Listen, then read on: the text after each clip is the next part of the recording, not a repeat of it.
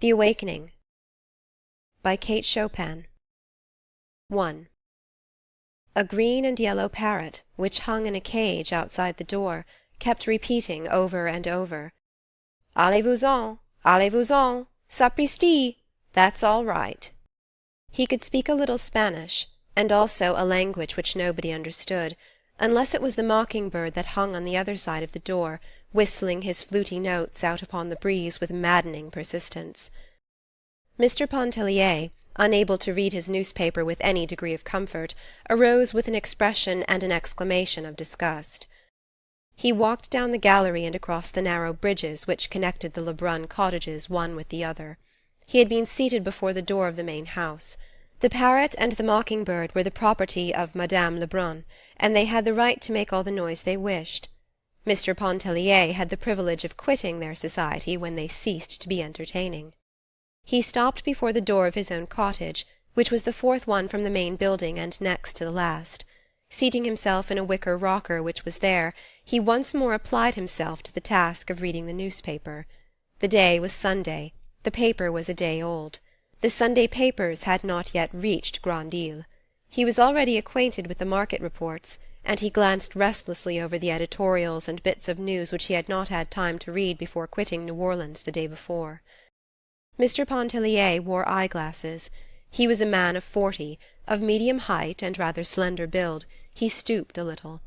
His hair was brown and straight, parted on one side. His beard was neatly and closely trimmed.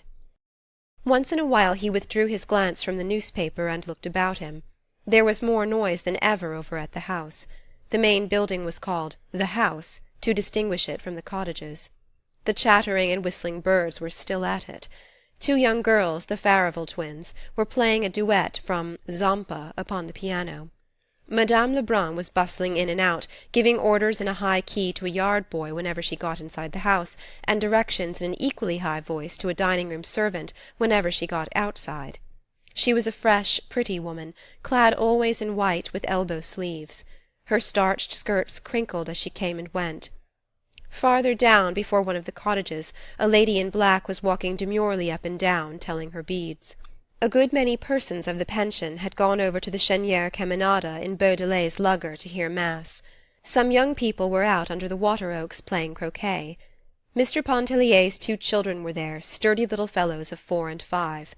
A quadroon nurse followed them about with a far-away, meditative air. Mr. Pontellier finally lit a cigar and began to smoke, letting the paper drag idly from his hand. He fixed his gaze upon a white sunshade that was advancing at snail's pace from the beach. He could see it plainly between the gaunt trunks of the water-oaks and across the stretch of yellow chamomile. The gulf looked far away, melting hazily into the blue of the horizon. The sunshade continued to approach slowly. Beneath its pink-lined shelter were his wife, Mrs. Pontellier, and young Robert Lebrun. When they reached the cottage, the 2 seated themselves with some appearance of fatigue upon the upper step of the porch, facing each other, each leaning against a supporting post. "What folly! To bathe at such an hour in such heat!" exclaimed Mr. Pontellier. He himself had taken a plunge at daylight. That was why the morning seemed long to him. "You are burnt beyond recognition," he added, looking at his wife as one looks at a valuable piece of personal property which has suffered some damage. She held up her hands, strong, shapely hands, and surveyed them critically, drawing up her fawn sleeves above the wrists. Looking at them reminded her of her rings, which she had given to her husband before leaving for the beach. She silently reached out to him, and he, understanding, took the rings from his vest pocket and dropped them into her open palm. She slipped them upon her fingers. Then, clasping her knees, she looked across at Robert and began to laugh.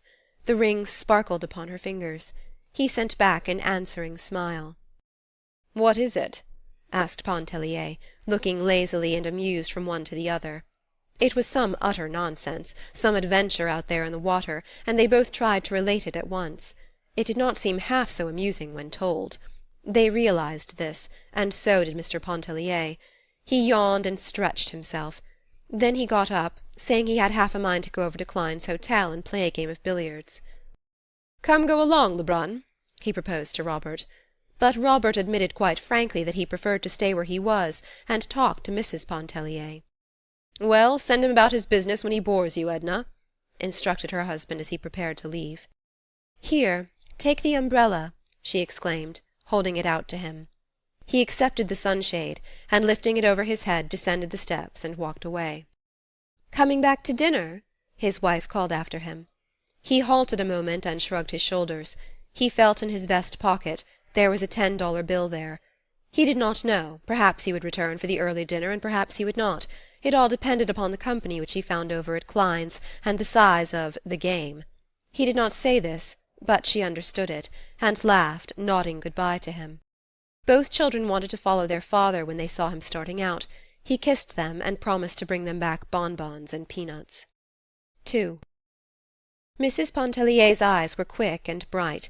They were a yellowish-brown, about the colour of her hair. She had a way of turning them swiftly upon an object and holding them there as if lost in some inward maze of contemplation or thought. Her eyebrows were a shade darker than her hair. They were thick and almost horizontal, emphasizing the depth of her eyes. She was rather handsome than beautiful. Her face was captivating by reason of a certain frankness of expression and a contradictory subtle play of features. Her manner was engaging. Robert rolled a cigarette. He smoked cigarettes because he could not afford cigars, he said. He had a cigar in his pocket which Mr. Pontellier had presented him with, and he was saving it for his after-dinner smoke. This seemed quite proper and natural on his part. In colouring he was not unlike his companion. A clean-shaved face made the resemblance more pronounced than it would otherwise have been. There rested no shadow of care upon his open countenance. His eyes gathered in and reflected the light and languor of the summer day. Mrs. Pontellier reached over for a palm-leaf fan that lay on the porch and began to fan herself, while Robert sent between his lips light puffs from his cigarette. They chatted incessantly, about the things around them, their amusing adventure out in the water. It had again assumed its entertaining aspect. About the wind, the trees, the people who had gone to the Cheniere, about the children playing croquet under the oaks, and the Farival twins, who were now performing the overture to The Poet and the Peasant.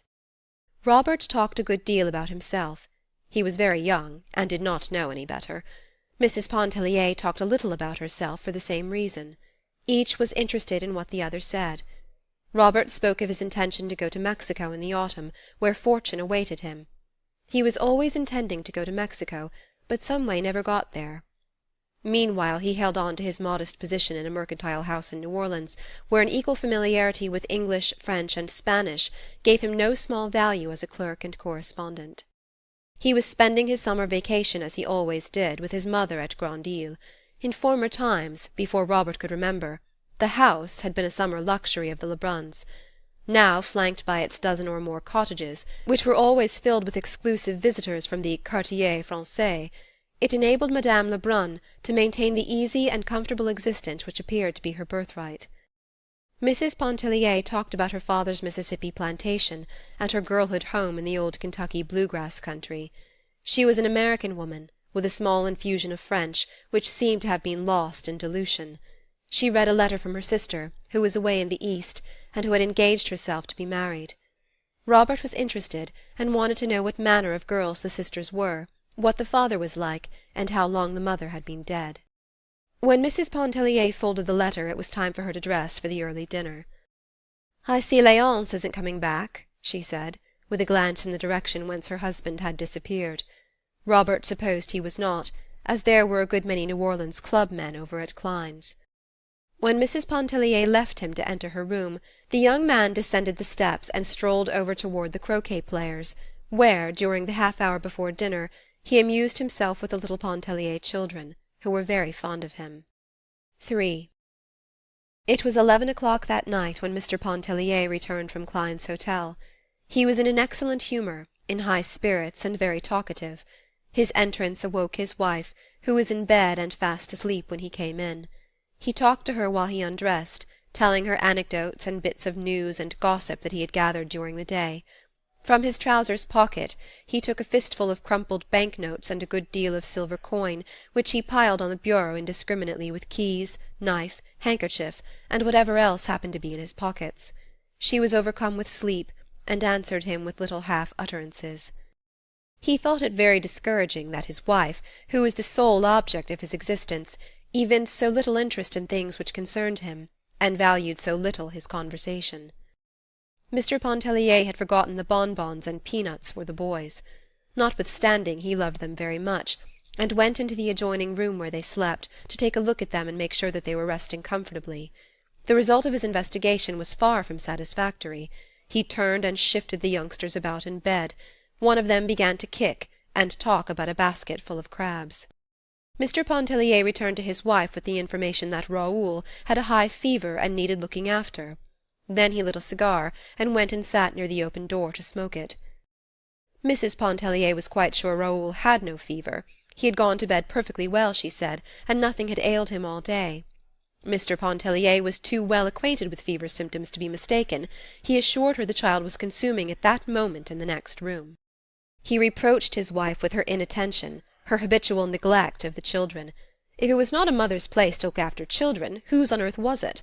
He himself had his hands full with his brokerage business. He could not be in two places at once, making a living for his family on the street and staying at home to see that no harm befell them. He talked in a monotonous, insistent way. Mrs. Pontellier sprang out of bed and went into the next room. She soon came back and sat on the edge of the bed, leaning her head down on the pillow. She said nothing, and refused to answer her husband when he questioned her. When his cigar was smoked out he went to bed, and in half a minute he was fast asleep.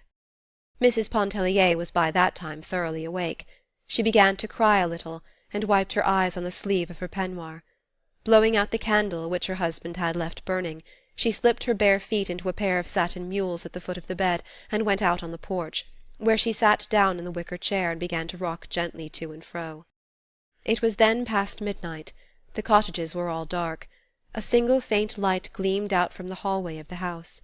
There was no sound abroad except the hooting of an old owl in the top of a water-oak, and the everlasting voice of the sea, that was not uplifted at that soft hour. It broke like a mournful lullaby upon the night. The tears came so fast to Mrs. Pontellier's eyes that the damp sleeve of her peignoir no longer served to dry them. She was holding the back of her chair with one hand. Her loose sleeve had slipped almost to the shoulder of her uplifted arm. Turning, she thrust her face, steaming and wet, into the bend of her arm, and she went on crying there, not caring any longer to dry her face, her eyes, her arms. She could not have told why she was crying. Such experiences as the foregoing were not uncommon in her married life. They seemed never before to have weighed much against the abundance of her husband's kindness and a uniform devotion which had come to be tacit and self-understood. An indescribable oppression, which seemed to generate in some unfamiliar part of her consciousness, filled her whole being with a vague anguish. It was like a shadow, like a mist passing across her soul's summer day. It was strange and unfamiliar. It was a mood. She did not sit there inwardly upbraiding her husband, lamenting at fate, which had directed her footsteps to the path which they had taken. She was just having a good cry all to herself. The mosquitoes made merry over her, biting her firm round arms and nipping at her bare insteps. The little stinging, buzzing imps succeeded in dispelling a mood which might have held her there in the darkness half a night longer. The following morning Mr. Pontellier was up in good time to take the rockaway, which was to convey him to the steamer at the wharf. He was returning to the city to his business, and they would not see him again at the island till the coming Saturday. He had regained his composure, which seemed to have been somewhat impaired the night before. He was eager to be gone, as he looked forward to a lively week in Carondelet Street. Mr. Pontellier gave his wife half the money which he had brought away from Klein's hotel the evening before. She liked money as well as most women, and accepted it with no little satisfaction. "It will buy a handsome wedding present for Sister Janet," she exclaimed, smoothing out the bills as she counted them one by one. "Oh, we'll treat Sister Janet better than that, my dear," he laughed as he prepared to kiss her good-bye. The boys were tumbling about, clinging to his legs, imploring that numerous things be brought back to them. Mr. Pontellier was a great favourite, and ladies, men, children, even nurses, were always on hand to say good-bye to him. His wife stood smiling and waving, the boys shouting, as he disappeared in the old rockaway down the sandy road. A few days later a box arrived for Mrs. Pontellier from New Orleans. It was from her husband. It was filled with friandises, with luscious and toothsome bits, the finest of fruits, pâté, a rare bottle or two, delicious syrups, and bonbons in abundance. Mrs. Pontellier was always very generous with the contents of such a box. She was quite used to receiving them when away from home. The pâté and fruit were brought to the dining-room, the bonbons were passed around, and the ladies, selecting with dainty and discriminating fingers, and a little greedily, all declared that Mr. Pontellier was the best husband in the world. Mrs. Pontellier was forced to admit that she knew of none better. 4. It would have been a difficult matter for Mr. Pontellier to define to his own satisfaction, or anyone else's, wherein his wife failed in her duty toward their children. It was something which he felt rather than perceived, and he never voiced the feeling without subsequent regret and ample atonement. If one of the little Pontellier boys took a tumble whilst at play, he was not apt to rush crying to his mother's arms for comfort. He would more likely pick himself up, wipe the water out of his eyes and the sand out of his mouth, and go on playing. Tots as they were, they pulled together and stood their ground in childish battles with doubled fists and uplifted voices, which usually prevailed against the other mother-tots. The quadroon nurse was looked upon as a huge encumbrance, only good to button up waists and panties, and to brush and part hair, since it seemed to be a law of society that hair must be parted and brushed. In short, Mrs. Pontellier was not a mother-woman. The mother-women seemed to prevail that summer at Grand-Isle. It was easy to know them, fluttering about with extended, protecting wings, when any harm, real or imaginary, threatened their precious brood. They were women who idolized their children, worshipped their husbands, and esteemed it a holy privilege to efface themselves as individuals and grow wings as ministering angels. Many of them were delicious in the role. One of them was the embodiment of every womanly grace and charm. If her husband did not adore her, he was a brute, deserving of death by slow torture. Her name was Adèle Ratignolle. There are no words to describe her save the old ones that have served so often to picture the bygone heroine of romance and the fair lady of our dreams. There was nothing subtle or hidden about her charms. Her beauty was all there, flaming and apparent, the spun gold hair that comb nor confining pin could restrain, the blue eyes that were like nothing but sapphires, two lips that pouted, that were so red one could only think of cherries or some other delicious crimson fruit in looking at them. She was growing a little stout, but it did not seem to detract an iota from the grace of every step, pose, gesture. One would not have wanted her white neck a mite less full, or her beautiful arms more slender. Never were hands more exquisite than hers, and it was a joy to look at them when she threaded her needle, or adjusted her gold thimble to her taper middle finger, as she sewed away on the little night-drawers or fashioned a bodice or a bib. Madame Ratignolle was very fond of Mrs. Pontellier, and often she took her sewing and went over to sit with her in the afternoons. She was sitting there the afternoon of the day the box arrived from New Orleans. She had possession of the rocker, and she was busily engaged in sewing upon a diminutive pair of night-drawers. She had brought the pattern of the drawers for Mrs. Pontellier to cut out, a marvel of construction, fashioned to enclose a baby's body so effectually that only two small eyes might look out from the garment, like an Eskimo's. They were designed for winter wear, when treacherous draughts came down chimneys and insidious currents of deadly cold found their way through keyholes. Mrs. Pontellier's mind was quite at rest concerning the present material needs of her children, and she could not see the use of anticipating and making winter night garments the subject of her summer meditations. But she did not want to appear unamiable and uninterested, so she had brought forth newspapers, which she spread upon the floor of the gallery, and under Madame Ratignolle's directions she had cut a pattern of the impervious garment. Robert was there, seated as he had been the Sunday before, and Mrs. Pontellier also occupied her former position on the upper step, leaning listlessly against the post. Beside her was a box of bonbons, which she held out at intervals to Madame Ratignolle. That lady seemed at a loss to make a selection, but finally settled upon a stick of nougat, wondering if it were not too rich, whether it could possibly hurt her. Madame Ratignolle had been married 7 years. About every 2 years she had a baby. At that time she had 3 babies, and was beginning to think of a 4th one. She was always talking about her condition. Her condition was in no way apparent, and no one would have known a thing about it but for her persistence in making it the subject of conversation.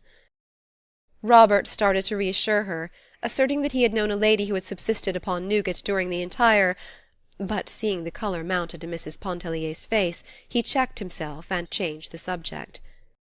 Mrs. Pontellier, though she had married a Creole, was not thoroughly at home in the society of Creoles. Never before had she been thrown so intimately among them. There were only Creoles that summer at Lebrun's. They all knew each other, and felt like one large family, among whom existed the most amicable relations. A characteristic which distinguished them and which impressed Mrs. Pontellier most forcibly was their entire absence of prudery. Their freedom of expression was at first incomprehensible to her, though she had no difficulty in reconciling it with a lofty chastity which in the Creole woman seems to be inborn and unmistakable. Never would Edna Pontellier forget the shock with which she had heard Madame Ratignolle relating to old Monsieur Farival the harrowing story of one of her accouchements, withholding no intimate detail. She was growing accustomed to like shocks, but she could not keep the mounting colour back from her cheeks. Oftener than once her coming had interrupted the droll story with which Robert was entertaining some amused group of married women. A book had gone the rounds of the pension. When it came her turn to read it, she did so with profound astonishment. She felt moved to read the book in secret and solitude, though none of the others had done so, to hide it from view at the sound of approaching footsteps. It was openly criticized and freely discussed at table. Mrs. Pontellier gave over being astonished, and concluded that wonders would never cease. 5. They formed a congenial group sitting there that summer afternoon.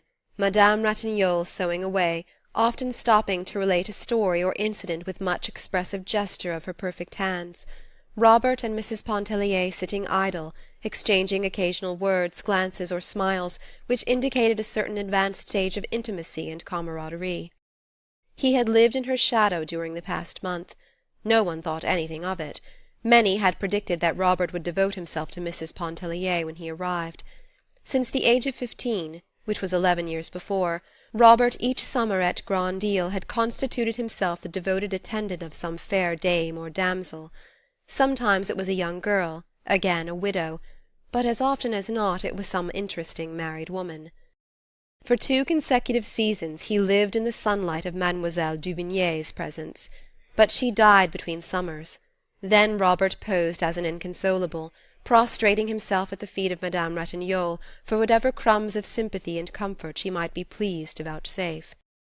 Mrs. Pontellier liked to sit and gaze at her fair companion, as she might look upon a faultless Madonna. "Could any one fathom the cruelty beneath that fair exterior?" murmured Robert. "She knew that I adored her once, and she let me adore her. It was, 'Robert, come, go, stand up, sit down, do this, do that, see if the baby sleeps, my thimble, please, that I left God knows where. Come and read Daudet to me while I sew.' Par exemple! I never had to ask. You were always there under my feet like a troublesome cat." "You mean like an adoring dog. And just as soon as Ratignolle appeared on the scene, then it was like a dog. Passez, adieu, allez-vous-en." "Perhaps I feared to make Alphonse jealous," she interjoined with excessive naivete. That made them all laugh. The right hand jealous of the left, the heart jealous of the soul. But for that matter, the Creole husband is never jealous. With him the gangrene passion is one which has become dwarfed by disuse. Meanwhile, Robert, addressing Mrs. Pontellier, continued to tell of his one-time hopeless passion for Madame Ratignolle, of sleepless nights, of consuming flames till the very sea sizzled when he took his daily plunge, while the lady at the needle kept up a little running contemptuous comment. "Blagueur! Farceur! Gros bête, va!" He never assumed this serio-comic tone when alone with Mrs. Pontellier. She never knew precisely what to make of it. At that moment it was impossible for her to guess how much of it was jest and what proportion was earnest. It was understood that he had often spoken words of love to Madame Ratignolle without any thought of being taken seriously. Mrs. Pontellier was glad he had not assumed a similar role toward herself. It would have been unacceptable and annoying. Mrs. Pontellier had brought her sketching materials, which she sometimes dabbled with in an unprofessional way. She liked the dabbling. She felt in it satisfaction of a kind which no other employment afforded her. She had long wished to try herself on Madame Ratignolle.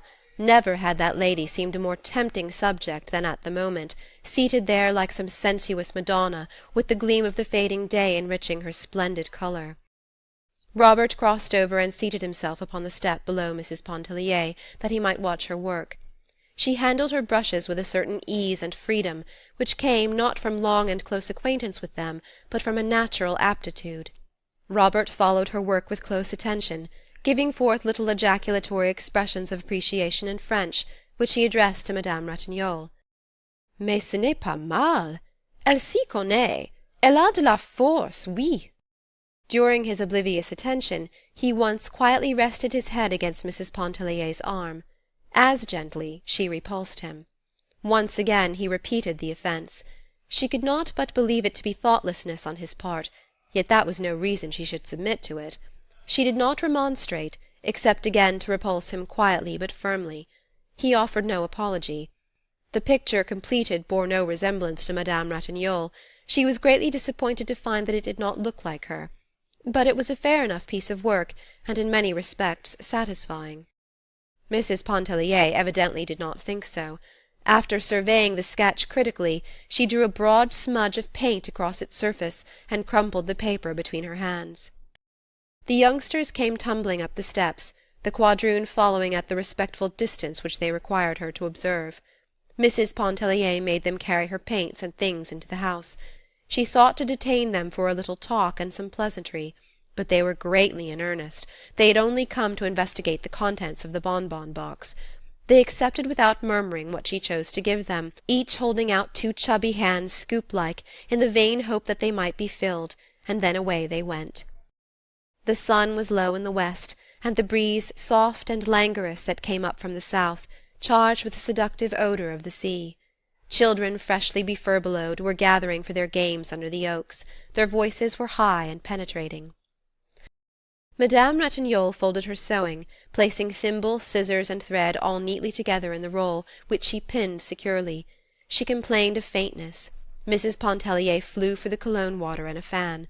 She bathed Madame Ratignolle's face with cologne, while Robert plied the fan with unnecessary vigour.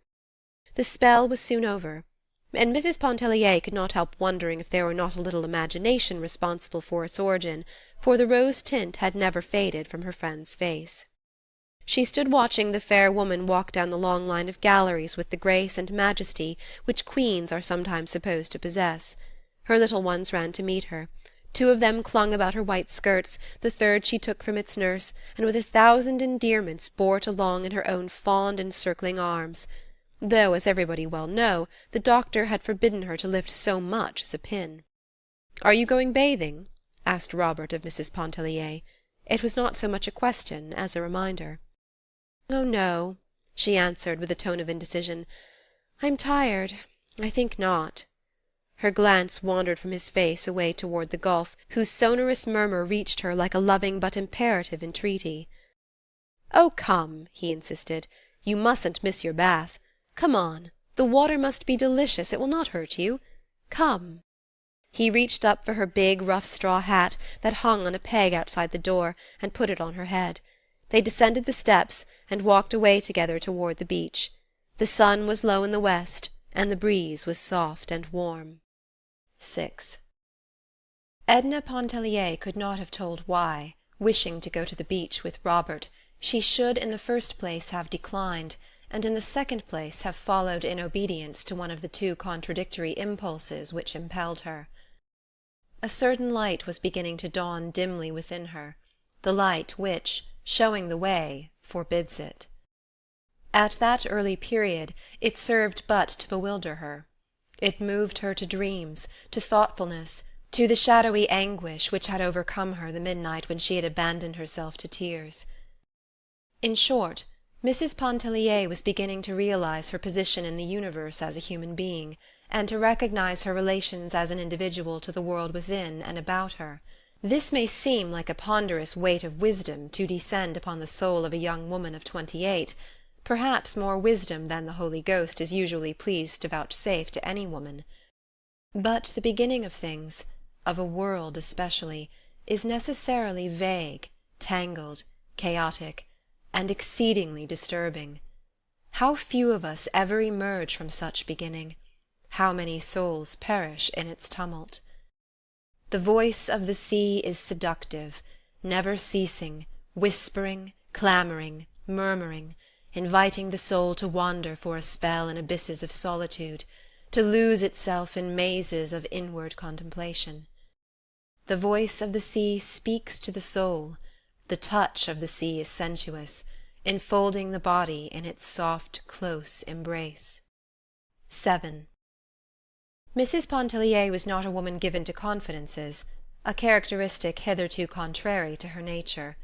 Even as a child she had lived her own small life all within herself. At a very early period she had apprehended instinctively the dual life, the outward existence which conforms, the inward life which questions. That summer at Grand-Isle she began to loosen a little the mantle of reserve that had always enveloped her. There must have been influences, both subtle and apparent, working in their several ways to induce her to do this, but the most obvious was the influence of Adèle Ratignolle. The excessive physical charm of the Creole had first attracted her, for Edna had a sensuous susceptibility to beauty. Then the candour of the woman's whole existence, which everyone might read, and which formed so striking a contrast to her own habitual reserve, this might have furnished a link. Who can tell what metals the gods use in forging the subtle bond which we call sympathy, which we might as well call love? The two women went away one morning to the beach together, arm in arm, under the huge white sunshade. Edna had prevailed upon Madame Ratignolle to leave the children behind, though she could not induce her to relinquish a diminutive roll of needlework, which Adèle begged to be allowed to slip into the depths of her pocket. In some unaccountable way they had escaped from Robert. The walk to the beach was no inconsiderable one, consisting as it did of a long sandy path, upon which a sporadic and tangled growth that bordered it on either side made frequent and unexpected inroads. There were acres of yellow chamomile reaching out on either hand. Further away still, vegetable gardens abounded, with frequent small plantations of orange or lemon trees intervening. The dark green clusters glistened from afar in the sun. The women were both of goodly height, Madame Ratignolle possessing the more feminine and matronly figure. The charm of Edna Pontellier's physique stole insensibly upon you. The lines of her body were long, clean, and symmetrical. It was a body which occasionally fell into splendid poses. There was no suggestion of the trim, stereotyped fashion plate about it. A casual and indiscriminating observer, in passing, might not cast a second glance upon the figure. But with more feeling and discernment he would have recognized the noble beauty of its modelling, and the graceful severity of poise and movement, which made Edna Pontellier different from the crowd.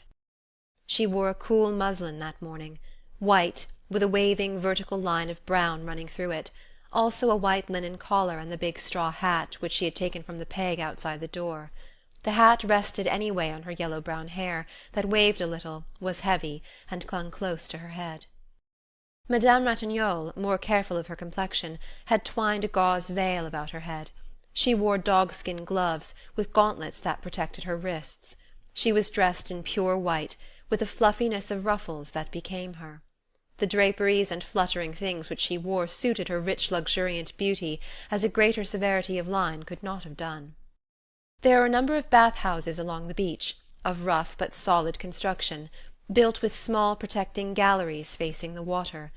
Each house consisted of 2 compartments, and each family at Lebrun's possessed a compartment for itself, fitted out with all the essential paraphernalia of the bath and whatever other conveniences the owners might desire. The 2 women had no intention of bathing. They had just strolled down to the beach for a walk, and to be alone and near the water. The Pontellier and Ratignolle compartments adjoined one another under the same roof. Mrs. Pontellier had brought down her key through force of habit. Unlocking the door of her bathroom she went inside, and soon emerged bringing a rug, which she spread upon the floor of the gallery, and 2 huge hair pillows covered with crash, which she placed against the front of the building. The 2 seated themselves there in the shade of the porch side by side, with their backs against the pillows and their feet extended. Madame Ratignolle removed her veil, wiped her face with rather a delicate handkerchief, and fanned herself with the fan which she always carried suspended somewhere about her person by a long narrow ribbon. Edna removed her collar and opened her dress at the throat. She took the fan from Madame Ratignolle and began to fan both herself and her companion. It was very warm, and for a while they did nothing but exchange remarks about the heat, the sun, the glare. But there was a breeze blowing, a choppy, stiff wind that whipped the water into froth. It fluttered the skirts of the two women, and kept them for a while engaged in adjusting, readjusting, tucking in, securing hairpins and hatpins. A few persons were sporting some distance away in the water. The beach was very still of human sound at that hour. The lady in black was reading her morning devotions on the porch of a neighbouring bath-house. Two young lovers were exchanging their hearts' yearnings beneath the children's tent, which they had found unoccupied. Edna Pontellier, casting her eyes about, had finally kept them at rest upon the sea. The day was clear and carried the gaze out as far as the blue sky went. There were a few white clouds suspended idly over the horizon. A lateen sail was visible in the direction of Cat Island, and others to the south seemed almost motionless in the far distance. "Of whom, of what are you thinking?" asked Adele of her companion, whose countenance she had been watching with a little amused attention, arrested by the absorbed expression which seemed to have seized and fixed every feature into a statuesque repose. "Nothing," returned Mrs. Pontellier, with a start, adding at once, "How stupid! But it seems to me it is the reply we make instinctively to such a question. Let me see," she went on, throwing back her head and narrowing her fine eyes till they shone like two vivid points of light. "Let me see. I was not really conscious of thinking of anything, but perhaps I can retrace my thoughts."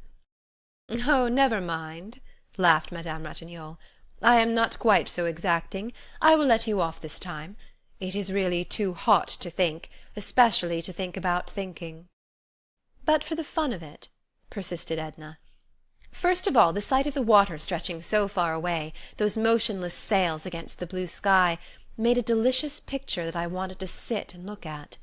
The hot wind beating in my face made me think, without any connection that I can trace, of a summer day in Kentucky, of a meadow that seemed as big as the ocean to the very little girl walking through the grass, which was higher than her waist. She threw out her arms as if swimming when she walked, beating the tall grass as one strikes out in the water. Oh, I see the connection now." "Where were you going that day in Kentucky, walking through the grass?" "I don't remember now. I was walking diagonally across a big field. My sunbonnet obstructed the view. I could see only the stretch of green before me, and I felt as if I must walk on forever without coming to the end of it. I don't remember whether I was frightened or pleased. I must have been entertained." "Likely as not it was Sunday," she laughed, "and I was running away from prayers, from the Presbyterian service, read in a spirit of gloom by my father that chills me yet to think of." "And have you been running away from prayers ever since, ma chère?" asked Madame Ratignolle, amused. "No, oh no," Edna hastened to say.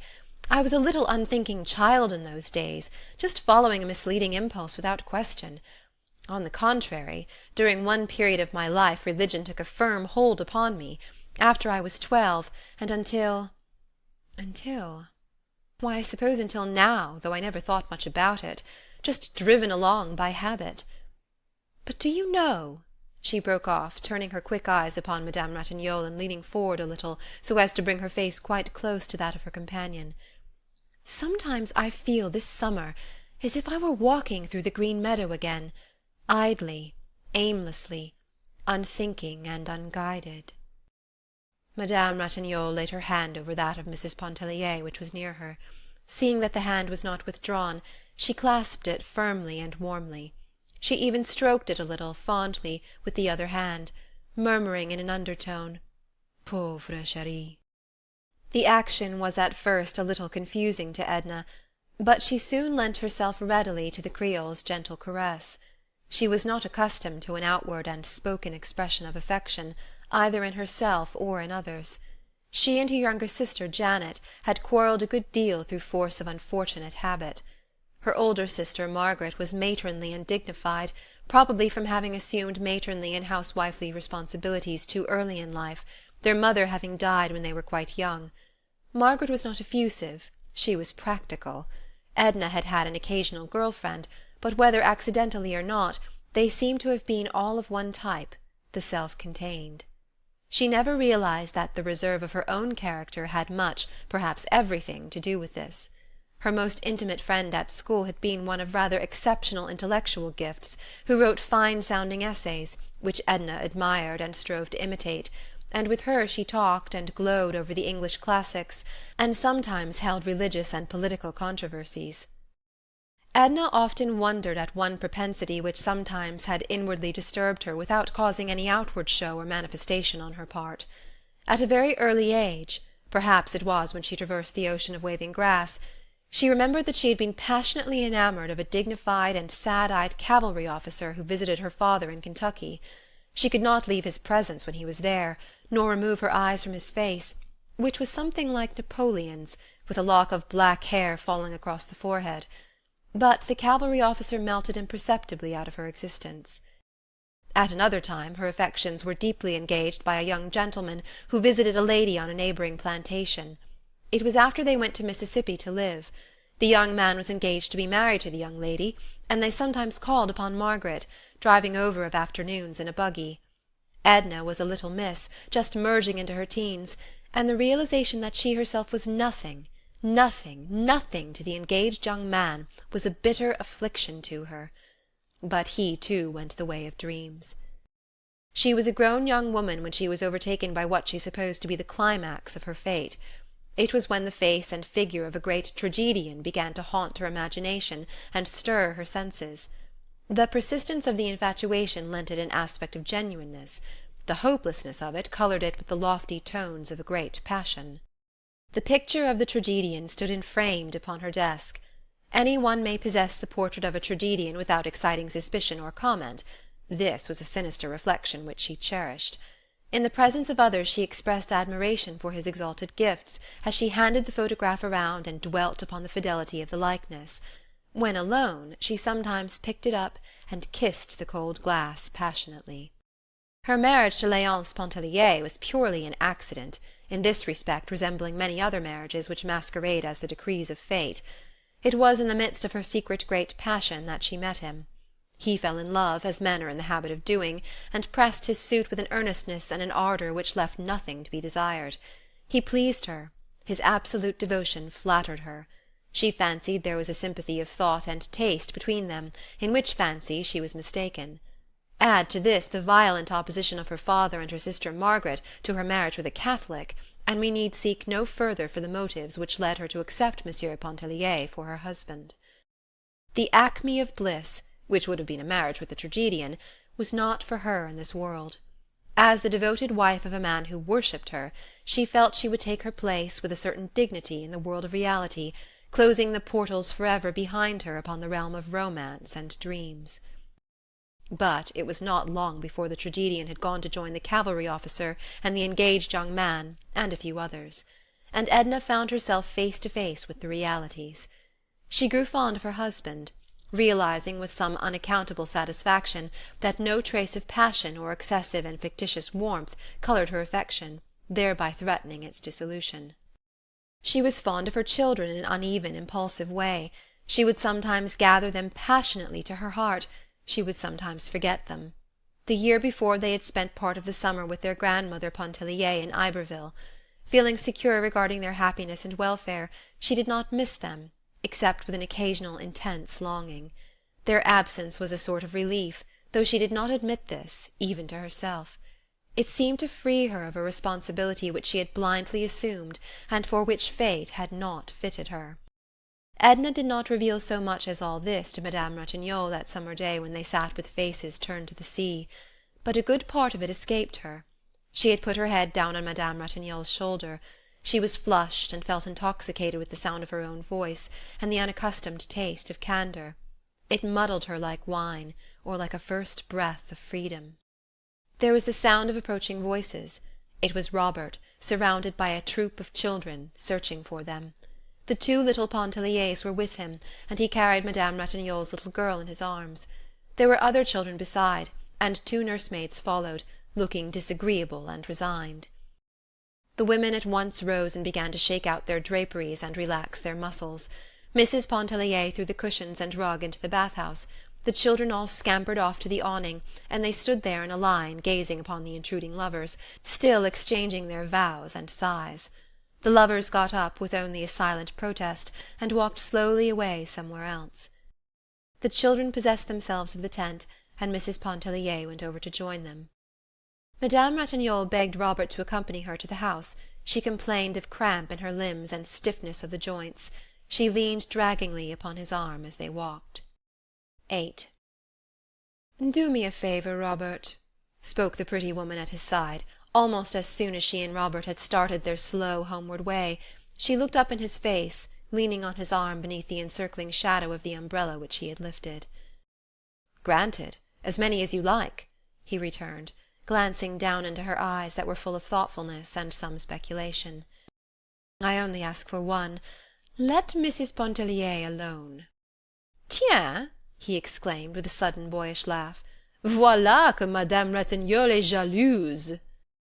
"Nonsense! I'm in earnest. I mean what I say. Let Mrs. Pontellier alone." "Why?" he asked, himself growing serious at his companion's solicitation. "She is not one of us. She is not like us.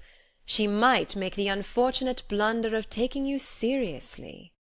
His face flushed with annoyance, and taking off his soft hat he began to beat it impatiently against his leg as he walked. "Why shouldn't she take me seriously?" he demanded sharply. "Am I a comedian, a clown, a jack-in-the-box? Why shouldn't she? You Creoles, I have no patience with you. Am I always to be regarded as a feature of an amusing programme? I hope Mrs. Pontellier does take me seriously. I hope she has discernment enough to find in me something besides the blagueur. If I thought there was any doubt—" "Oh, enough, Robert!" she broke into his heated outburst. "You are not thinking of what you are saying. You speak with about as little reflection as we might expect from one of those children down there playing in the sand. If your attentions to any married women here were ever offered with any intention of being convincing, you would not be the gentleman we all know you to be, and you would be unfit to associate with the wives and daughters of the people who trust you." Madame Ratignolle had spoken what she believed to be the law and the gospel. The young man shrugged his shoulders impatiently. "Oh, well, that isn't it," slamming his hat down vehemently upon his head. "You ought to feel that such things are not flattering to say to a fellow." "Should our whole intercourse consist of an exchange of compliments? Ma foi!" "It isn't pleasant to have a woman tell you," he went on unheedingly, but breaking off suddenly. "Now, if I were like Arobin— you remember Alcée Arobin, and that story of the consul's wife at Biloxi?" And he related the story of Alcée Arobin and the consul's wife, and another about the tenor of the French opera, who received letters which should never have been written, and still other stories, grave and gay, till Mrs. Pontellier and her possible propensity for taking young men seriously was apparently forgotten. Madame Ratignolle, when they had regained her cottage, went in to take the hour's rest which he considered helpful. Before leaving her, Robert begged her pardon for the impatience, he called it rudeness, with which he had received her well-meant caution. "You make one mistake, Adele," he said with a light smile. "There is no earthly possibility of Mrs. Pontellier ever taking me seriously. You should have warned me against taking myself seriously. Your advice might then have carried some weight, and given me subject for some reflection. Au revoir. But you look tired," he added solicitously. "Would you like a cup of bouillon? Shall I stir you a toddy? Let me mix you a toddy with a drop of Angostura." She acceded to the suggestion of bouillon, which was grateful and acceptable. He went himself to the kitchen, which was a building apart from the cottages and lying to the rear of the house, and he himself brought her the golden-brown bouillon in a dainty Sèvres cup, with a flaky cracker or two on the saucer. She thrust a bare white arm from the curtain which shielded her open door, and received the cup from his hands. She told him he was a bon garçon, and she meant it. Robert thanked her and turned away towards the house. The lovers were just entering the grounds of the pension. They were leaning toward each other as the water-oaks bent from the sea. There was not a particle of earth beneath their feet. Their heads might have been turned upside down, so absolutely did they tread upon blue ether.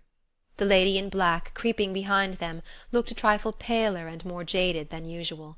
There was no sign of Mrs. Pontellier and the children. Robert scanned the distance for any such apparition. They would doubtless remain away till the dinner hour. The young man ascended to his mother's room. It was situated at the top of the house, made up of odd angles and a queer sloping ceiling. 2 broad dormer windows looked out toward the gulf, and as far across it as a man's eye might reach. The furnishings of the room were light, cool, and practical. Madame Lebrun was busily engaged at the sewing-machine. A little black girl sat on the floor, and with her hands worked the treadle of the machine. The Creole woman does not take any chances which might be avoided of imperilling her health. Robert went over and seated himself on the broad sill of one of the dormer windows. He took a book from his pocket and began energetically to read it, judging by the precision and frequency with which he turned the leaves. The sewing-machine made a resounding clatter in the room. It was of a ponderous, bygone make. In the lulls Robert and his mother exchanged bits of desultory conversation. "Where is Mrs. Pontellier?" "Down at the beach with her children." "I promised to lend her the Goncourt. Don't forget to take it down when you go. It's there on the bookshelf over the small table." Clatter, clatter, clatter, bang, for the next 5 or 8 minutes. "Where is Victor going with the Rockaway?" "The Rockaway? Victor?" "Yes, down there in front. He seems to be getting ready to drive away somewhere." "Call him." Clatter, clatter. Robert uttered a shrill, piercing whistle which might have been heard back at the wharf. "He won't look up." Madame Lebrun flew to the window. She called, "Victor!" She waved a handkerchief and called again. The young fellow below got into the vehicle and started the horse off at a gallop. Madame Lebrun went back to the machine, crimson with annoyance. Victor was the younger son and brother, a tête montée, with a temper which invited violence and a will which no axe could break. "Whenever you say the word, I'm ready to thrash any amount of reason into him that he's able to hold." "Oh, if your father had only lived!" Clatter, clatter, clatter, clatter, bang! It was a fixed belief with Madame Lebrun that the conduct of the universe and all things pertaining thereto would have been manifestly of a more intelligent and higher order had not Monsieur Lebrun been removed to other spheres during the early years of their married life. "What do you hear from Montel?" Montel was a middle-aged gentleman whose vain ambition and desire for the past 20 years had been to fill the void which Monsieur Lebrun's taking off had left in the Lebrun household. Clatter, clatter, bang, clatter. "I have a letter somewhere," looking in the machine drawer and finding the letter in the bottom of the work-basket. "He says to tell you he'll be in Vera Cruz the beginning of next month. Clatter, clatter. And if you still have the intention of joining him, bang, clatter, clatter, bang." "Why didn't you tell me so before, mother? You know I wanted clatter, clatter, clatter." "Do you see Mrs. Pontellier starting back with the children? She will be in late to luncheon again. She never starts to get ready for lunch until the last minute. Clatter, clatter. Where are you going?" "Where did you say the Goncourt was?" 9. Every light in the hall was ablaze. Every lamp turned as high as it could be without smoking the chimney or threatening explosion. The lamps were fixed at intervals against the wall, encircling the whole room. Someone had gathered orange and lemon branches, and with these fashioned graceful festoons between. The dark green of the branches stood out and glistened against the white muslin curtains which draped the windows, and which puffed, floated, and flapped at the capricious will of a stiff breeze that swept up from the gulf. It was Saturday night, a few weeks after the intimate conversation held between Robert and Madame Ratignolle on their way from the beach. An unusual number of husbands, fathers, and friends had come down to stay over Sunday, and they were being suitably entertained by their families, with the material help of Madame Lebrun. The dining tables had all been removed to one end of the hall, and the chairs ranged about in rows and in clusters. Each little family group had had its say and exchanged its domestic gossip earlier in the evening. There was now an apparent disposition to relax, to widen the circle of confidences, and give a more general tone to the conversation. Many of the children had been permitted to sit up beyond their usual bedtime.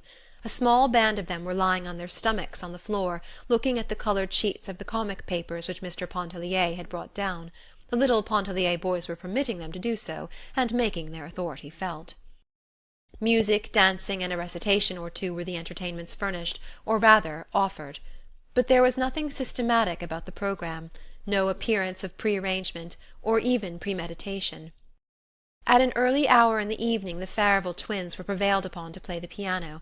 They were girls of 14, always clad in the Virgin's colours, blue and white, having been dedicated to the Blessed Virgin at their baptism. They played a duet from Zampa, and at the earnest solicitation of everyone present, followed it with the overture to The Poet and the Peasant. "Allez-vous-en, sapristi!" shrieked the parrot outside the door. He was the only being present who possessed sufficient candour to admit that he was not listening to these gracious performances for the first time that summer. Old Monsieur Farival, grandfather of the twins, grew indignant over the interruption, and insisted upon having the bird removed and consigned to regions of darkness. Victor Lebrun objected, and his decrees were as immutable as those of fate. The parrot fortunately offered no further interruption to the entertainment, the whole venom of his nature apparently having been cherished up and hurled against the twins in that one impetuous outburst. Later, a young brother and sister gave recitations, which everyone present had heard many times at winter evening entertainments in the city. A little girl performed a skirt dance in the centre of the floor. The mother played her accompaniments, and at the same time watched her daughter with greedy admiration and nervous apprehension. She need have had no apprehension. The child was mistress of the situation. She had been properly dressed for the occasion in black tulle and black silk tights. Her little neck and arms were bare, and her hair, artificially crimped, stood out like fluffy black plumes over her head. Her poses were full of grace, and her little black shod toes twinkled as they shot out and upward with a rapidity and suddenness which were bewildering. But there was no reason why every one should not dance. Madame Ratignolle could not, so it was she who gaily consented to play for the others. She played very well, keeping excellent waltz time and infusing an expression into the strains which was indeed inspiring. She was keeping up her music on account of the children, she said, because she and her husband both considered it a means of brightening the home and making it attractive. Almost everyone danced but the twins, who could not be induced to separate during the brief period when one or the other should be whirling around the room in the arms of the man. They might have danced together, but they did not think of it. The children were sent to bed. Some went submissively, others with shrieks and protests as they were dragged away. They had been permitted to sit up till after the ice-cream, which naturally marked the limit of human indulgence. The ice-cream was passed around with cake, gold and silver cake arranged on platters in alternate slices. It had been made and frozen during the afternoon back of the kitchen by two black women, under the supervision of Victor. It was pronounced a great success, excellent if it had contained only a little less vanilla, or a little more sugar, if it had been frozen a degree harder, and if the salt might have been kept out of portions of it. Victor was proud of his achievement, and went about recommending it and urging every one to partake of it to excess. After Mrs. Pontellier had danced twice with her husband, once with Robert, and once with Monsieur Ratignolle, who was thin and tall and swayed like a reed in the wind when he danced, she went out on the gallery and seated herself on the low window-sill, where she commanded a view of all that went on in the hall, and could look out toward the gulf. There was a soft effulgence in the east. The moon was coming up, and its mystic shimmer was casting a million lights across the distant, restless water. "Would you like to hear Mademoiselle Reisz play?" asked Robert, coming out on the porch where she was. Of course Edna would like to hear Mademoiselle Reisz play, but she feared it would be useless to entreat her. "I'll ask her," he said. "I'll tell her that you want to hear her. She likes you. She will come." He turned and hurried away to one of the far cottages, where Mademoiselle Reisz was shuffling away. She was dragging a chair in and out of her room, and at intervals objecting to the crying of a baby, which a nurse in the adjoining cottage was endeavouring to put to sleep.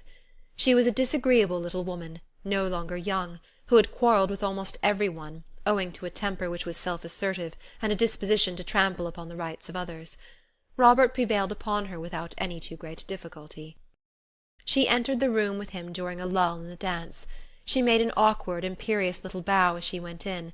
She was a homely woman, with a small wizened face and body and eyes that glowed. She had absolutely no taste in dress, and wore a batch of rusty black lace with a bunch of artificial violets pinned to the side of her hair. "Ask Mrs. Pontellier what she would like to hear me play," she requested of Robert. She sat perfectly still before the piano, not touching the keys, while Robert carried her message to Edna at the window. A general air of surprise and genuine satisfaction fell upon every one when they saw the pianist enter. There was a settling down, and a prevailing air of expectancy everywhere. Edna was a trifle embarrassed at being thus signalled out for the imperious little woman's favour. She would not dare to choose, and begged that Mademoiselle Reisz would please herself in her selections. Edna was what she herself called very fond of music. Musical strains, well rendered, had a way of evoking pictures in her mind. She sometimes liked to sit in the room of mornings when Madame Ratignolle played or practised. One piece which that lady played Edna had entitled Solitude. It was a short, plaintive, minor strain. The name of the piece was something else, but she called it solitude.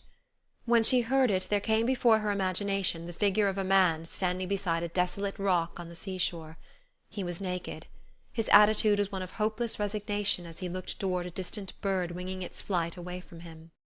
Another piece called to her mind a dainty young woman clad in an empire gown, taking mincing dancing steps as she came down a long avenue between tall hedges. Again, another reminded her of children at play, and still another of nothing on earth but a demure lady stroking a cat. The very first chords which Mademoiselle Reisz struck upon the piano sent a keen tremor down Mrs. Pontellier's spinal column. It was not the first time she had heard an artist at the piano. Perhaps it was the first time she was ready, perhaps the first time her being was tempered to take an impress of the abiding truth. She waited for the material pictures which she thought would gather and blaze before her imagination. She waited in vain. She saw no pictures of solitude, of hope, of longing, or of despair.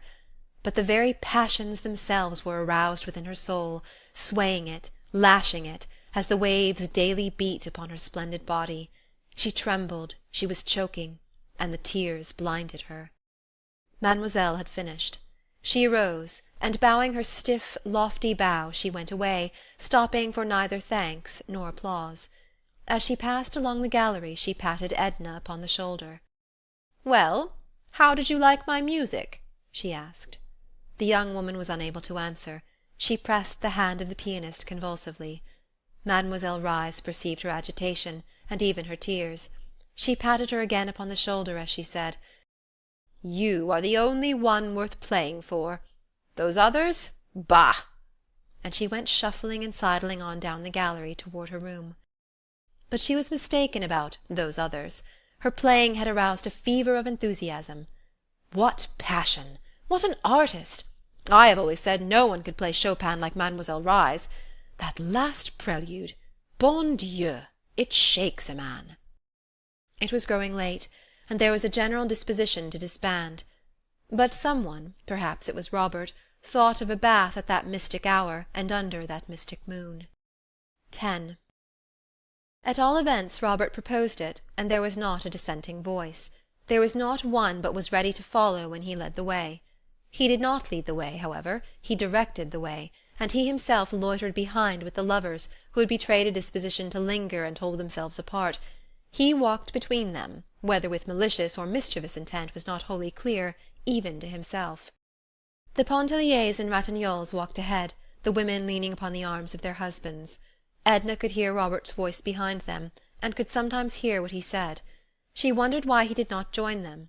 It was unlike him not to. Of late he had sometimes held away from her for an entire day, redoubling his devotion upon the next and the next, as though to make up for hours that had been lost. She missed him the days when some pretext served to take him away from her, just as one misses the sun on a cloudy day without having thought much about the sun when it was shining. The people walked in little groups toward the beach. They talked and laughed. Some of them sang. There was a band playing down at Klein's hotel, and the strains reached them faintly, tempered by the distance.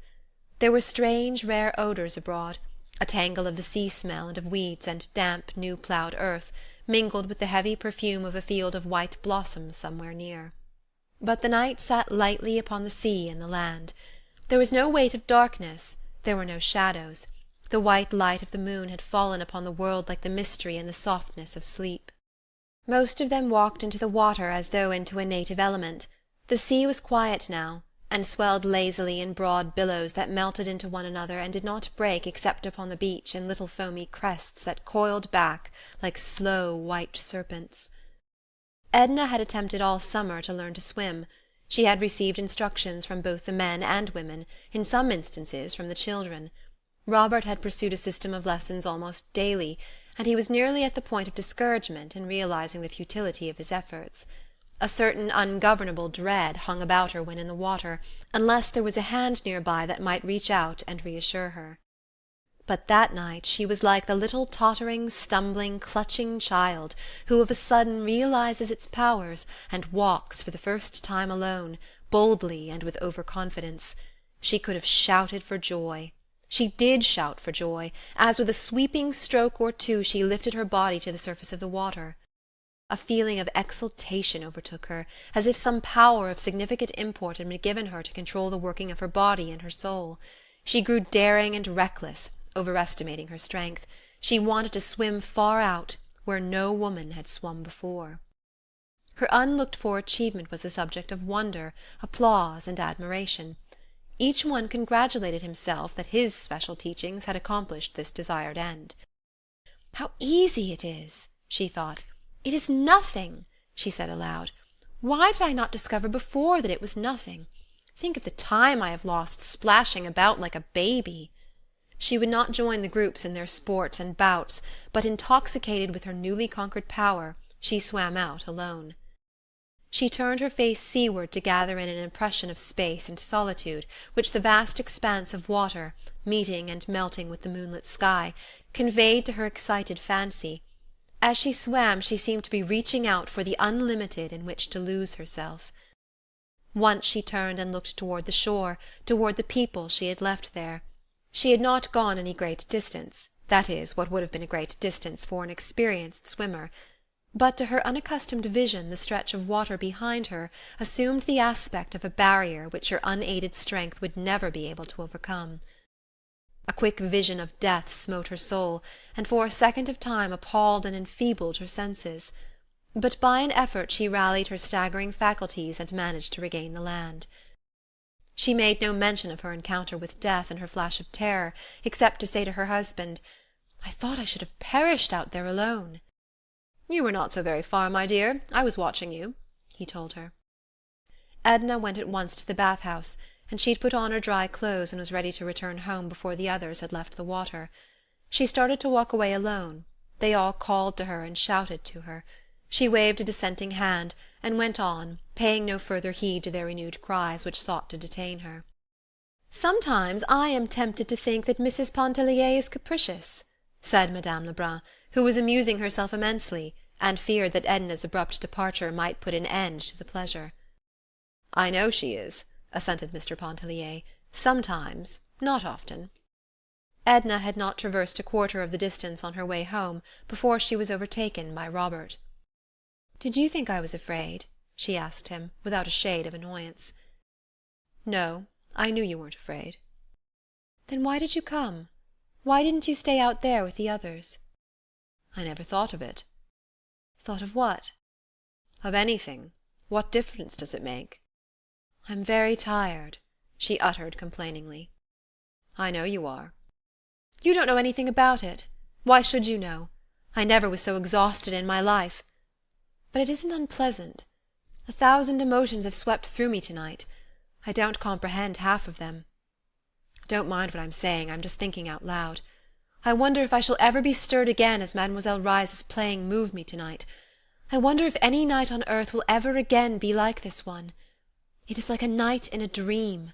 The people about me are like some uncanny, half-human beings. There must be spirits abroad tonight." "There are," whispered Robert. "Didn't you know this was the 28th of August?" "The 28th of August?" "Yes. On the 28th of August, at the hour of midnight, and if the moon is shining, the moon must be shining, a spirit that has haunted these shores for ages rises up from the gulf. With its own penetrating vision the spirit seeks some one mortal worthy to hold him company, worthy of being exalted for a few hours into realms of the semi-celestials. His search has always hitherto been fruitless, and he has sunk back disheartened into the sea. But tonight he found Mrs. Pontellier. Perhaps he will never wholly release her from the spell. Perhaps she will never again suffer a poor, unworthy earthling to walk in the shadow of her divine presence." "Don't banter me," she said, wounded at what appeared to be his flippancy. He did not mind the entreaty, but the tone with its delicate note of pathos was like a reproach. He could not explain, he could not tell her that he had penetrated her mood and understood. He said nothing except to offer her his arm, for by her own admission she was exhausted. She had been walking alone with her arms hanging limp, letting her white skirts trail along the dewy path. She took his arm, but she did not lean upon it. She let her hand lie listlessly, as though her thoughts were elsewhere, somewhere in advance of her body, and she was striving to overtake them. Robert assisted her into the hammock which swung from the post before her door out to the trunk of a tree. "Will you stay out here and wait for Mr. Pontellier?" he asked. "I'll stay out here. Good night." "Shall I get you a pillow?" "There's one here," she said, feeling about, for they were in the shadow. "It must be soiled. The children have been tumbling it about." "No matter." And having discovered the pillow, she adjusted it beneath her head. She extended herself in the hammock with a deep breath of relief. She was not a supercilious or an over-dainty woman. She was not much given to reclining in the hammock, and when she did so it was with no cat-like suggestion of voluptuous ease, but with a beneficent repose which seemed to invade her whole body. "Shall I stay with you till Mr. Pontellier comes?" asked Robert, seating himself on the outer edge of one of the steps and taking hold of the hammock rope, which was fastened to the post. "If you wish. Don't swing the hammock. Will you get my white shawl which I left on the window-sill over at the house?" "Are you chilly?" "No, but I shall be presently." "Presently?" he laughed. "Do you know what time it is? How long are you going to stay out here?" "I don't know. Will you get the shawl?" "Of course I will," he said, rising. He went over to the house, walking along the grass. She watched his figure pass in and out of the strips of moonlight. It was past midnight. It was very quiet. When he returned with the shawl she took it and kept it in her hand. She did not put it around her. "Did you say I should stay till Mr. Pontellier came back?" "I said you might if you wished to." He seated himself again and rolled a cigarette, which he smoked in silence. Neither did Mrs. Pontellier speak. No multitude of words could have been more significant than those moments of silence, or more pregnant with the first felt throbbings of desire. When the voices of the bathers were heard approaching, Robert said good night. She did not answer him. He thought she was asleep. Again she watched his figure pass in and out of the strips of moonlight as he walked away. 11. "What are you doing out here, Edna? I thought I should find you in bed," said her husband, when he discovered her lying there. He had walked up with Madame Lebrun and left her at the house. His wife did not reply. "Are you asleep?" he asked, bending down close to look at her. "No." Her eyes gleamed bright and intense, with no sleepy shadows as they looked into his. "Do you know it is past 1 o'clock? Come on." And he mounted the steps and went into their room. "Edna!" called Mr. Pontellier from within, after a few moments had gone by. "Don't wait for me," she answered. He thrust his head through the door. "You will take cold out there," he said irritably. "What folly is this? Why don't you come in?" "It isn't cold. I have my shawl." "The mosquitoes will devour you." "There are no mosquitoes." She heard him moving about the room, every sound indicating impatience and irritation.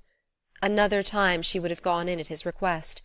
She would, through habit, have yielded to his desire, not with any sense of submission or obedience to his compelling wishes, but unthinkingly, as we walk, move, sit, stand, go through the daily treadmill of the life which has been portioned out to us. "Edna, dear, are you not coming in soon?"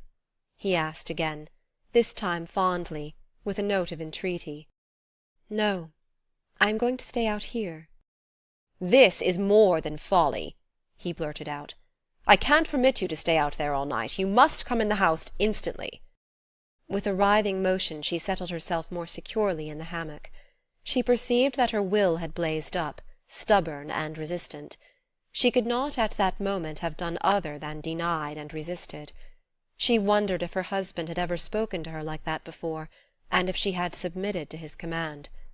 Of course she had. She remembered that she had. But she could not realize why or how she should have yielded, feeling as she then did. "Léonce, go to bed," she said. "I mean to stay out here. I don't wish to go in, and I don't intend to. Don't speak to me like that again. I shall not answer you." Mr. Pontellier had prepared for bed, but he slipped on an extra garment. He opened a bottle of wine, of which he kept a small and select supply in a buffet of his own. He drank a glass of the wine, and went out on the gallery and offered a glass to his wife. She did not wish any. He drew up the rocker, hoisted his slippered feet on the rail, and proceeded to smoke a cigar. He smoked 2 cigars. Then he went inside and drank another glass of wine. Mrs. Pontellier again declined to accept a glass when it was offered to her. Mr. Pontellier once again seated himself with elevated feet, and after a reasonable interval of time smoked some more cigars. Edna began to feel like one who awakens gradually out of a dream, a delicious, grotesque, impossible dream, to feel again the realities pressing into her soul. The physical need for sleep began to overtake her. The exuberance which had sustained and exalted her spirit left her helpless and yielding to the conditions which crowded her in. The stillest hour of the night had come, the hour before dawn, when the world seems to hold its breath. The moon hung low, and had turned from silver to copper in the sleeping sky. The old owl no longer hooted, and the water oaks had ceased to moan as they bent their heads. Edna arose, cramped from lying so long and still in the hammock. She tottered up the steps, clutching feebly at the post before passing into the house. "Are you coming in, Léonce?" she asked, turning her face toward her husband. "Yes, dear," he answered, with a glance following a misty puff of smoke. "Just as soon as I have finished my cigar." 12. She slept but a few hours. They were troubled and feverish hours, disturbed with dreams that were intangible, that eluded her, leaving only an impression upon her half-awakened senses of something unattainable. She was up and dressed in the cool of the early morning. The air was invigorating, and steadied somewhat her faculties. However, she was not seeking refreshment or help from any source, either external or from within. She was blindly following whatever impulse moved her, as if she had placed herself in alien hands for direction, and freed her soul of responsibility. Most of the people at that early hour were still in bed and asleep. A few, who intended to go over to the Chênière for Mass, were moving about. The lovers, who had laid their plans the night before, were already strolling toward the wharf. The lady in black, with her Sunday prayer-book, velvet and gold clasped, and her Sunday silver beads, was following them at no great distance. Old Monsieur Farival was up, and was more than half inclined to do anything that suggested itself. He put on his big straw hat, and taking his umbrella from the stand in the hall, followed the lady in black, never overtaking her. The little negro girl who worked Madame Lebrun's sewing-machine was sweeping the galleries with long, absent-minded strokes of the broom. Edna sent her up into the house to awaken Robert. "Tell him I am going to the Chênière. The boat is ready. Tell him to hurry." He had soon joined her. She had never sent for him before. She had never asked for him.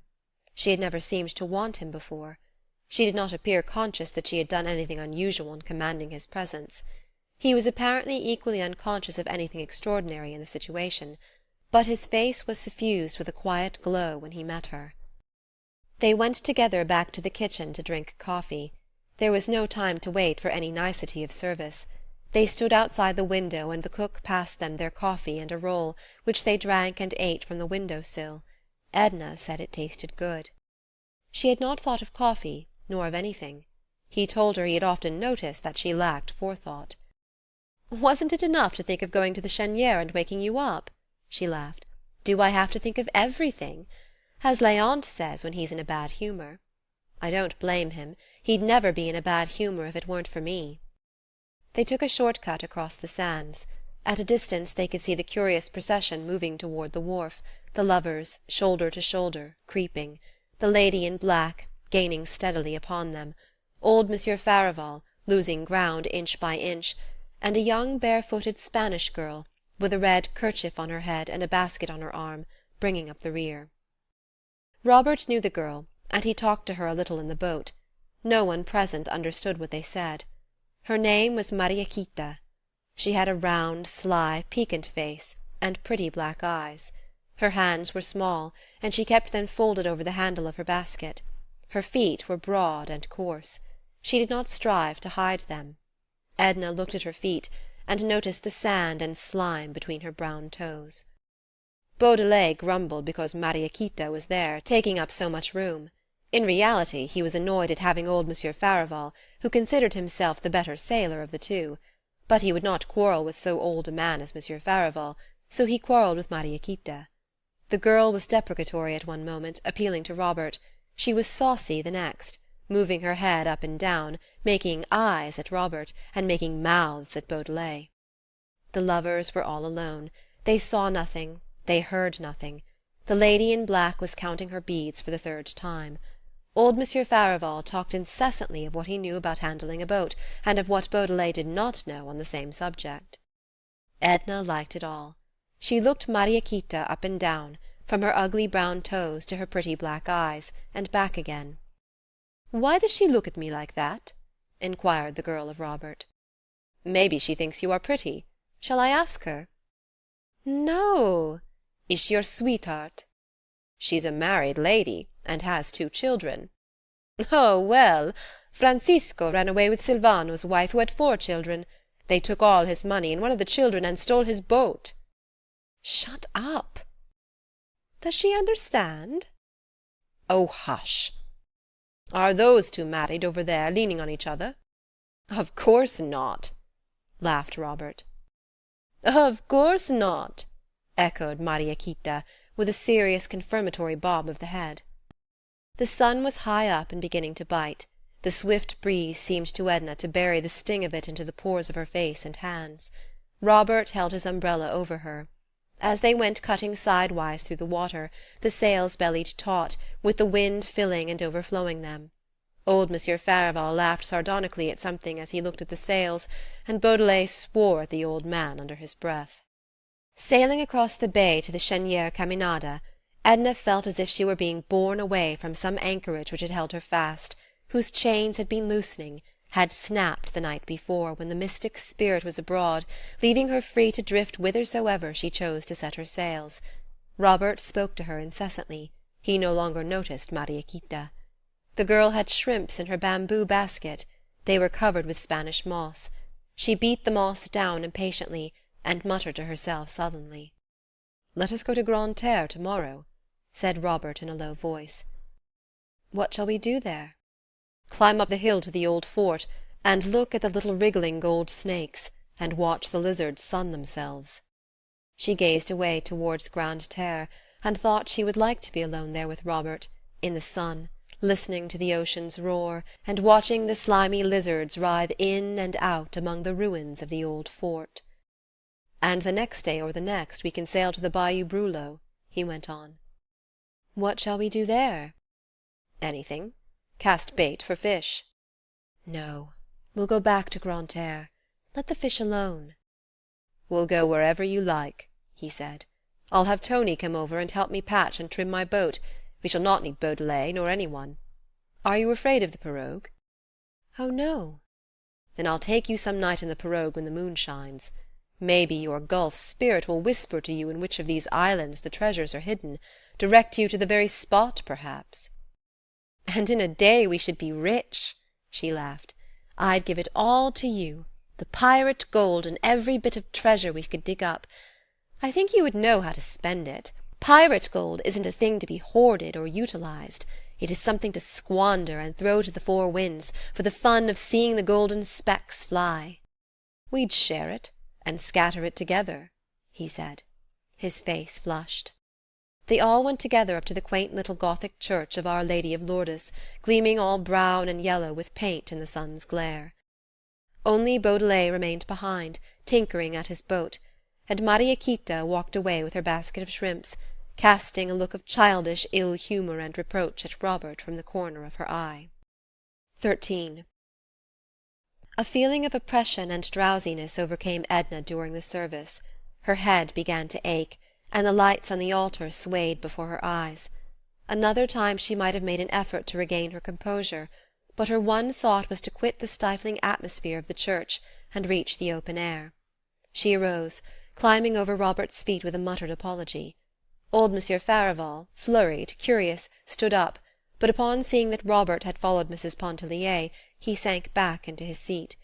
He whispered an anxious inquiry of the lady in black, who did not notice him or reply, but kept her eyes fastened upon the pages of her velvet prayer-book. "I felt giddy and almost overcome," Edna said, lifting her hands instinctively to her head and pushing her straw hat up from her forehead. "I couldn't have stayed through the service." They were outside in the shadow of the church. Robert was full of solicitude. "It was folly to have thought of going in the first place, let alone staying. Come over to Madame Antoine's, you can rest there." He took her arm and led her away, looking anxiously and continuously down into her face. How still it was, with only the voice of the sea whispering through the reeds that grew in the salt-water pools. The long line of little grey, weather-beaten houses nestled peacefully among the orange trees. It must always have been God's day on that low, drowsy island, Edna thought. They stopped, leaning over a jagged fence made of sea-drift, to ask for water. A youth, a mild-faced Acadian, was drawing water from the cistern, which was nothing more than a rusty buoy, with an opening on one side, sunk in the ground. The water which the youth handed to them in the tin pail was not cold to taste, but it was cool to her heated face, and it greatly revived and refreshed her. Madame Antoine's cottage was at the far end of the village. She welcomed them with all the native hospitality, as she would have opened her door to let the sunlight in. She was fat, and walked heavily and clumsily across the floor. She could speak no English, but when Robert made her understand that the lady who accompanied him was ill and desired to rest, she was all eagerness to make Edna feel at home, and to dispose of her comfortably. The whole place was immaculately clean, and the big four-posted bed, snow-white, invited one to repose. It stood in a small side room which looked out across a narrow grass plot toward the shed, where there was a disabled boat lying keel upward. Madame Antoine had not gone to Mass. Her son Tony had, but she supposed he would be back soon, and she invited Robert to be seated and wait for him. But he went and sat outside the door and smoked. Madame Antoine busied herself in the large front room preparing dinner. She was boiling mullets over a few red coals in the huge fireplace. Edna, left alone in the little side room, loosened her clothes, removing the greater part of them. She bathed her face, her neck and arms in the basin that stood between the windows. She took off her shoes and stockings and stretched herself in the very centre of the high white bed. How luxurious it felt to rest thus in a strange, quaint bed, with its sweet country odour of laurel lingering about the sheets and mattress. She stretched her strong limbs that ached a little. She ran her fingers through her loosened hair for a while. She looked at her round arms as she held them straight up and rubbed them one after the other, observing closely, as if it were something she saw for the first time, the fine, firm quality and texture of her flesh. She clasped her hands easily above her head, and it was thus she fell asleep. She slept lightly at first, half awake and drowsily attentive to the things about her. She could hear Madame Antoine's heavy, scraping tread as she walked back and forth on the sanded floor. Some chickens were clucking outside the windows, scratching for bits of gravel in the grass. Later she half heard the voices of Robert and Tony talking under the shed. She did not stir. Even her eyelids rested numb and heavily over her sleepy eyes. The voices went on, Tony's slow Acadian drawl, Robert's quick, soft, smooth French. She understood French imperfectly unless directly addressed, and the voices were only part of the other drowsy, muffled sounds lulling her senses. When Edna awoke, it was with the conviction that she had slept long and soundly. The voices were hushed under the shed. Madame Antoine's step was no longer to be heard in the adjoining room. Even the chickens had gone elsewhere to scratch and cluck. The mosquito bar was drawn over her. The old woman had come in while she slept and let down the bar. Edna arose quietly from the bed, and looking between the curtains of the window, she saw by the slanting rays of the sun that the afternoon was far advanced. Robert was out there under the shed, reclining in the shade against the sloping keel of the overturned boat. He was reading from a book. Tony was no longer with him. She wondered what had become of the rest of the party. She peeped out at him 2 or 3 times as she stood washing herself in the little basin between the windows. Madame Antoine had laid some coarse, clean towels upon a chair, and had placed a box of poudre de riz within easy reach. Edna dabbed the powder upon her nose and cheeks as she looked at herself closely in the little distorted mirror which hung on the wall above the basin. Her eyes were bright and wide awake, and her face glowed. When she had completed her toilet, she walked into the adjoining room. She was very hungry. No one was there, but there was a cloth spread upon the table that stood against the wall, and a cover was laid for one, with a crusty brown loaf and a bottle of wine beside the plate. Edna bit a piece from the brown loaf, tearing it with her strong white teeth. She poured some of the wine into the glass and drank it down.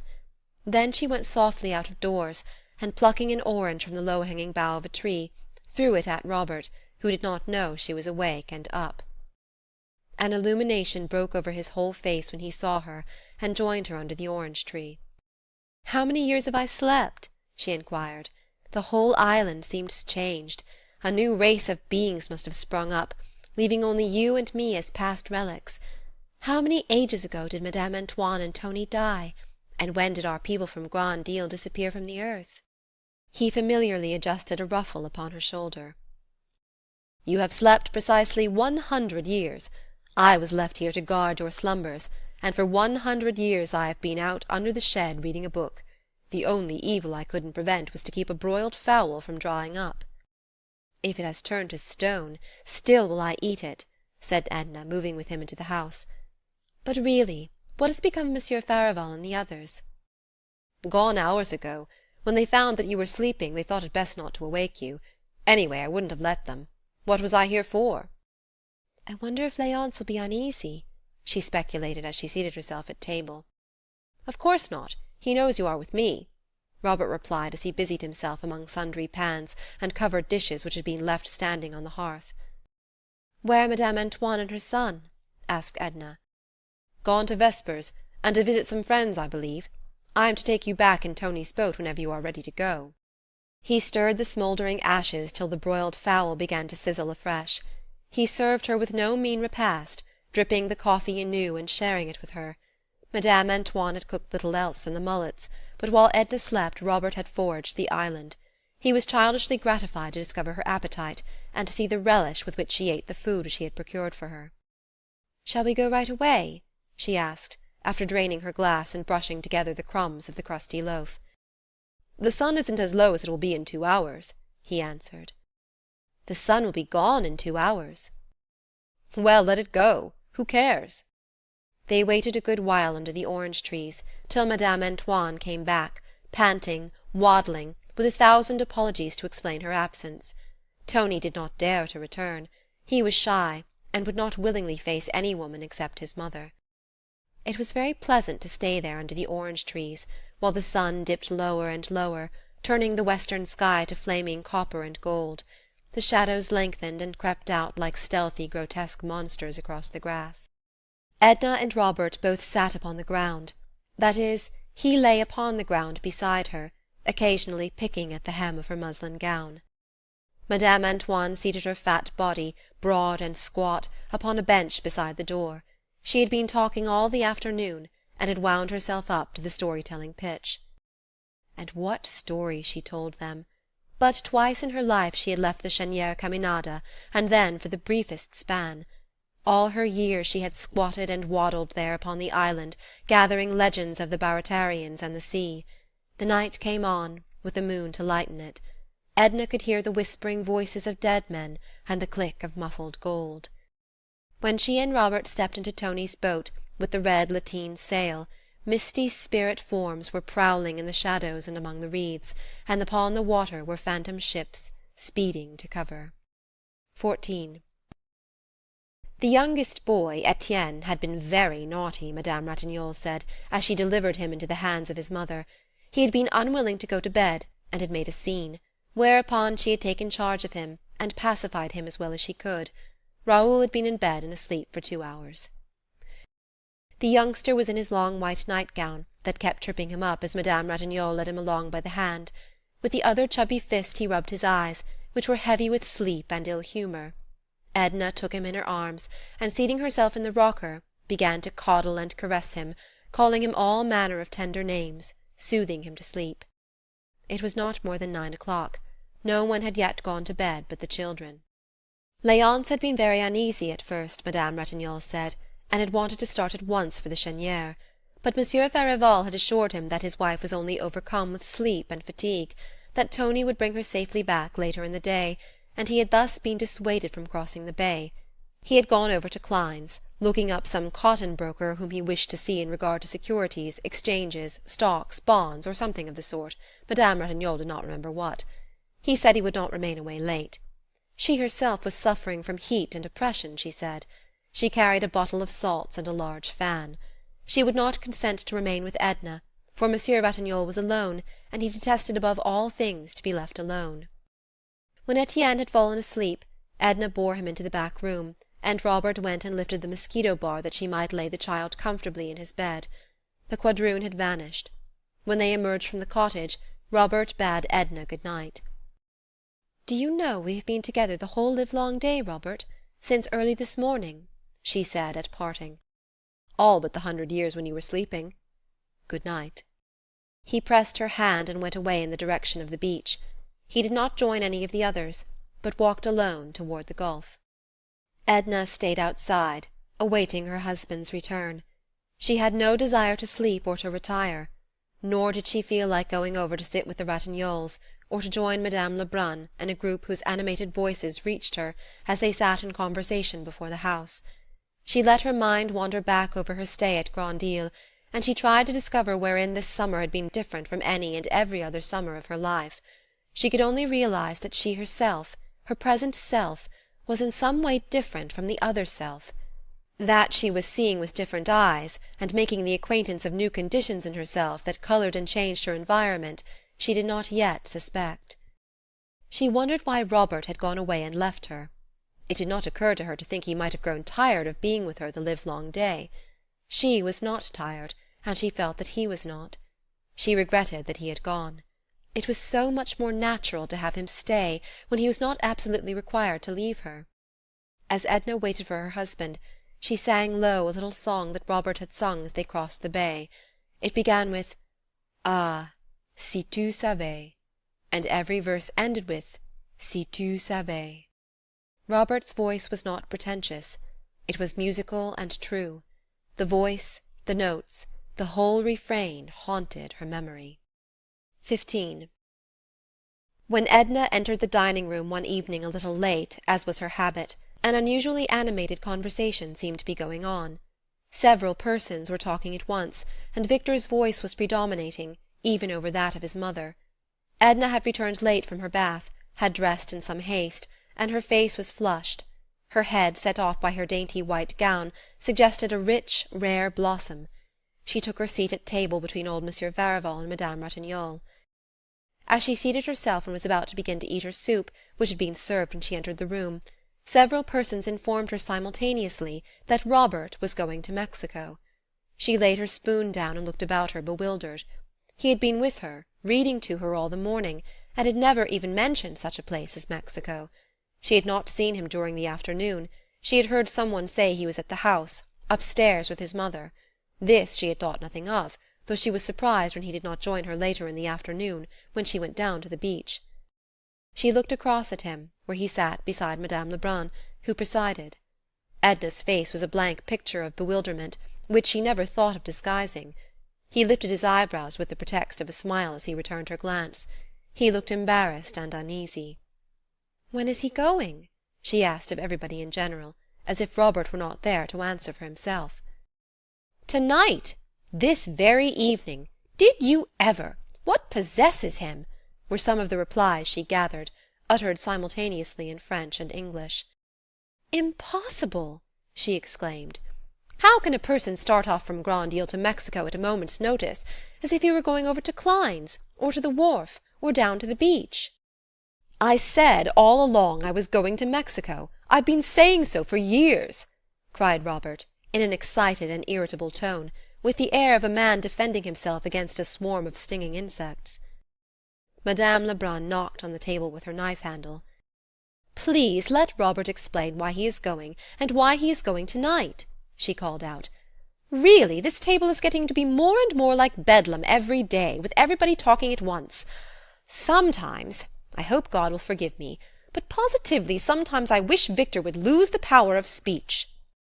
Victor laughed sardonically as he thanked his mother for her holy wish, of which he failed to see the benefit to anybody, except that it might afford her a more ample opportunity and license to talk herself. Monsieur Farival thought that Victor should have been taken out in mid-ocean in his earliest youth and drowned.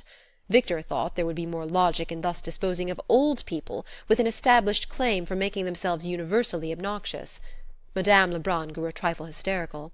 Robert called his brother some sharp, hard names. "There's nothing much to explain, mother," he said, though he explained nevertheless, looking chiefly at Edna, that he could only meet the gentleman whom he intended to join at Vera Cruz by taking such and such a steamer, which left New Orleans on such a day, that Beaudelet was going out with his lugger load of vegetables that night, which gave him an opportunity of reaching the city and making his vessel in time.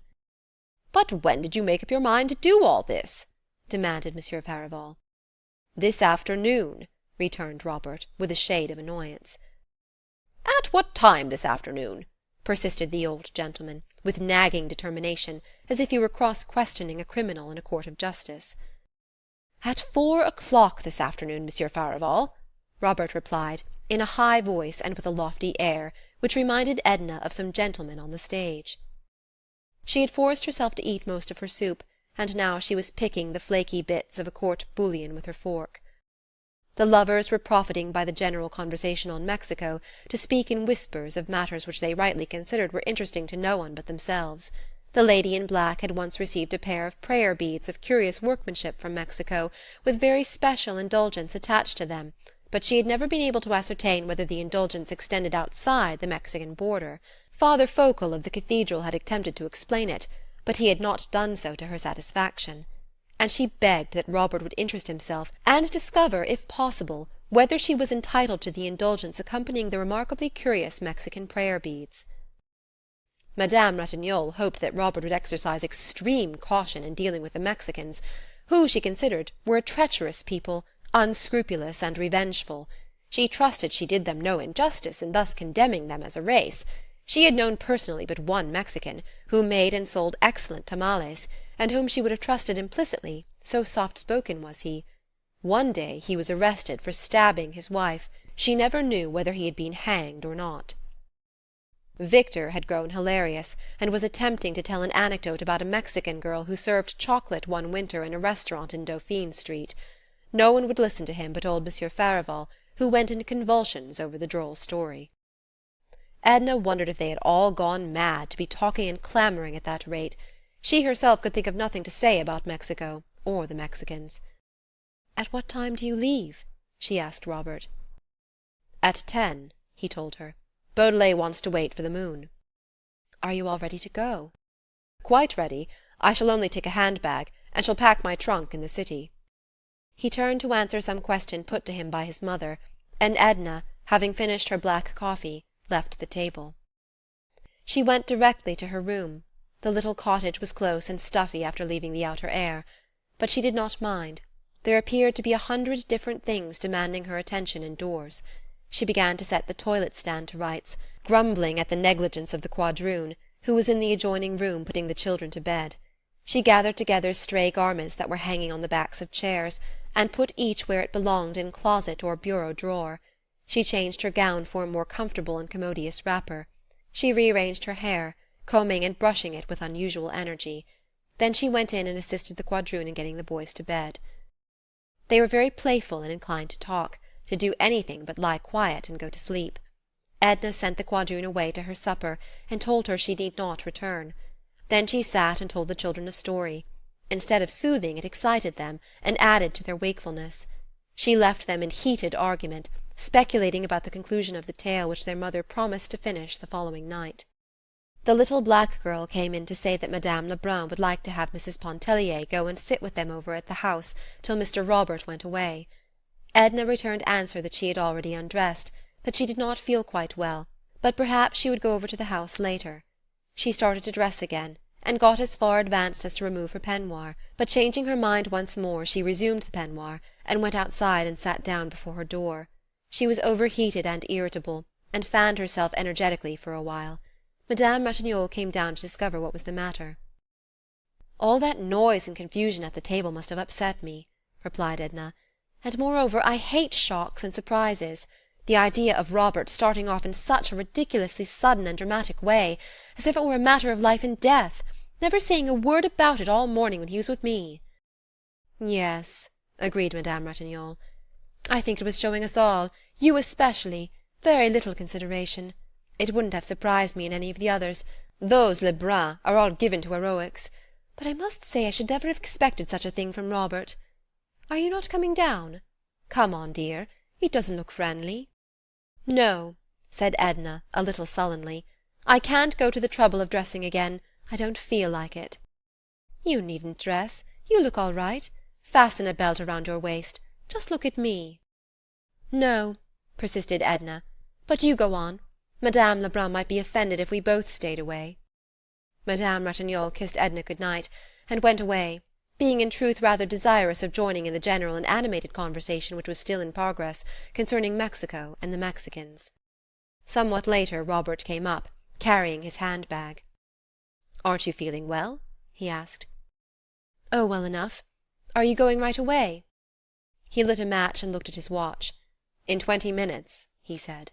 The sudden and brief flare of the match emphasized the darkness for a while. He sat down upon a stool which the children had left out on the porch. "Get a chair," said Edna. "This will do," he replied. He put on his soft hat and nervously took it off again, and wiping his face with his handkerchief, complained of the heat. "Take the fan," said Edna, offering it to him. "Oh, no, thank you. It does no good. You have to stop fanning some time, and feel all the more uncomfortable afterward." "That's one of the ridiculous things which men always say. I have never known one to speak otherwise of fanning." "How long will you be gone?" "Forever, perhaps. I don't know. It depends upon a good many things." "Well, in case it shouldn't be forever, how long will it be?" "I don't know."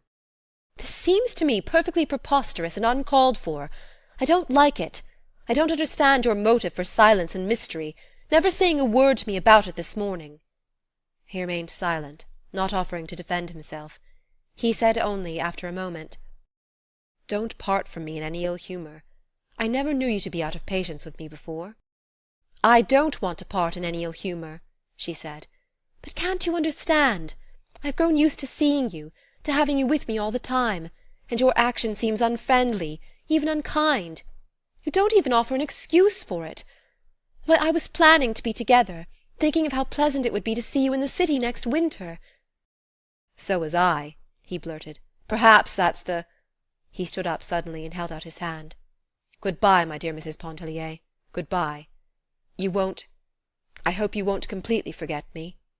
She clung to his hand, striving to detain him. "Write to me when you get there. Won't you, Robert?" she entreated. "I will, thank you. Good-bye." How unlike Robert! The merest acquaintance would have said something more emphatic than "I will, thank you, good-bye" to such a request. He had evidently already taken leave of the people over at the house, for he descended the steps and went to join Beaudelet, who was out there with an oar across his shoulder waiting for Robert. They walked away in the darkness. She could only hear Beaudelet's voice. Robert had apparently not even spoken a word of greeting to his companion. Edna bit her handkerchief convulsively, striving to hold back and to hide, even from herself as she would have hidden from another, the emotion which was troubling, tearing her. Her eyes were brimming with tears. For the first time she recognized the symptoms of infatuation, which she had felt incipiently as a child, as a girl in her earliest teens, and later as a young woman. The recognition did not lessen the reality, the poignancy of the revelation by any suggestion or promise of instability. The past was nothing to her, offered no lesson which she was willing to heed. The future was a mystery which she never attempted to penetrate. The present alone was significant, was hers, to torture her as it was doing then with the biting conviction that she had lost that which she had held, that she had been denied that which her impassioned, newly awakened being demanded. 16. "Do you miss your friend greatly?" asked Mademoiselle Reisz one morning as she came creeping up behind Edna, who had just left her cottage on the way to the beach. She spent much of her time in the water, since she had finally acquired the art of swimming. As their stay at Grand Isle drew near its close, she felt that she could not give too much time to a diversion which afforded her the only real pleasurable moments that she knew. When Mademoiselle Reisz came and touched her upon the shoulder and spoke to her, the woman seemed to echo the thought which was ever in Edna's mind, or better, the feeling which constantly possessed her. Robert's going had some way taken the brightness, the colour, the meaning out of everything. The conditions of her life were in no way changed, but her whole existence was dulled, like a faded garment which seems to be no longer worth wearing. She sought him everywhere, in others whom she induced to talk about him. She went up in the mornings to Madame Lebrun's room, braving the clatter of the old sewing machine. She sat there and chatted at intervals as Robert had done. She gazed around the room at the pictures and photographs hanging upon the wall, and discovered in some corner an old family album, which she examined with the keenest interest, appealing to Madame Lebrun for enlightenment concerning the many figures and faces which she discovered between its pages. There was a picture of Madame Lebrun with Robert as a baby, seated in her lap, a round-faced infant with a fist in his mouth. The eyes alone in the baby suggested the man. And that was he also in kilts at the age of 5, wearing long curls and holding a whip in his hand. It made Edna laugh, and she laughed too at the portrait in his first long trousers, while another interested her, taken when he left for college, looking thin, long-faced, with eyes full of fire, ambition, and great intentions. But there was no recent picture, none which suggested the Robert who had gone away 5 days ago, leaving a void and wilderness behind him. "Oh, Robert stopped having his pictures taken when he had to pay for them himself. He found wiser use for his money, he says," explained Madame Lebrun. She had a letter from him, written before he left New Orleans. Edna wished to see the letter, and Madame Lebrun told her to look for it either on the table or the dresser, or perhaps it was on the mantelpiece. The letter was on the bookshelf. It possessed the greatest interest and attraction for Edna. The envelope, its size and shape, the postmark, the handwriting. She examined every detail of the outside before opening it. There were only a few lines, setting forth that he would leave the city that afternoon, that he had packed his trunk in good shape, that he was well, and sent her his love and begged to be affectionately remembered to all. There was no special message to Edna, except a postscript saying that if Mrs. Pontellier desired to finish the book which he had been reading to her, his mother would find it in his room, among other books there on the table. Edna experienced a pang of jealousy because he had written to his mother rather than to her. Everyone seemed to take for granted that she missed him. Even her husband, when he came down the Saturday following Robert's departure, expressed regret that he had gone. "How do you get on without him, Edna?" he asked. "It's very dull without him," she admitted. Mr. Pontellier had seen Robert in the city, and Edna asked him a dozen questions or more. Where had they met? On Carondelet Street in the morning. They had gone in and had a drink and cigar together. What had they talked about? Chiefly about his prospects in Mexico, which Mr. Pontellier thought were promising. How did he look? How did he seem? Grave or gay, or how? Quite cheerful, and wholly taken up with the idea of his trip, which Mr. Pontellier found altogether natural in a young fellow about to seek fortune and adventure in a strange, queer country. Edna tapped her foot impatiently, and wondered why the children persisted in playing in the sun when they might be under the trees. She went down and led them out of the sun, scolding the quadroon for not being more attentive.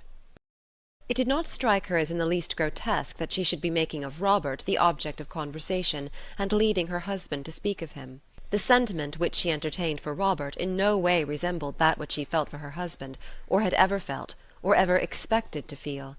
She had all her life long been accustomed to harbour thoughts and emotions which never voiced themselves. They had never taken the form of struggles. They belonged to her and were her own, and she entertained the conviction that she had a right to them, and that they concerned no one but herself. Edna had once told Madame Ratignolle that she would never sacrifice herself for her children, or for any one. Then had followed a rather heated argument. The two women did not appear to understand one another, or to be talking the same language. Edna tried to appease her friend, to explain. "I would give up the unessential. I would give my money. I would give my life for my children. But I wouldn't give myself. I can't make it more clear. It's only something which I am beginning to comprehend, which is revealing itself to me." "I don't know what you would call the essential, or what you mean by the unessential," said Madame Ratignolle cheerfully. "But a woman who would give her life for her children could do no more than that. Your Bible tells you so. I'm sure I couldn't do more than that." "Oh, yes, you could," laughed Edna. She was not surprised at Mademoiselle Reisz's question the morning that lady, following her to the beach, tapped her on the shoulder and asked if she did not greatly miss her young friend. "Oh, good morning, mademoiselle. Is it you? Why, of course I miss Robert. Are you going down to bathe?" "Why should I go down to bathe at the very end of the season when I haven't been in the surf all summer?" replied the woman disagreeably. "I beg your pardon," offered Edna in some embarrassment, for she should have remembered that Mademoiselle Reisz's avoidance of the water had furnished a theme for much pleasantry. Some among them thought it was on account of her false hair, or the dread of getting the violets wet, while others attributed it to the natural aversion for water sometimes believed to accompany the artistic temperament. Mademoiselle offered Edna some chocolates in a paper bag, which she took from her pocket, by way of showing that she bore no ill feeling. She habitually ate chocolates for their sustaining quality. They contained much nutriment in small compass, she said. They saved her from starvation, as Madame Lebrun's table was utterly impossible, and no one, save so impertinent a woman as Madame Lebrun, could think of offering such food to people and requiring them to pay for it. "She must feel very lonely without her son," said Edna, desiring to change the subject. "Her favourite son, too. It must have been quite hard to let him go." Mademoiselle laughed maliciously. "Her favourite son? Oh dear! Who could have been imposing such a tale upon you? Aline Lebrun lives for Victor, and for Victor alone. She has spoiled him into the worthless creature he is. She worships him and the ground he walks on. Robert is very well in a way, to give up all the money he can earn to the family, and keep the barest pittance for himself. Favourite son, indeed! I miss the poor fellow myself, my dear. I like to see him and to hear him about the place, the only Lebrun who is worth a pinch of salt. He comes to see me often in the city. I like to play to him. That Victor! Hanging would be too good for him. It's a wonder Robert hasn't beaten him to death long ago." "I thought he had great patience with his brother," offered Edna, glad to be talking about Robert, no matter what was said.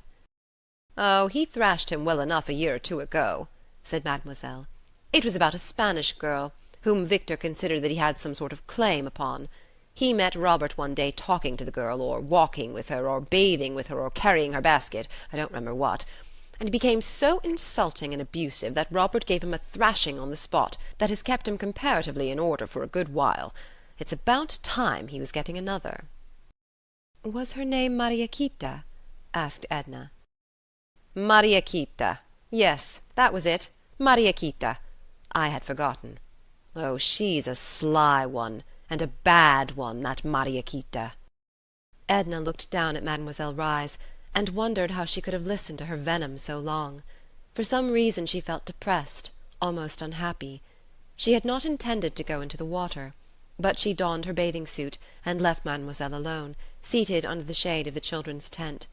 The water was growing cooler as the season advanced. Edna plunged and swam about with an abandon that thrilled and invigorated her. She remained a long time in the water, half hoping that Mademoiselle Reisz would not wait for her. But Mademoiselle waited. She was very amiable during the walk back, and raved much over Edna's appearance in her bathing suit. She talked about music. She hoped that Edna would go to see her in the city, and wrote her address with the stub of a pencil on a piece of card which she found in her pocket. "When do you leave?" asked Edna. "Next Monday. And you?" "The following week," answered Edna, adding, "It has been a pleasant summer, hasn't it, mademoiselle?" "Well," agreed Mademoiselle Reisz with a shrug, "rather pleasant, if it hadn't been for the mosquitoes and the Farival twins." 17. The Pontelliers possessed a very charming home on Esplanade Street in New Orleans. It was a large double cottage, with a broad front veranda, whose round fluted columns supported the sloping roof. The house was painted a dazzling white. The outside shutters, or jalousies, were green. In the yard, which was kept scrupulously neat, were flowers and plants of every description which flourishes in South Louisiana. Within doors the appointments were perfect, after the conventional type. The softest carpets and rugs covered the floors. Rich and tasteful draperies hung at doors and windows. There were paintings, selected with judgment and discrimination, upon the walls. The cut glass, the silver, the heavy damask which daily appeared upon the table, were the envy of many women whose husbands were less generous than Mr. Pontellier. Mr. Pontellier was very fond of walking about his house, examining its various appointments and details, to see that nothing was amiss. He greatly valued his possessions, chiefly because they were his, and derived genuine pleasure from contemplating a painting, a statuette, a rare lace curtain, no matter what, after he had bought it and placed it among his household gods. On Tuesday afternoon, Tuesday being Mrs. Pontellier's reception day. There was a constant stream of callers, women who came in carriages or in the street-cars, or walked when the air was soft and distance permitted. A light-coloured mulatto boy, in dress-coat and bearing a diminutive silver tray for the reception of cards, admitted them. A maid, in white fluted cap, offered the callers liqueur, coffee, or chocolate, as they might desire. Mrs. Pontellier, attired in a handsome reception gown, remained in the drawing-room the entire afternoon receiving her visitors. Men sometimes called in the evening with their wives. This had been the programme which Mrs. Pontellier had religiously followed since her marriage 6 years before. Certain evenings during the week she and her husband attended the opera, or sometimes a play. Mr. Pontellier left his home in the mornings between 9 and 10 o'clock, and rarely returned before 6:30 or 7 in the evening, dinner being served at 7:30. He and his wife seated themselves at table one Tuesday evening, a few weeks after their return from Grand Isle. They were alone together. The boys were being put to bed. The patter of their bare, escaping feet could be heard occasionally, as well as the pursuing voice of the quadroon, lifted in mild protest and entreaty. Mrs. Pontellier did not wear her usual Tuesday reception gown. She was in ordinary house-dress. Mr. Pontellier, who was observant about such things, noticed it as he served the soup, and handed it to the boy-in-waiting. "Tired out, Edna?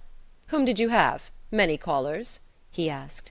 He tasted his soup and began to season it with pepper, salt, vinegar, mustard, everything within reach. "There were a good many," replied Edna, who was eating her soup with evident satisfaction. "I found their cards when I got home. I was out." "Out?" exclaimed her husband, with something like genuine consternation in his voice, as he laid down the vinegar cruet and looked at her through his glasses. "Why, what could have taken you out on Tuesday? What did you have to do?" "Nothing. I simply felt like going out, and I went out." "Well, I hope you left some suitable excuse," said her husband, somewhat appeased, as he added a dash of cayenne pepper to the soup. "No, I left no excuse. I told Joe to say I was out, that was all." "Why, my dear, I should think you'd understand by this time that people don't do such things. We've got to observe les convenances if we ever expect to get on and keep up with the procession. If you felt that you had to leave home this afternoon, you should have left some suitable explanation for your absence." "This soup is really impossible. It's strange that woman hasn't learned yet to make a decent soup. Any free lunch-stand in town serves a better one. Was Mrs. Belthorpe here?" "Bring the tray with the cards, Joe. I don't remember who was here." The boy retired and returned after a moment, bringing the tiny silver tray, which was covered with ladies' visiting cards. He handed it to Mrs. Pontellier. "Give it to Mr. Pontellier," she said. Joe offered the tray to Mr. Pontellier, and removed the soup. Mr. Pontellier scanned the names of his wife's callers, reading some of them aloud, with comments as he read. "The Misses de Lacidas. I worked a big deal in futures for their father this morning. Nice girls. It's time they were getting married. Mrs. Belthorpe. I tell you what it is, Edna, you can't afford to snub Mrs. Belthorpe. Why, Belthorpe could buy and sell us 10 times over. His business is worth a good round sum to me. You'd better write her a note. Mrs. James Highcamp. Huh! The less you have to do with Mrs. Highcamp, the better. Madame La Force. Came all the way from Carrollton, too, poor old soul. Miss Wiggs, Mrs. Eleanor Boltons." He pushed the cards aside. "Mercy!" exclaimed Edna, who had been fuming. "Why are you taking the thing so seriously and making such a fuss over it?" "I'm not making any fuss over it. But it's just such seeming trifles that we've got to take seriously. Such things count." The fish was scorched. Mr. Pontellier would not touch it. Edna said she did not mind a little scorched taste. The roast was in some way not to his fancy, and he did not like the manner in which the vegetables were served. "It seems to me," he said, "we spend money enough in this house to procure at least one meal a day which a man could eat and retain his self-respect." "You used to think the cook was a treasure," returned Edna indifferently.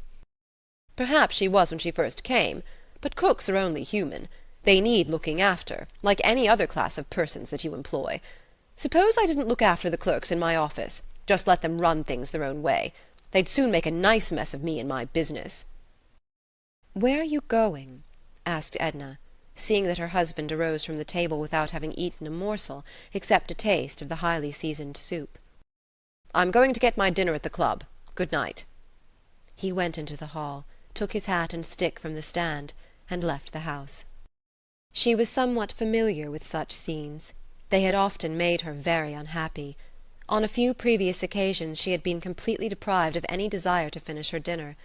Sometimes she had gone into the kitchen to administer a tardy rebuke to the cook.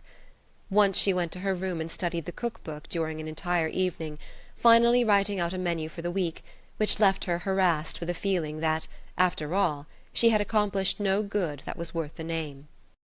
But that evening Edna finished her dinner alone, with forced deliberation. Her face was flushed, and her eyes flamed with some inward fire that lighted them. After finishing her dinner she went to her room, having instructed the boy to tell any other callers that she was indisposed. It was a large, beautiful room, rich and picturesque in the soft, dim light which the maid had turned low. She went and stood at an open window, and looked out upon the deep tangle of the garden below. All the mystery and witchery of the night seemed to have gathered there amid the perfumes and the dusky and tortuous outlines of flowers and foliage. She was seeking herself, and finding herself, in just such sweet half-darkness which met her moods. But the voices were not soothing that came to her from the darkness, and the sky above, and the stars. They jeered, and sounded mournful notes without promise, devoid even of hope. She turned back into the room and began to walk to and fro down its whole length, without stopping, without resting. She carried in her hands a thin handkerchief, which she tore into ribbons, rolled into a ball, and flung from her. Once she stopped, and taking off her wedding ring, flung it upon the carpet. When she saw it lying there, she stamped her heel upon it, striving to crush it. But her small boot heel did not make an indenture, not a mark upon the little glittering circlet. In a sweeping passion she seized a glass vase from the table and flung it upon the tiles of the hearth. She wanted to destroy something. The crash and clatter were what she wanted to hear. A maid, alarmed at the din of breaking glass, entered the room to discover what was the matter. "A vase fell upon the hearth," said Edna. "Never mind. Leave it till morning."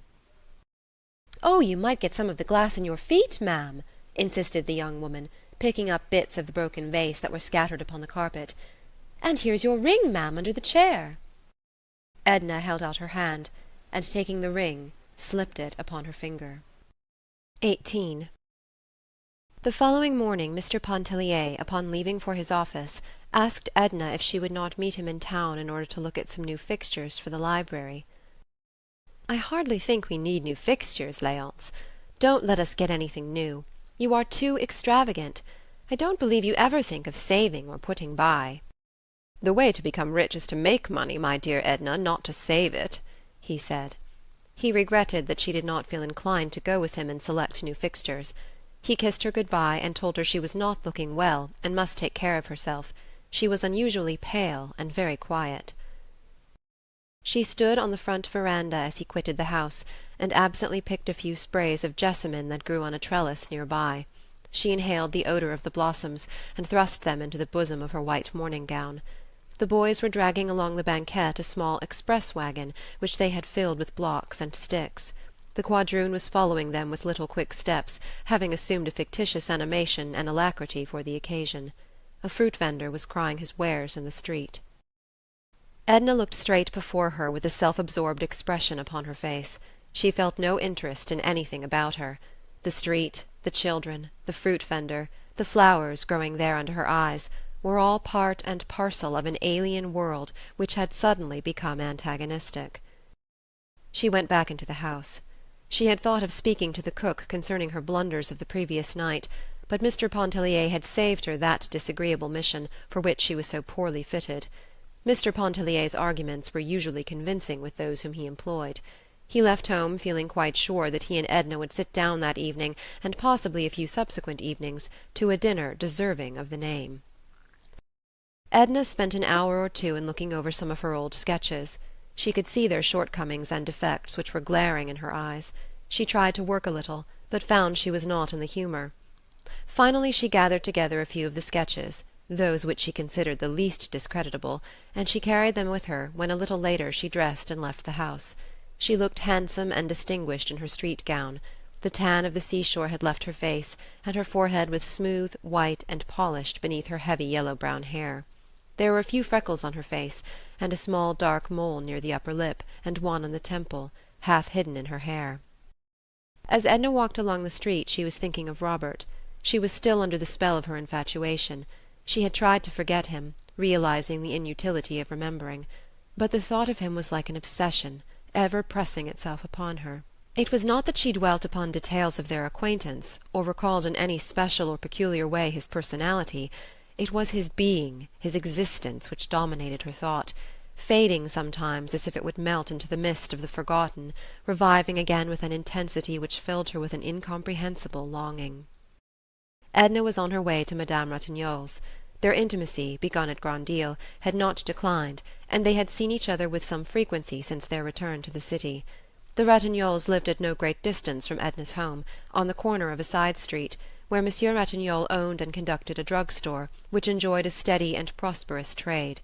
His father had been in the business before him, and Monsieur Ratignolle stood well in the community and bore an enviable reputation for integrity and clear-headedness. His family lived in commodious apartments over the store, having an entrance on the side within the porte-cochere. There was something which Edna thought very French, very foreign, about their whole manner of living. In the large and pleasant salon which extended across the width of the house, the Ratignolles entertained their friends once a fortnight with a soirée musicale, sometimes diversified by card-playing. There was a friend who played upon the cello, one brought his flute and another his violin, while there was some who sang and a number who performed upon the piano, with various degrees of taste and agility. The Ratignolles' soirées musicales were widely known, and it was considered a privilege to be invited to them. Edna found her friend engaged in sorting the clothes which had returned that morning from the laundry. She had once abandoned her occupation upon seeing Edna, who had been ushered without ceremony into her presence. "Cité can do it as well as I. It is really her business," she explained to Edna, who apologized for interrupting her. And she summoned a young black woman, whom she instructed, in French, to be very careful in checking off the list which she handed her. She told her to notice particularly if a fine linen handkerchief of Monsieur Ratignolle's, which was missing last week, had been returned, and to be sure to set to one side such pieces as required mending and darning. Then, placing an arm around Edna's waist, she led her to the front of the house, to the salon, where it was cool and sweet with the odour of great roses that stood upon the hearth in jars. Madame Ratignolle looked more beautiful than ever there at home, in a negligée which left her arms almost wholly bare, and exposed the rich melting curves of her white throat. "Perhaps I shall be able to paint your picture some day," said Edna with a smile when they were seated. She produced the roll of sketches and started to unfold them. "I believe I ought to work again. I feel as if I wanted to be doing something. What do you think of them? Do you think it worth while to take it up again and study some more? I might study for a while with Laidpore." She knew that Madame Ratignolle's opinion in such a matter would be next to valueless, that she herself had not alone decided, but determined, but she sought the words of praise and encouragement that would help her to put heart into her venture. "Your talent is immense, dear." "Nonsense," protested Edna, well pleased. "Immense, I tell you," persisted Madame Ratignolle, surveying the sketches one by one at close range, then holding them at arm's length, narrowing her eyes, and dropping her head on one side. "Surely this Bavarian peasant is worthy of framing, and this basket of apples! Never have I seen anything more lifelike. One might almost be tempted to reach out a hand and take one." Edna could not control a feeling which bordered upon complacency at her friend's praise, even realizing, as she did, its true worth. She retained a few of the sketches, and gave all the rest to Madame Ratignolle, who appreciated the gift far beyond its value, and proudly exhibited the pictures to her husband when he came up from the store a little later for his midday dinner. Mr. Ratignolle was one of those men who are called the salt of the earth. His cheerfulness was unbounded, and it was matched by his goodness of heart, his broad charity, and common sense. He and his wife spoke English with an accent which was only discernible through its un-English emphasis and a certain carefulness and deliberation. Edna's husband spoke English with no accent whatever. The Ratignolles understood each other perfectly. If ever the fusion of two human beings into one had been accomplished on this sphere, it was surely in their union. As Edna seated herself at table with them, she thought, "Better a dinner of herbs," though it did not take her long to discover that it was no dinner of herbs, but a delicious repast, simple, choice, and in every way satisfying. Monsieur Ratignolle was delighted to see her, though he found her looking not so well as at Grand-Isle, and he advised a tonic. He talked a good deal on various topics, a little politics, some city news and neighbourhood gossip. He spoke with an animation and earnestness that gave an exaggerated importance to every syllable he uttered. His wife was keenly interested in everything he said, laying down her fork the better to listen, chiming in, taking the words out of his mouth. Edna felt depressed rather than soothed after leaving them. The little glimpse of domestic harmony which had been offered her gave her no regret, no longing. It was not a condition of life which fitted her, and she could see in it but an appalling and hopeless ennui. She was moved by a kind of commiseration for Madame Ratignolle, a pity for that colourless existence which never uplifted its possessor beyond the region of blind contentment, in which no moment of anguish ever visited her soul, in which she would never have the taste of life's delirium. Edna vaguely wondered what she meant by life's delirium. It had crossed her thought like some unsought, extraneous impression. 19. Edna could not help but think that it was very foolish, very childish, to have stamped upon her wedding ring and smashed the crystal vase upon the tiles. She was visited by no more outbursts, moving her to such futile expedients. She began to do as she liked and to feel as she liked. She completely abandoned her Tuesdays at home, and did not return the visits of those who had called upon her. She made no ineffectual efforts to conduct her household en bonne ménagère, going and coming as it suited her fancy, and, so far as she was able, lending herself to any passing caprice. Mr. Pontellier had been a rather courteous husband so long as he met a certain tacit submissiveness in his wife.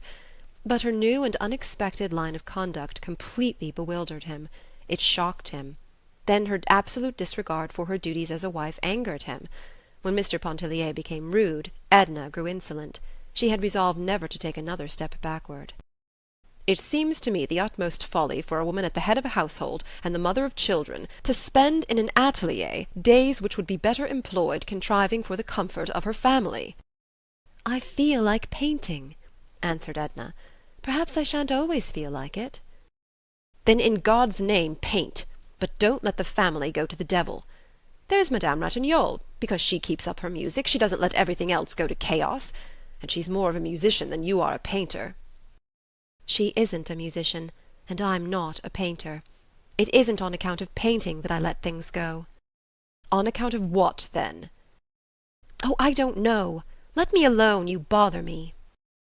It sometimes entered Mr. Pontellier's mind to wonder if his wife were not growing a little unbalanced mentally. He could see plainly that she was not herself. That is, he could not see that she was becoming herself, and daily casting aside that fictitious self which we assume like a garment with which to appear before the world. Her husband let her alone as she requested, and went away to his office. Edna went up to her atelier, a bright room in the top of the house. She was working with great energy and interest, without accomplishing anything, however, which satisfied her even in the smallest degree. For a time she had the whole household enrolled in the service of art. The boys posed for her. They thought it amusing at first, but the occupation soon lost its attractiveness when they discovered that it was not a game arranged especially for their entertainment. The quadroon sat for hours before Edna's palette, patient as a savage, while the housemaid took charge of the children, and the drawing-room went undusted. But the housemaid, too, served her term as model when Edna perceived that the young woman's back and shoulders were moulded on classic lines, and that her hair, loosened from its confining cap, became an inspiration. While Edna worked she sometimes sang low the little air, "Ah, si tu savais." It moved her with recollections. She could hear again the ripple of the water, the flapping sail. She could see the glint of the moon upon the bay, and could feel the soft, gusty beating of the hot south wind. A subtle current of desire passed through her body, weakening her hold upon the brushes, and making her eyes burn. There were days when she was very happy, without knowing why. She was happy to be alive and breathing, when her whole being seemed to be one with the sunlight, the colour, the odours, the luxuriant warmth of some perfect southern day. She liked then to wander alone into strange and unfamiliar places. She discovered many a sunny, sleepy corner, fashioned to dream in, and she found it good to dream, and to be alone and unmolested. There were days when she was unhappy, She did not know why. When it did not seem worth while to be glad or sorry, to be alive or dead, when life appeared to her like a grotesque pandemonium, and humanity like worms struggling blindly toward inevitable annihilation. She could not work on such a day, nor weave fancies to stir her pulses and warm her blood. 20. It was during such a mood that Edna hunted up Mademoiselle Reisz. She had not forgotten the rather disagreeable impression left upon her by their last interview, but she nevertheless felt a desire to see her, above all to listen while she played upon the piano. Quite early in the afternoon she started upon her quest for the pianist.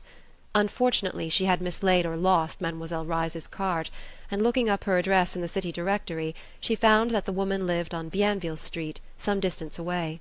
The directory which fell into her hands was a year or more old, however, and upon reaching the number indicated, Edna discovered that the house was occupied by a respectable family of mulattoes, who had chambres garnies to let. They had been living there for 6 months, and knew absolutely nothing of a Mademoiselle Reisz. In fact, they knew nothing of any of their neighbours. Their lodgers were all people of the highest distinction, they assured Edna. She did not linger to discuss class distinctions with Madame Poupon, but hastened to a neighbouring grocery store, feeling sure that Mademoiselle would have left her address with the proprietor. He knew Mademoiselle Reisz a good deal better than he wanted to know her, he informed his questioner. In truth, he did not want to know her at all, or anything concerning her. The most disagreeable and unpopular woman who had ever lived in Bienville Street. He thanked heaven she had left the neighbourhood, and was equally thankful that he did not know where she had gone. Edna's desire to see Mademoiselle Reisz had increased tenfold since these unlooked-for obstacles had arisen to thwart it. She was wondering who could give her the information she sought, when it suddenly occurred to her that Madame Lebrun would be the one most likely to do so.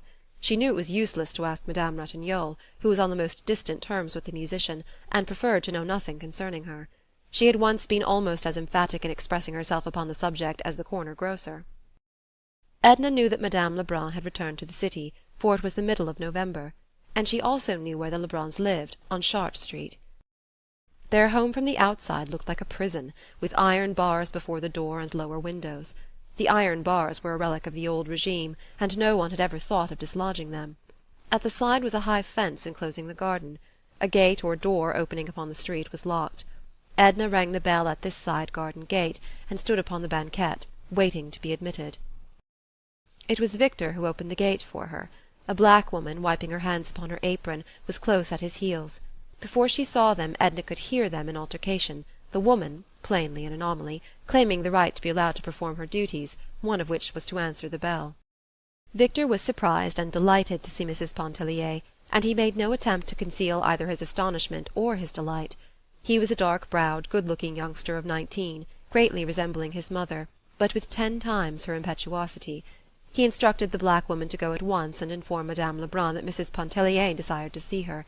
The woman grumbled a refusal to do part of her duty, when she had not been permitted to do all, and started back to her interrupted task of weeding the garden. Whereupon Victor administered a rebuke in the form of a volley of abuse, which, owing to its rapidity and incoherence, was all but incomprehensible to Edna. Whatever it was, the rebuke was convincing, for the woman dropped her hoe and went mumbling into the house. Edna did not wish to enter. It was very pleasant there on the side porch, where there were chairs, a wicker lounge, and a small table. She seated herself, for she was tired from her long tramp, and she began to rock gently and smooth out the folds of her silk parasol. Victor drew up his chair beside her. He at once explained that the black woman's offensive conduct was all due to imperfect training, as he was not there to take her in hand. He had only come up from the island the morning before, and expected to return next day. He stayed all winter at the island. He lived there, and kept the place in order and got things ready for the summer visitors. But a man needed occasional relaxation, he informed Mrs. Pontellier, and every now and again he drummed up a pretext to bring him to the city. My, but he had had a time of it the evening before! He wouldn't want his mother to know, and he began to talk in a whisper. He was scintillant with recollections. Of course he couldn't think of telling Mrs. Pontellier all about it, she being a woman and not comprehending such things. But it all began with a girl peeping and smiling at him through the shutters as he passed by. Oh, but she was a beauty! Certainly he smiled back, and went up and talked to her. Mrs. Pontellier did not know him if she supposed he was one to let an opportunity like that escape him. Despite herself, the youngster amused her. She must have betrayed in her look some degree of interest or entertainment. The boy grew more daring, and Mrs. Pontellier might have found herself in a little while listening to a highly coloured story but for the timely appearance of Madame Lebrun. That lady was still clad in white, according to her custom of the summer. Her eyes beamed an effusive welcome. Would not Mrs. Pontellier go inside? Would she partake of some refreshment? Why had she not been there before? How was that dear Mr. Pontellier, and how were those sweet children? Had Mrs. Pontellier ever known such a warm November? Victor went and reclined on the wicker lounge behind his mother's chair, where he commanded a view of Edna's face. He had taken her parasol from her hands while he spoke to her, and now he lifted it and twirled it above him as he lay on his back.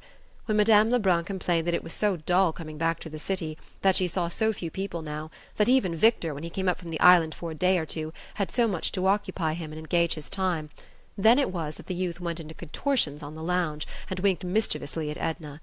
She somehow felt like a confederate in crime, and tried to look severe and disapproving. There had been but 2 letters from Robert, with little in them, they told her. Victor said it was really not worth while to go inside for the letters, when his mother entreated him to go in search of them. He remembered the contents, which in truth he rattled off very glibly when put to the test.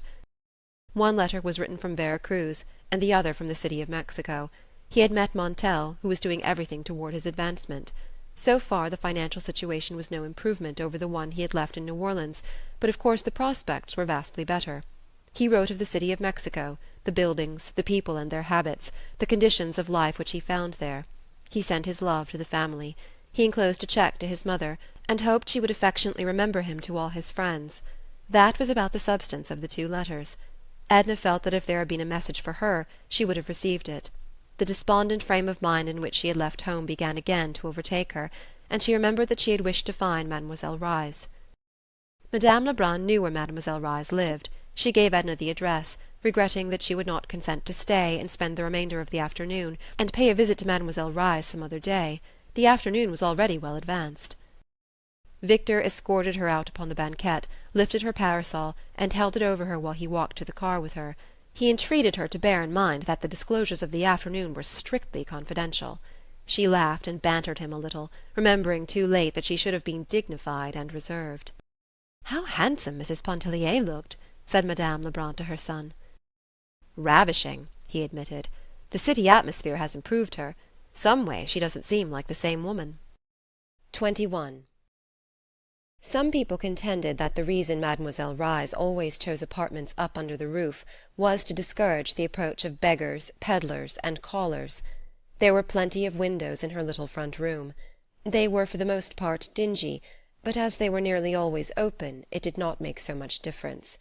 They often admitted into the room a good deal of smoke and soot, but at the same time all the light and air that there was came through them. From her windows could be seen the crescent of the river, the masts of ships, and the big chimneys of the Mississippi steamers. A magnificent piano crowded the apartment. In the next room she slept, and in the third and last she harboured a gasoline stove, on which she cooked her meals when disinclined to descend to the neighbouring restaurant.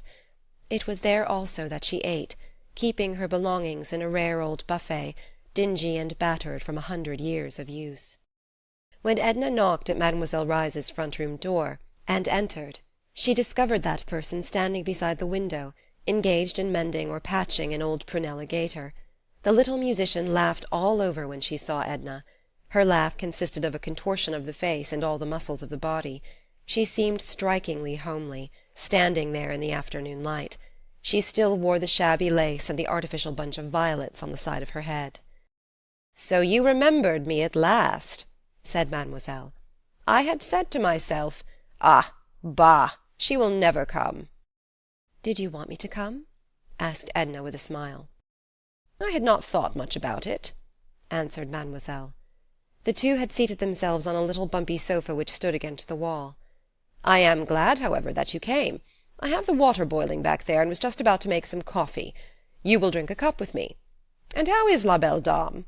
Always handsome, always healthy, always contented?" She took Edna's hand in her strong, wiry fingers, holding it loosely, without warmth, and executing a sort of double theme upon the back and palm. "Yes," she went on, "I sometimes thought, she will never come. She promised, as those women in society always do, without meaning it. She will not come. For I really don't believe you like me, Mrs. Pontellier." "I don't know whether I like you or not," replied Edna, gazing down at the little woman with a quizzical look. The candour of Mrs. Pontellier's admission greatly pleased Mademoiselle Reisz. She expressed her gratification by repairing forthwith to the region of the gasoline stove and rewarding her guest with the promised cup of coffee. The coffee and the biscuit accompanying it proved very acceptable to Edna, who had declined refreshment at Madame Lebrun's and was now beginning to feel hungry. Mademoiselle set the tray which she brought in upon a small table near at hand, and seated herself once again on the lumpy sofa. "I have had a letter from your friend," she remarked, as she poured a little cream into Edna's cup and handed it to her. "My friend?" "Yes, your friend Robert.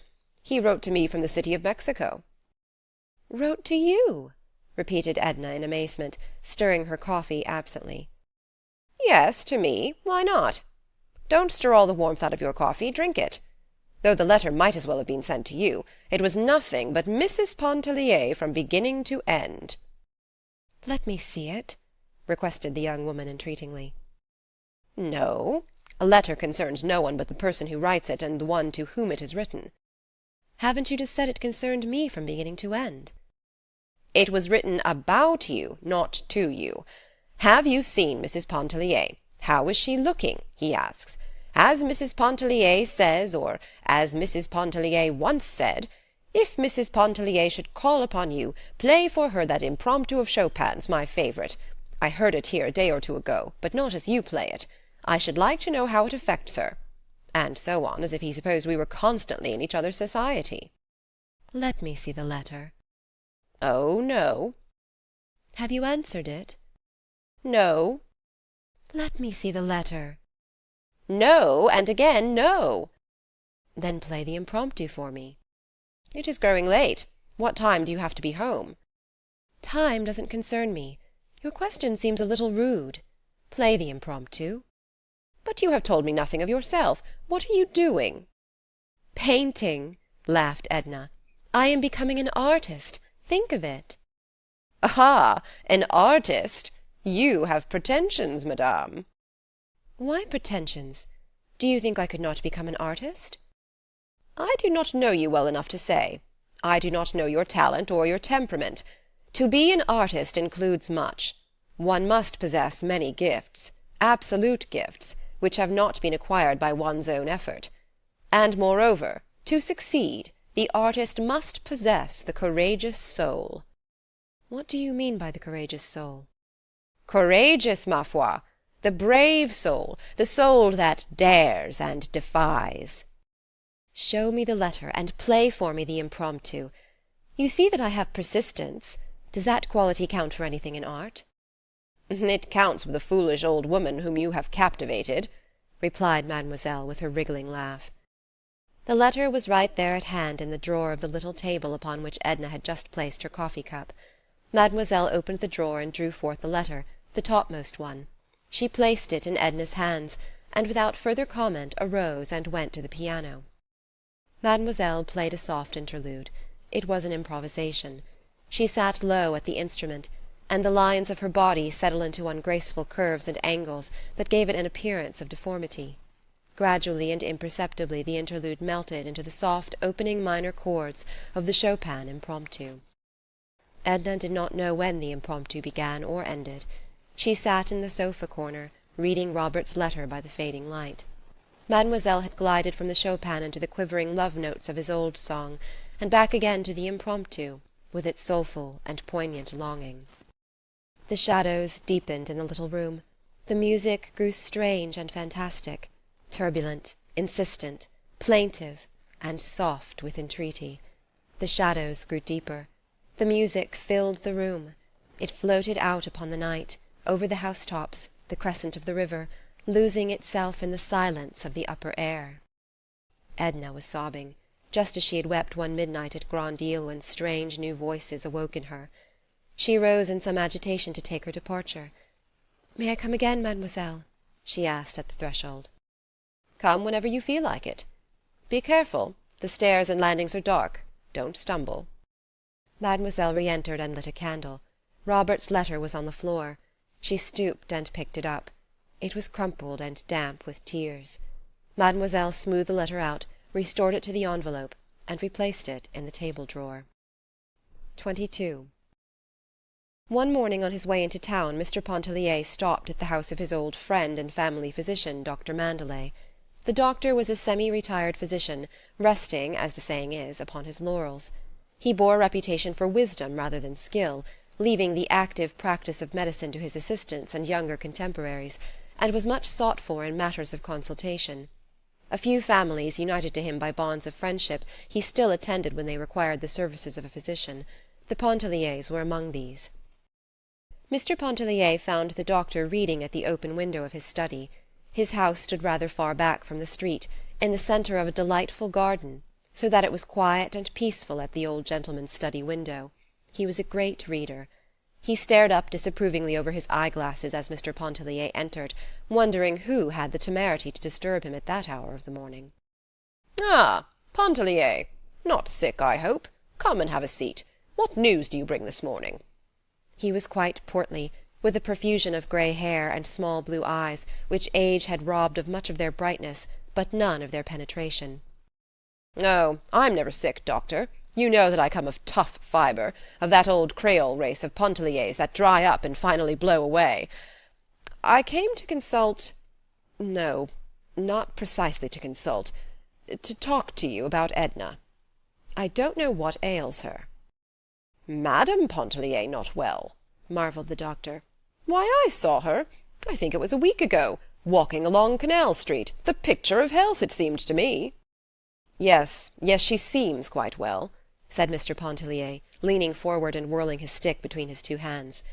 "But she doesn't act well. She's odd. She's not like herself. I can't make her out, and I thought perhaps you'd help me." "How does she act?" inquired the doctor. "Well, it isn't easy to explain," said Mr. Pontellier, throwing himself back in his chair. "She lets the housekeeping go to the dickens." "Well, well, women are not all alike, my dear Pontellier. We've got to consider—" "I know that. I told you I couldn't explain. Her whole attitude, toward me and everybody and everything, has changed. You know I have a quick temper, but I don't want to quarrel or be rude to a woman, especially my wife.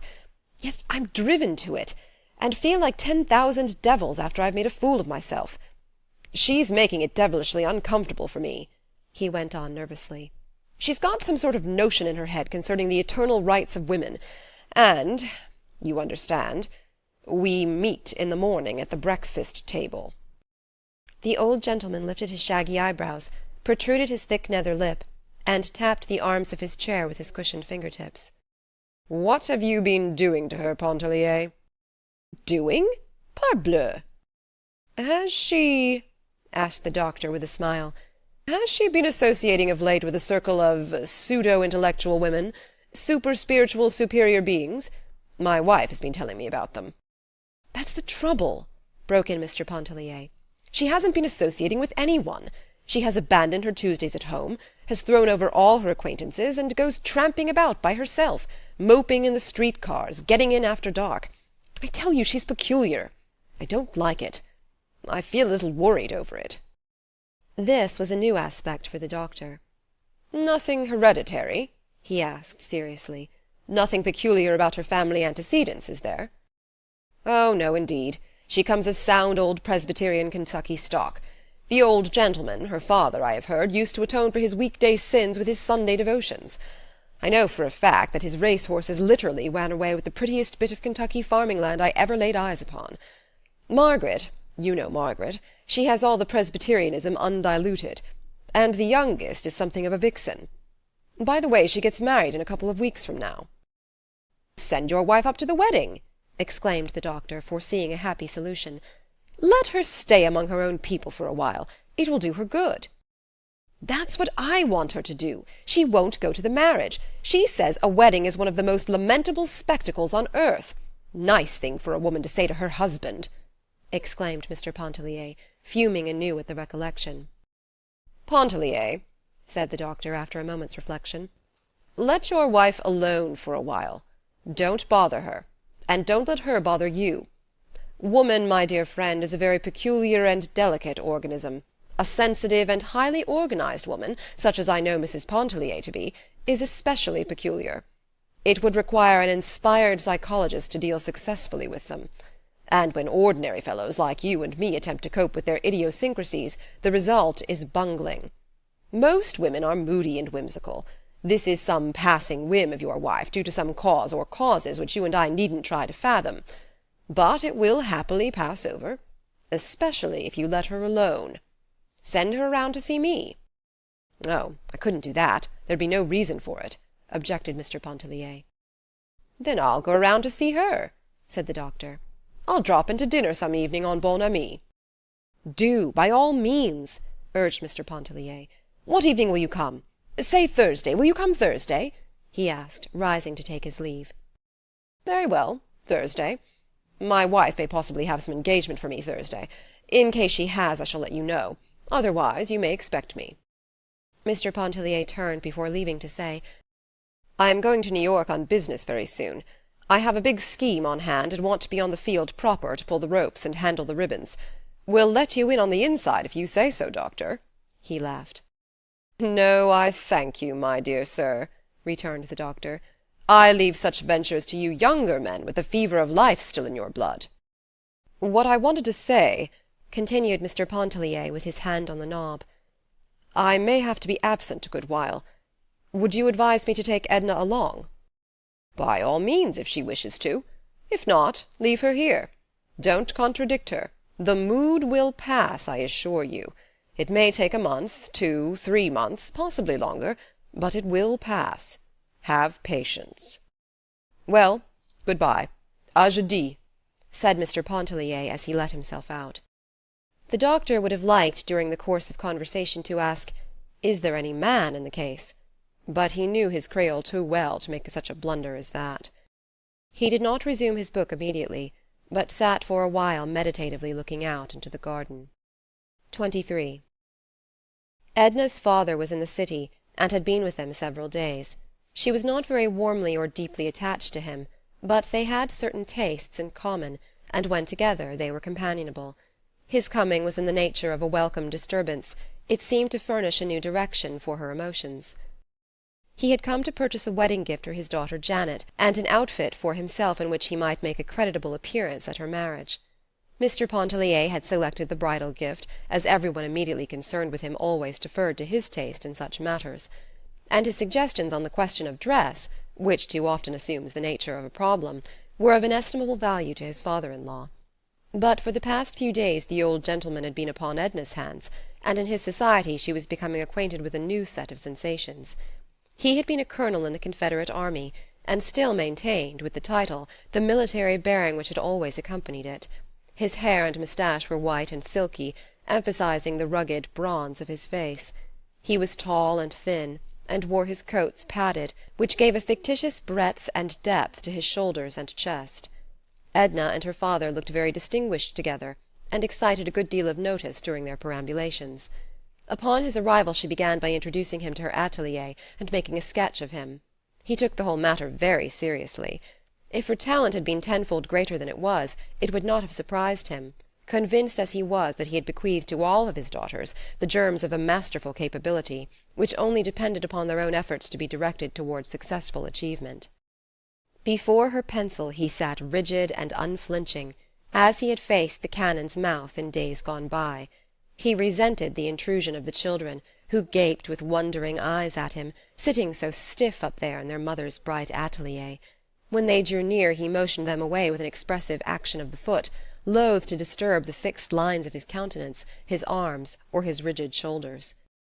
Edna, anxious to entertain him, invited Mademoiselle Reisz to meet him, having promised him a treat in her piano-playing, but Mademoiselle declined the invitation. So together they attended a soirée musicale at the Ratignolles. Monsieur and Madame Ratignolle made much of the Colonel, installing him as the guest of honour, and engaging him at once to dine with them the following Sunday, or any day which he might select. Madame coquetted him in the most captivating and naïve manner, with eyes, gestures, and a profusion of compliments, till the Colonel's old head felt 30 years younger on his padded shoulders. Edna marvelled, not comprehending. She herself was almost devoid of coquetry. There were 1 or 2 men whom she observed at the soirée musicale, but she would never have felt moved to any kittenish display to attract their notice, to any feline or feminine wiles to express herself toward them. Their personality attracted her in an agreeable way. Her fancy selected them, and she was glad when a lull in the music gave him an opportunity to meet her and talk with her. Often on the street the glance of strange eyes had lingered in her memory, and sometimes had disturbed her. Mr. Pontellier did not attend these soirées musicales. He considered them bourgeois, and found more diversion at the club. To Madame Ratignolle he said the music dispensed at her soirées was too heavy, too far beyond his untrained comprehension. His excuse flattered her, but she disapproved of Mr. Pontellier's club, and she was frank enough to tell Edna so. "It's a pity Mr. Pontellier doesn't stay home more in the evenings. I think he would be more, well, if you don't mind my saying it, more united if he did." "Oh dear, no," said Edna, with a blank look in her eyes. "What should I do if he stayed home? We shouldn't have anything to say to each other." She had not much of anything to say to her father, for that matter, but he did not antagonize her. She discovered that he interested her, though she realized that he might not interest her long, and for the first time in her life she felt as if she were thoroughly acquainted with him. He kept her busy serving him, administering to his wants. It amused her to do so. She would not permit a servant or one of the children to do anything for him which she might do herself. Her husband noticed, and thought it was the expression of a deep filial attachment, which he had never suspected. The Colonel drank numerous toddies during the course of the day, which left him, however, imperturbed. He was an expert at concocting strong drinks. He had even invented some, to which he had given fantastic names, and for whose manufacture he required diverse ingredients that it devolved upon Edna to procure for him. When Dr. Mandelet dined with the Pontelliers on Thursday, he could discern in Mrs. Pontellier no trace of that morbid condition which her husband had reported to him. She was excited, and in a manner radiant. She and her father had been to the race-course, and their thoughts, when they seated themselves at table, were still occupied with the events of the afternoon, and their talk was still of the track.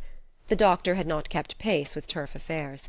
He had certain recollections of racing in what he called the good old times, when the Lecomte stables flourished, and he drew upon this fund of memory so that he might not be left out and seem wholly devoid of the modern spirit. But he failed to impose upon the Colonel, and was even far from impressing him with this trumped-up knowledge of bygone days. Edna had staked her father on this last venture, with the most gratifying results to both of them. Besides, they had met some very charming people, according to the Colonel's impressions.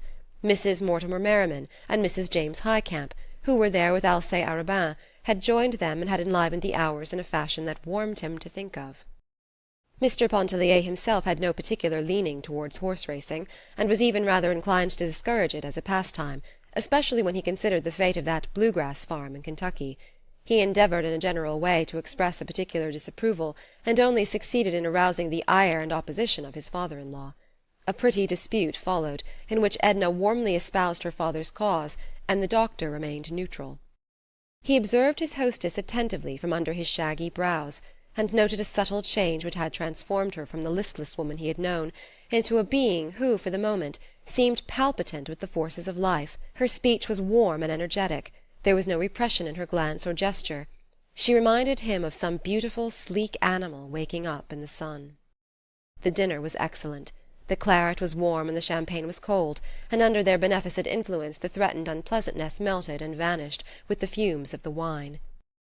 Mr. Pontellier warmed up and grew reminiscent.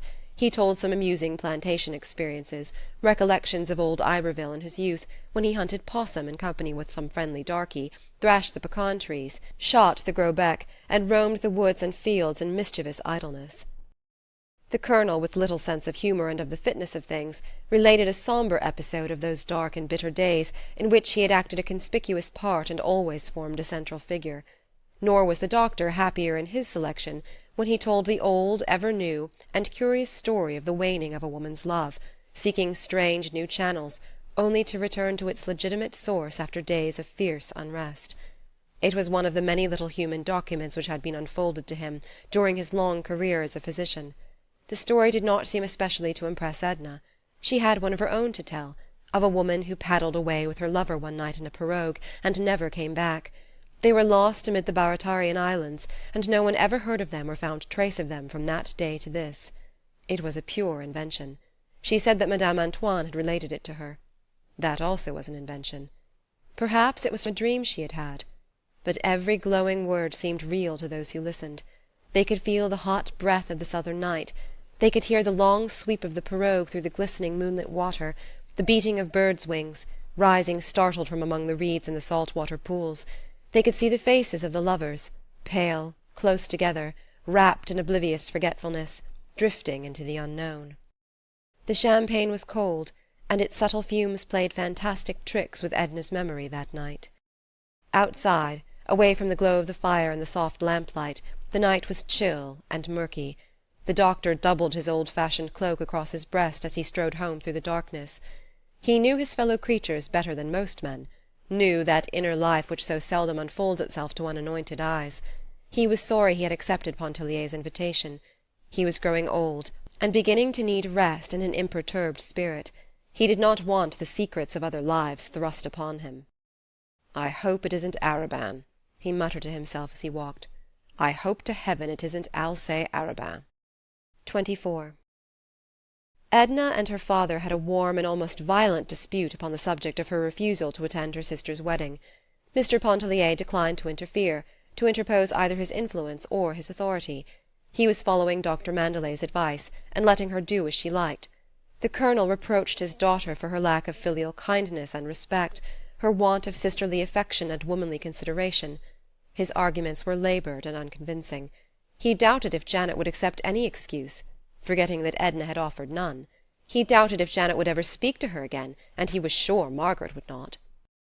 Edna was glad to be rid of her father when he finally took himself off, with his wedding garments and his bridal gifts, with his padded shoulders, his Bible reading, his toddies and ponderous oaths. Mr. Pontellier followed him closely. He meant to stop at the wedding on his way to New York, and endeavour by every means which money and love could devise to atone somewhat for Edna's incomprehensible action. "You are too lenient by far, Léonce," asserted the Colonel. "Authority, coercion are what is needed. Put your foot down good and hard. The only way to manage a wife. Take my word for it." The Colonel was perhaps unaware that he had coerced his own wife into her grave. Mr. Pontellier had a vague suspicion of it, which he thought it needless to mention at that late day. Edna was not so consciously gratified at her husband's leaving home as she had been over the departure of her father. As the day approached when he was to leave her for a comparatively long stay, she grew melting and affectionate, remembering his many acts of consideration and his repeated expressions of an ardent attachment. She was solicitous about his health and his welfare. She bustled around, looking after his clothing, thinking about heavy underwear, quite as Madame Ratignolle would have done under similar circumstances. She cried when he went away, calling him her dear good friend, and she was quite certain she would grow lonely before very long, and go to join him in New York. But, after all, a radiant peace settled upon her when she at last found herself alone. Even the children were gone. Old Madame Pontellier had come herself and carried them off to Iberville with their quadroon. The old Madame did not venture to say she was afraid they would be neglected during Léonce's absence. She hardly ventured to think so. She was hungry for them, even a little fierce in her attachment. She did not want them to be wholly children of the pavement, she always said when begging to have them for a space. She wished them to know the country, with its streams, its fields, its freedom, so delicious to the young. She wished them to taste something of the life their father had lived and known and loved when he too was a little child. When Edna was at last alone, she breathed a big, genuine sigh of relief. A feeling that was unfamiliar, but very delicious, came over her. She walked all through the house, from one room to another, as if inspecting it for the first time. She tried the various chairs and lounges, as if she had never sat and reclined upon them before. And she perambulated around the side of the house, investigating, looking to see if windows and shutters were secure and in order. The flowers were like new acquaintances. She approached them in a familiar spirit, and made herself at home among them. The garden walks were damp, and Edna called to the maid to bring out her rubber sandals. And there she stayed, and stooped, digging around the plants, trimming, picking dead, dry leaves. The children's little dog came out, interfering, getting in her way. She scolded him, laughed at him, played with him. The garden smelled so good and looked so pretty in the afternoon sunlight. Edna plucked all the bright flowers she could find, and went into the house with them, she and the little dog. Even the kitchen assumed a sudden interesting character which she had never before perceived. She went in to give directions to the cook, to say that the butcher would have to bring less meat, that they would require only half their usual quantity of bread, of milk and groceries. She told the cook that she herself would be greatly occupied during Mr. Pontellier's absence, and begged her to take all thought and responsibility of the larder upon her own shoulders. That night Edna dined alone. The candelabra, with a few candles in the centre of the table, gave all the light she needed. Outside the circle of light in which she sat, the large dining-room looked solemn and shadowy.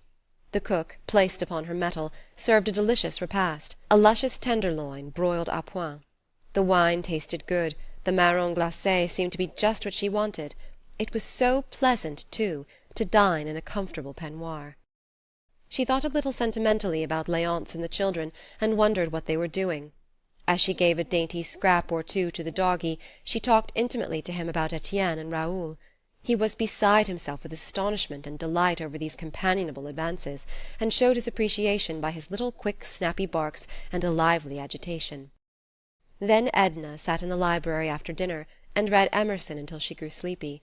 She realized that she had neglected her reading, and determined to start anew upon a course of improving studies, now that her time was completely her own to do with as she liked. After a refreshing bath, Edna went to bed. As she snuggled comfortably beneath the eiderdown, a sense of restfulness invaded her, such as she had not known before. 25. When the weather was dark and cloudy, Edna could not work. She needed the sun to mellow and temper her mood to the sticking point. She had reached a stage when she seemed to be no longer feeling her way, working, when in the humour, with sureness and ease. And being devoid of ambition, and striving not toward accomplishment, she drew satisfaction from the work in itself.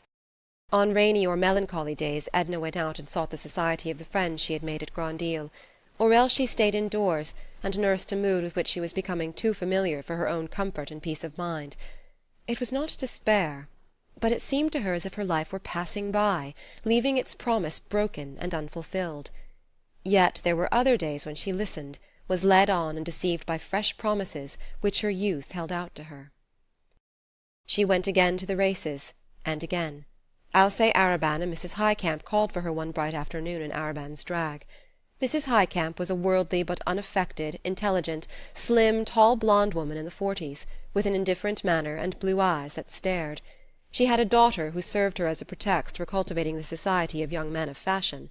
Alcée Arobin was one of them. He was a familiar figure at the racecourse, the opera, the fashionable clubs. There was a perpetual smile in his eyes, which seldom failed to awaken a corresponding cheerfulness in anyone who looked into them and listened to his good-humoured voice. His manner was quiet, and at times a little insolent.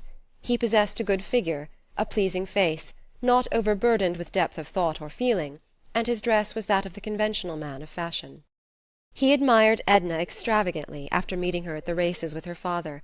He had met her before on other occasions, but she had seemed to him unapproachable until that day. It was at his instigation that Mrs. Highcamp called to ask her to go with them to the Jockey Club to witness the turf event of the season. There were possibly a few trackmen out there who knew the racehorse as well as Edna, but there certainly was none who knew it better. She sat between her two companions as one having authority to speak. She laughed at Arobin's pretensions, and deplored Mrs. Highcamp's ignorance. The racehorse was a friend and intimate associate of her childhood. The atmosphere of the stables and the breath of the bluegrass paddock revived in her memory and lingered in her nostrils. She did not perceive that she was talking like her father as the sleek geldings ambled in review before them.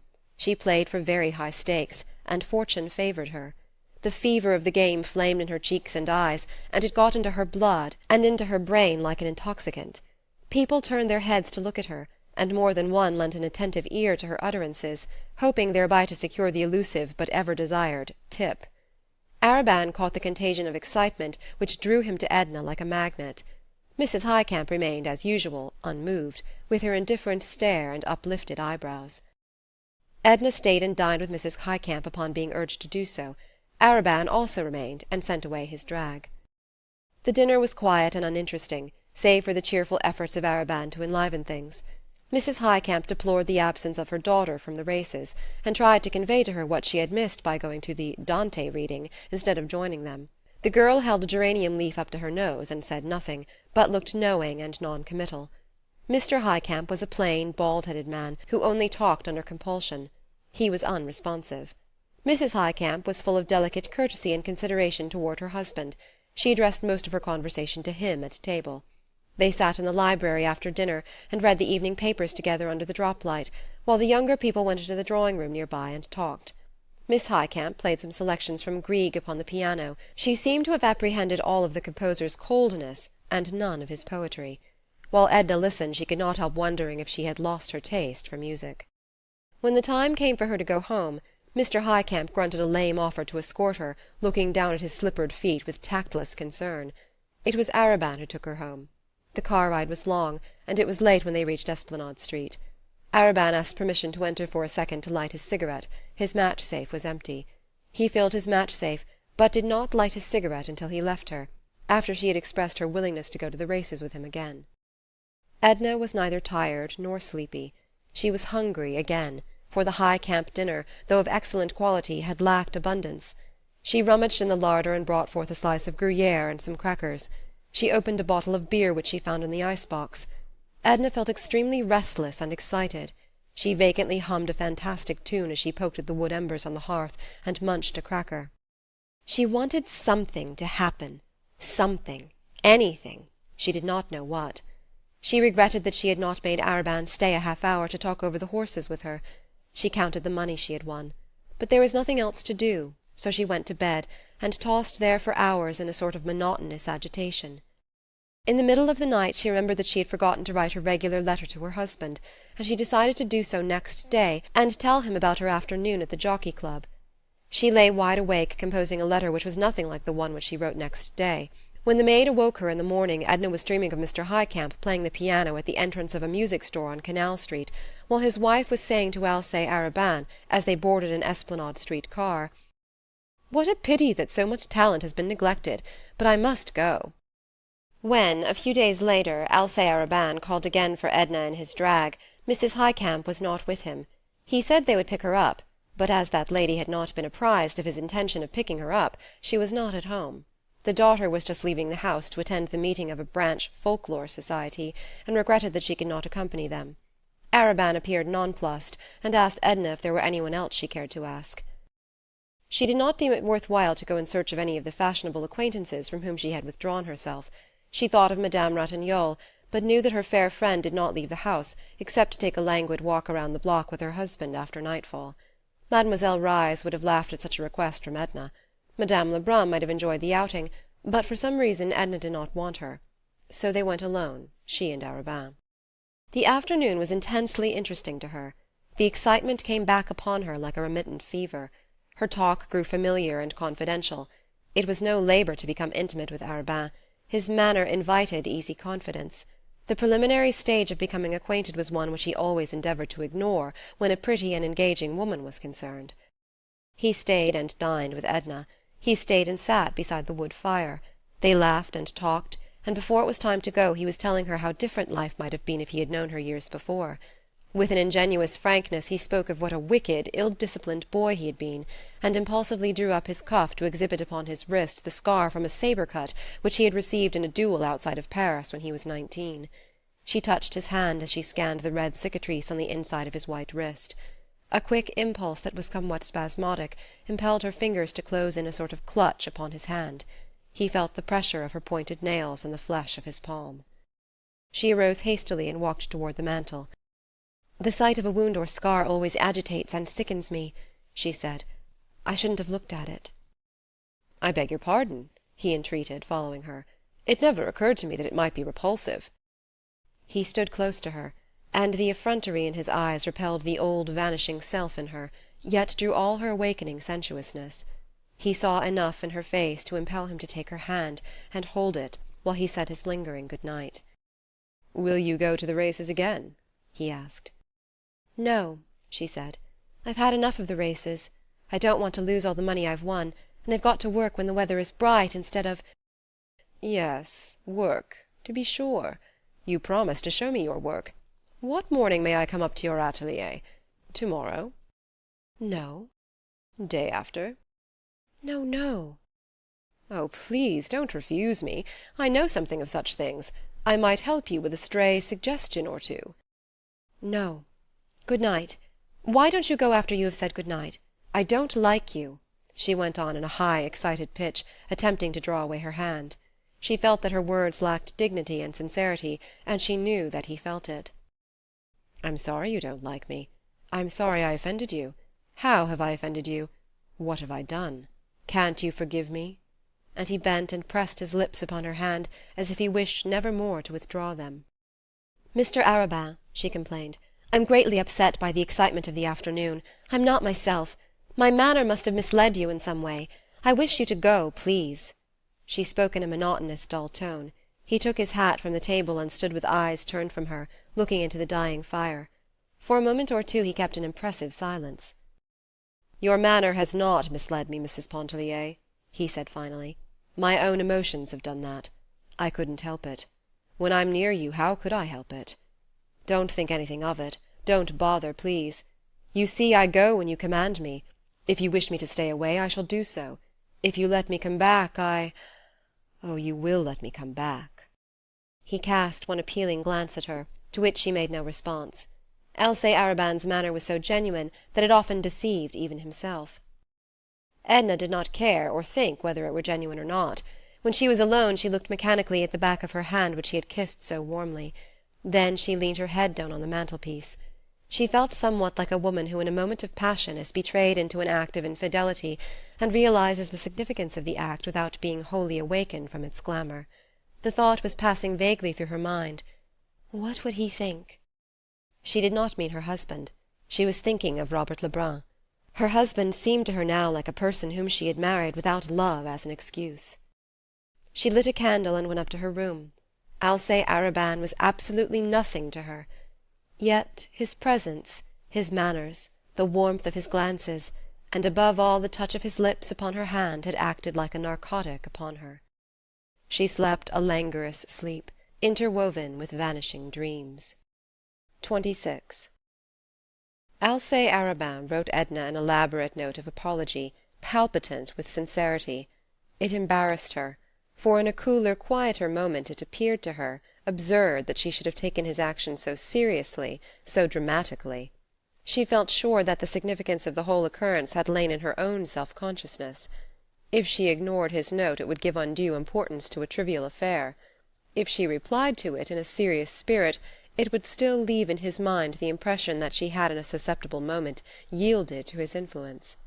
After all, it was no great matter to have one's hand kissed. She was provoked at his having written the apology. She answered in as light and bantering a spirit as she fancied it deserved, and said she would be glad to have him look in upon her at work whenever he felt the inclination, and his business gave him the opportunity. He responded at once by presenting himself at her home with all his disarming naivete. And then there was scarcely a day which followed that she did not see him or was not reminded of him. He was prolific in pretexts. His attitude became one of good-humoured subservience and tacit adoration. He was ready at all times to submit to her moods, which were as often kind as they were cold. She grew accustomed to him. They became intimate and friendly by imperceptible degrees, and then by leaps. He sometimes talked in a way that astonished her at first, and brought the crimson into her face, in a way that pleased her at last, appealing to the animalism that stirred impatiently within her. There was nothing which so quieted the turmoil of Edna's senses as a visit to Mademoiselle Reisz. It was then, in the presence of that personality which was offensive to her, that the woman, by her divine art, seemed to reach Edna's spirit and set it free. It was misty, with heavy, lowering atmosphere one afternoon, when Edna climbed the stairs to the pianist's apartments under the roof. Her clothes were dripping with moisture.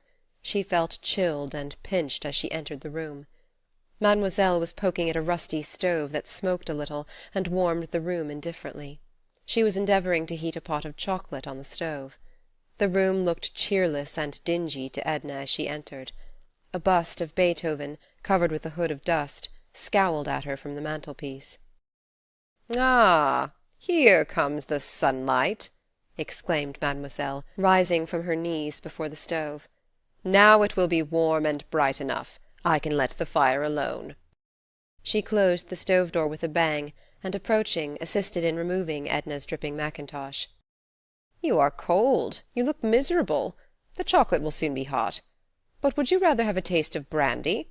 I've scarcely touched the bottle which you brought me for my cold." A piece of red flannel was wrapped around mademoiselle's throat. A stiff neck compelled her to hold her head on one side. "I will take some brandy," said Edna, shivering as she removed her gloves and overshoes. She drank the liquor from the glass as a man would have done. Then, flinging herself upon the uncomfortable sofa, she said, "Mademoiselle, I am going to move away from my house on Esplanade Street." "Ah!"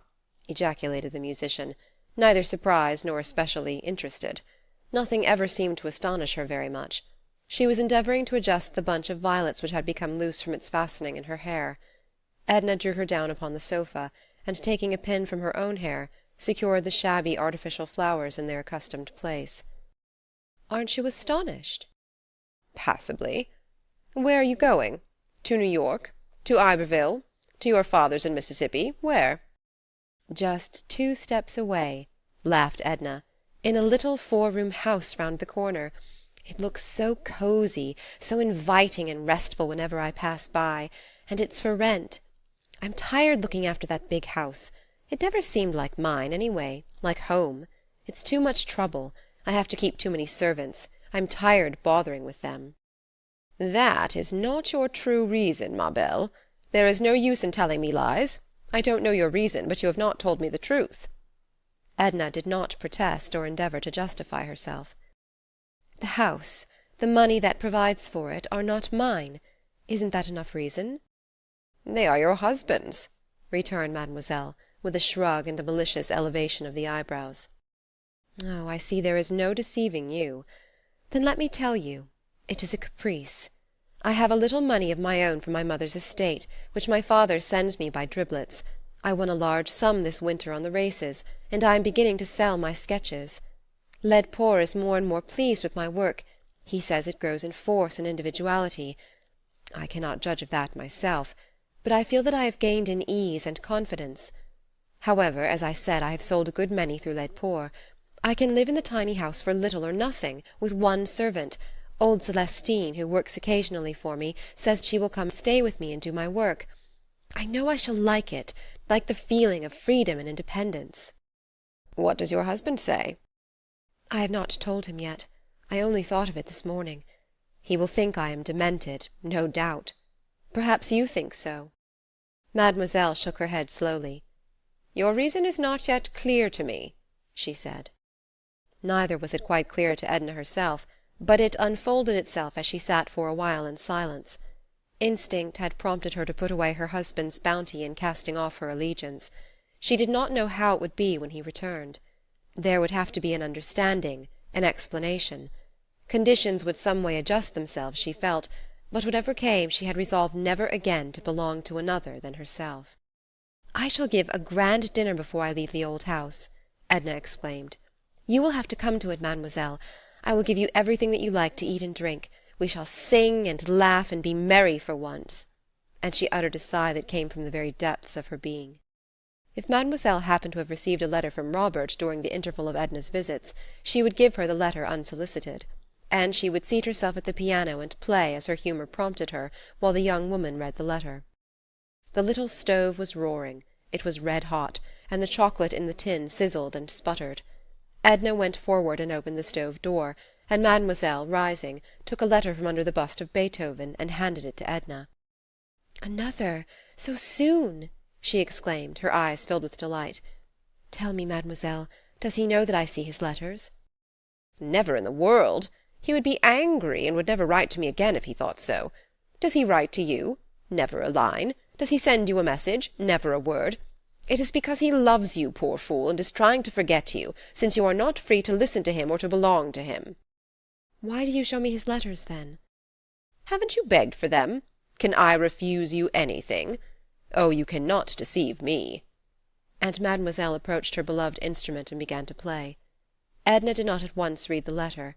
She sat holding it in her hand, while the music penetrated her whole being like an effulgence, warming and brightening the dark places of her soul. It prepared her for joy and exultation. "Oh!" she exclaimed, letting the letter fall to the floor. "Why did you not tell me?" She went and grasped mademoiselle's hands up from the keys. "Oh, unkind, malicious! Why did you not tell me?" That he was coming back? No great news, ma foi. I wonder he did not come long ago."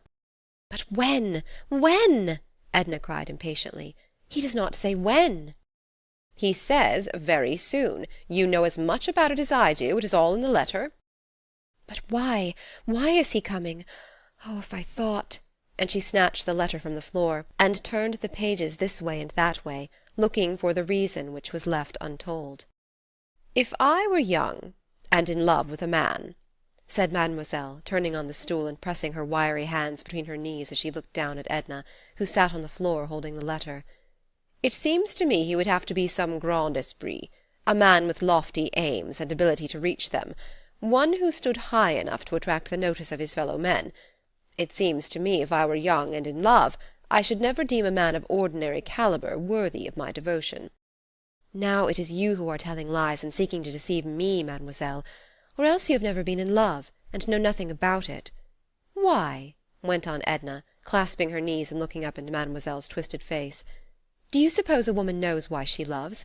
Does she select? Does she say to herself, 'Go to, here is a distinguished statesman with presidential possibilities, I shall proceed to fall in love with him'? Or, 'I shall set my heart upon this musician, whose fame is on every tongue'? Or, 'this financier, who controls the world's money markets'?" "You are purposely misunderstanding me, ma reine. Are you in love with Robert?" "Yes," said Edna. It was the first time she had admitted it, and a glow overspread her face, blotching it with red spots. "Why?" asked her companion. "Why do you love him, when you ought not to?" Edna, with a motion or two, dragged herself on her knees before Mademoiselle Reisz, who took the glowing face between her two hands. "Why? Because his hair is brown and grows away from his temples, because he opens and shuts his eyes, and his nose is a little out of drawing, because he has 2 lips and a square chin, and a little finger which he can't straighten from having played baseball too energetically in his youth, because—" "Because you do, in short," laughed Mademoiselle. "What will you do when he comes back?" she asked. "Do? Nothing, except feel glad and happy to be alive." She was already glad and happy to be alive at the mere thought of his return. The murky, lowering sky, which had depressed her a few hours before, seemed bracing and invigorating as she splashed through the streets on her way home. She stopped at a confectioner's and ordered a huge box of bonbons for the children in Iberville. She slipped a card in the box, on which she scribbled a tender message, and sent an abundance of kisses. Before dinner in the evening Edna wrote a charming letter to her husband, telling him of her intention to move for a while into the little house around the block, and to give a farewell dinner before leaving, regretting that he was not there to share it, to help out with the menu and assist her in entertaining the guests. Her letter was brilliant and brimming with cheerfulness. 27. "What is the matter with you?" asked Arobin that evening. "I never found you in such a happy mood." Edna was tired by that time, and was reclining on the lounge before the fire. "Don't you know the weather prophet has told us we shall see the sun pretty soon?" "Well, that ought to be reason enough," he acquiesced. "You wouldn't give me another if I sat here all night imploring you." He sat close to her on a low tabouret, and as he spoke his fingers lightly touched the hair that fell a little over her forehead. She liked the touch of his fingers through her hair, and closed her eyes sensitively. "One of these days," she said, "I'm going to pull myself together for a while and think, try to determine what character of a woman I am.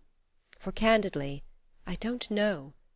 By all the codes which I am acquainted with, I am a devilishly wicked specimen of the sex.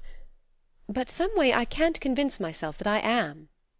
I must think about it." "Don't. What's the use? Why should you bother thinking about it when I can tell you what manner of woman you are?" His fingers strayed occasionally down to her warm smooth cheeks and firm chin, which was growing a little full and double. "Oh, yes, you will tell me that I am adorable, everything that is captivating. Spare yourself the effort."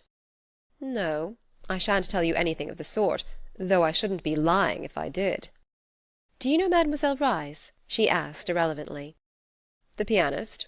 I know her by sight. I've heard her play." "She says queer things sometimes in a bantering way that you don't notice at the time, and you find yourself thinking about afterward." "For instance?" "Well, for instance, When I left her to-day, she put her arms around me and felt my shoulder-blades, to see if my wings were strong, she said. The bird that would soar above the level plain of tradition and prejudice must have strong wings. It is a sad spectacle to see the weaklings, bruised, exhausted, fluttering back to earth. Whither would you soar? I'm not thinking of any extraordinary flights. I only half comprehend her. I've heard she's partially demented, said Arobin. She seems to me wonderfully sane, Edna replied. I'm told she's extremely disagreeable and unpleasant. Why have you introduced her at a moment when I desired to talk of you? Oh, talk of me if you like, cried Edna, clasping her hands beneath her head. But let me think of something else while you do. I'm jealous of your thoughts tonight. They're making you a little kinder than usual. But some way I feel as if they were wandering, as if they were not here with me. She only looked at him and smiled.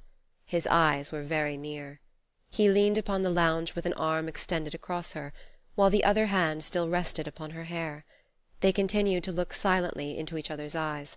When he leaned forward and kissed her, she clasped his head, holding his lips to hers. It was the first kiss of her life to which her nature had really responded.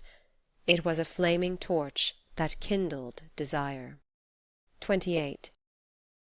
Edna cried a little that night after Arobin left her. It was only one phase of the multitudinous emotions which had assailed her. There was with her an overwhelming feeling of irresponsibility. There was the shock of the unexpected and the unaccustomed. There was her husband's reproach looking at her from the external things around her which he had provided for her external existence.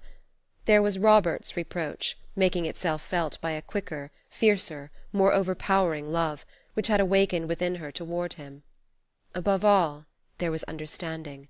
She felt as if a mist had been lifted from her eyes, enabling her to look upon and comprehend the significance of life, that monster made up of beauty and brutality. But among the conflicting sensations which assailed her, there was neither shame nor remorse.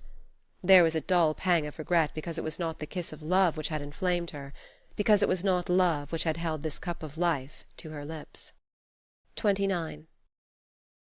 Without even waiting for an answer from her husband regarding his opinion or wishes in the matter, Edna hastened her preparations for quitting her home on Esplanade Street, and moving into the little house around the block.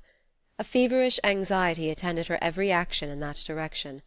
There was no moment of deliberation, no interval of repose between the thought and its fulfilment. Early upon the morning following those hours passed in Arobin's society, Edna set about securing her new abode, and hurrying her arrangements for occupying it.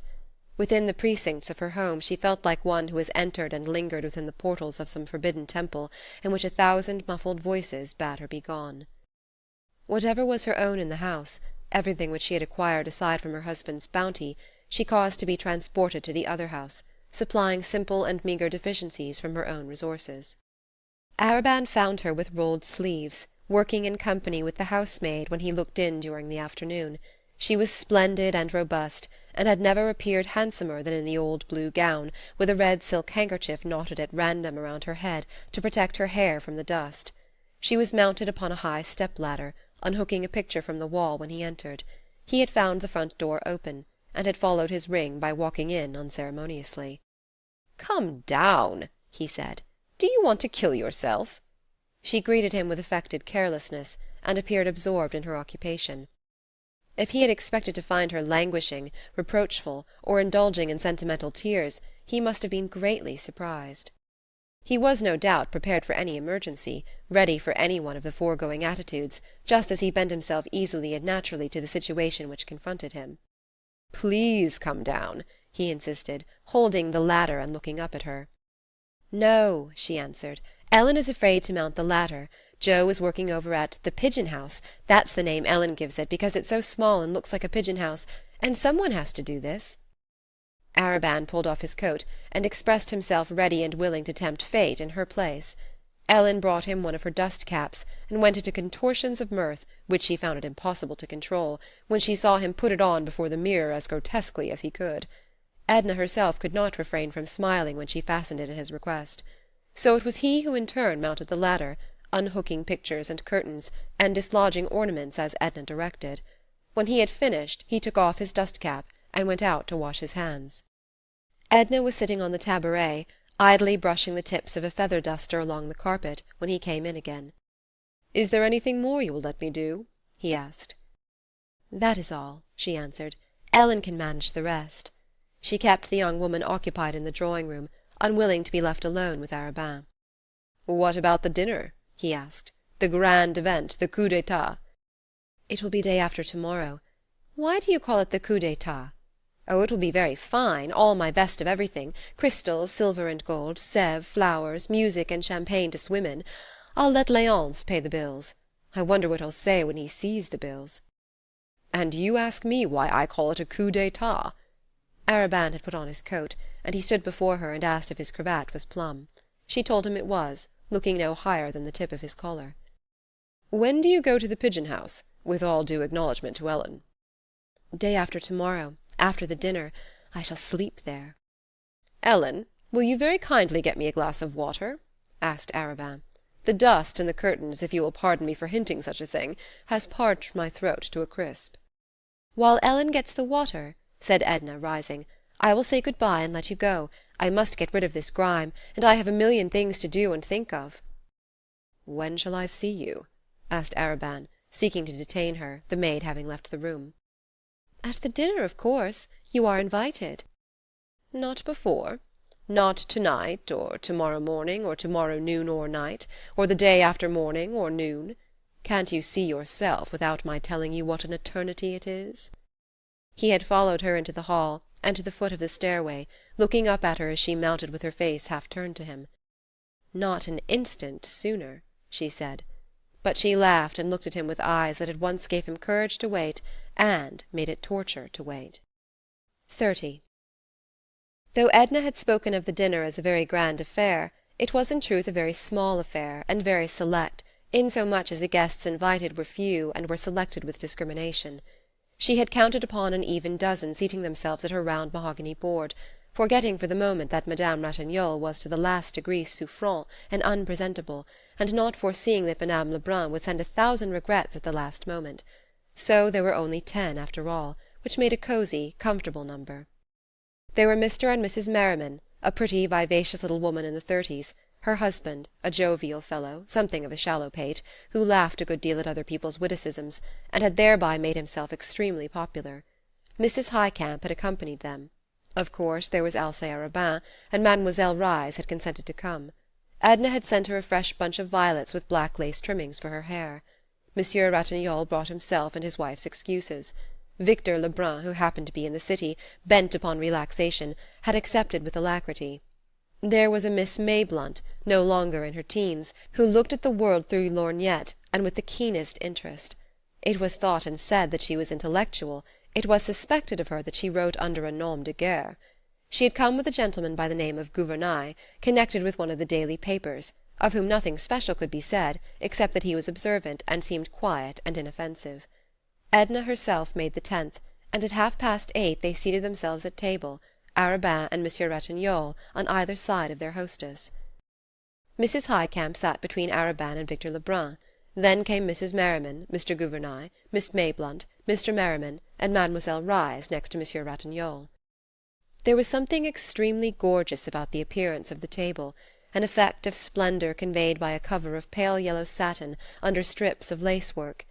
There were wax candles, in massive brass candelabra, burning softly under yellow silk shades. Full, fragrant roses, yellow and red, abounded.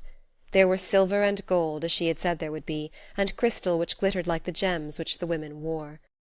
The ordinary stiff dining chairs had been discarded for the occasion, and replaced by the most commodious and luxurious which could be collected throughout the house. Mademoiselle Reisz, being exceedingly diminutive, was elevated upon cushions, as small children are sometimes hoisted at table upon bulky volumes. "Something new, Edna?" exclaimed Miss Mayblunt, with lorgnette directed toward a magnificent cluster of diamonds that sparkled, that almost sputtered, in Edna's hair, just over the centre of her forehead. "Quite new, brand new, in fact. A present from my husband. It arrived this morning from New York. I may as well admit that this is my birthday, and that I am 29. In good time I expect you to drink my health. Meanwhile, I shall ask you to begin with this cocktail, composed Would you say composed?" with an appeal to Miss Mayblunt. "Composed by my father in honour of Sister Janet's wedding." Before each guest stood a tiny glass that looked and sparkled like a garnet gem. "Then all things considered," spoke Arobin, "it might not be amiss to start out by drinking the Colonel's health in the cocktail which he composed, on the birthday of the most charming of women, the daughter whom he invented." Mr. Merriman's laugh at this sally was such a genuine outburst, and so contagious, that it started the dinner with an agreeable swing that never slackened. Miss Mayblunt begged to be allowed to keep her cocktail untouched before her, just to look at. The colour was marvellous.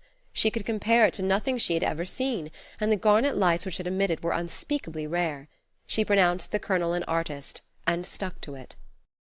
Monsieur Ratignolle was prepared to take things seriously, the mets, the entremets, the service, the decorations, even the people. He looked up from his pompano and inquired of Arobin if he were related to the gentleman of that name who formed one of the firm of Laitner and Arobin, lawyers. The young man admitted that Laitner was a warm personal friend, who permitted Arobin's name to decorate the firm's letterheads and to appear upon a shingle that graced Perdido Street. "There are so many inquisitive people and institutions abounding," said Arobin, "that one is really forced as a matter of convenience these days to assume the virtue of an occupation if he has it not." Monsieur Ratignolle stared a little, and turned to ask Mademoiselle Reisz if she considered the symphony concerts up to the standard which had been set the previous year. Mademoiselle Reisz answered Monsieur Ratignolle in French, which Edna thought a little rude under the circumstances, but characteristic. Mademoiselle had only disagreeable things to say of the symphony concerts, and insulting remarks to make of all the musicians of New Orleans, singly and collectively. All her interest seemed to be centred upon the delicacies placed before her. Mr. Merriman said that Mr. Arobin's remark about inquisitive people reminded him of a man from Waco the other day at the St. Charles Hotel, but as Mr. Merriman's stories were always lame and lacking point, his wife seldom permitted him to complete them. She interrupted him to ask if he remembered the name of the author whose book she had bought the week before, to send to a friend in Geneva.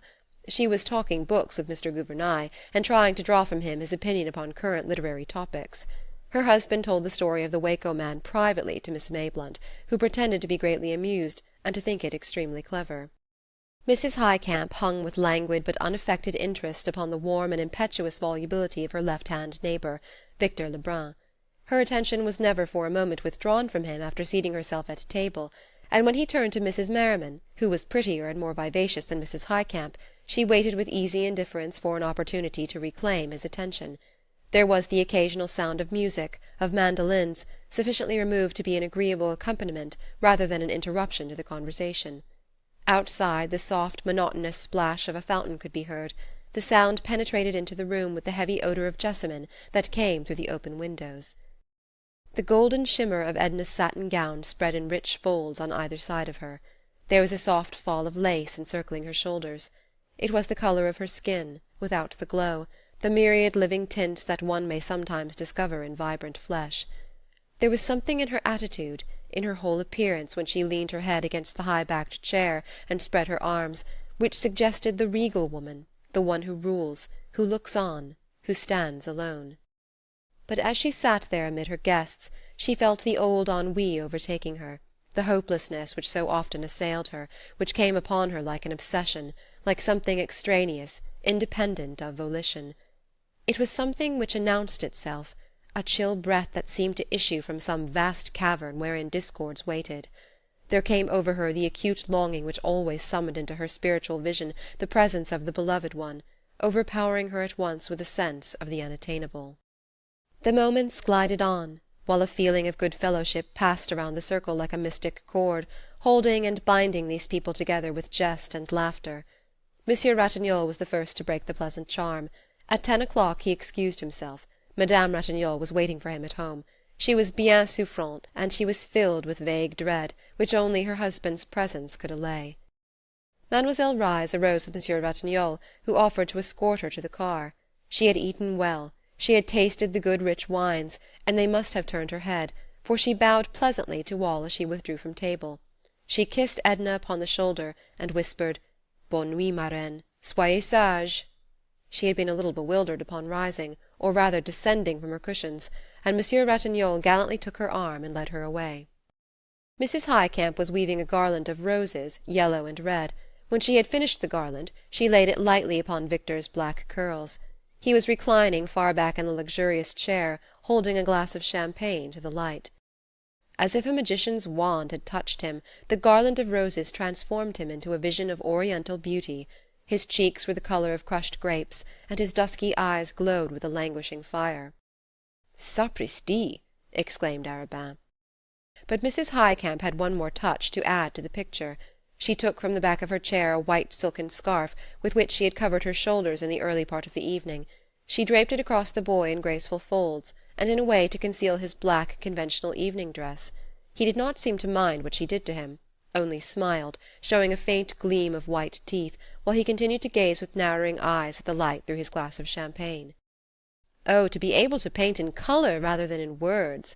exclaimed Miss Mayblunt, losing herself in a rhapsodic dream as she looked at him. "There was a graven image of desire painted with red blood on a ground of gold," murmured Gouvernail, under his breath. The effect of the wine upon Victor was to change his accustomed volubility into silence. He seemed to have abandoned himself to a reverie, and to be seeing pleasing visions in the amber bead. "Sing," entreated Mrs. Highcamp. "Won't you sing to us?" "Let him alone," said Arobin. "He's posing," offered Mr. Merriman. "Let him have it out." "I believe he's paralyzed," laughed Mrs. Merriman, and leaning over the youth's chair she took the glass from his hand and held it to his lips. He sipped the wine slowly, and when he had drained the glass she laid it upon the table and wiped his lips with her little filmy handkerchief. "Yes, I'll sing for you," he said, turning in his chair toward Mrs. Highcamp. He clasped his hands behind his head, and looking up at the ceiling began to hum a little, trying his voice like a musician tuning an instrument. Then, looking at Edna, he began to sing. "Ah, si tu savais." "Stop!" she cried. "Don't sing that! I don't want you to sing it!" And she laid her glass so impetuously and blindly upon the table as to shatter it against a carafe. The wine spilled over Arobin's legs and some of it trickled down upon Mrs. Highcamp's black gauze gown. Victor had lost all idea of courtesy, or else he thought his hostess was not in earnest, for he laughed and went on. "Ah, si tu savais ce que tes yeux me disent." "Oh, you mustn't!" exclaimed Edna, and pushing back her chair she got up, and going behind him placed her hand over his mouth. He kissed the soft palm that pressed upon his lips. "No, no, I won't, Mrs. Pontellier. I didn't know you meant it," looking up at her with caressing eyes. The touch of his lips was like a pleasing sting to her hand. She lifted the garland of roses from his head and flung it across the room. "Come, Victor, you've posed long enough. Give Mrs. Highcamp her scarf." Mrs. Highcamp undraped the scarf from about him with her own hands. Miss Mayblunt and Mr. Gouvernail suddenly conceived the notion that it was time to say good night, and Mr. and Mrs. Merriman wondered how it could be so late. Before parting from Victor, Mrs. Highcamp invited him to call upon her daughter, who she knew would be charmed to meet him and talk French and sing French songs with him.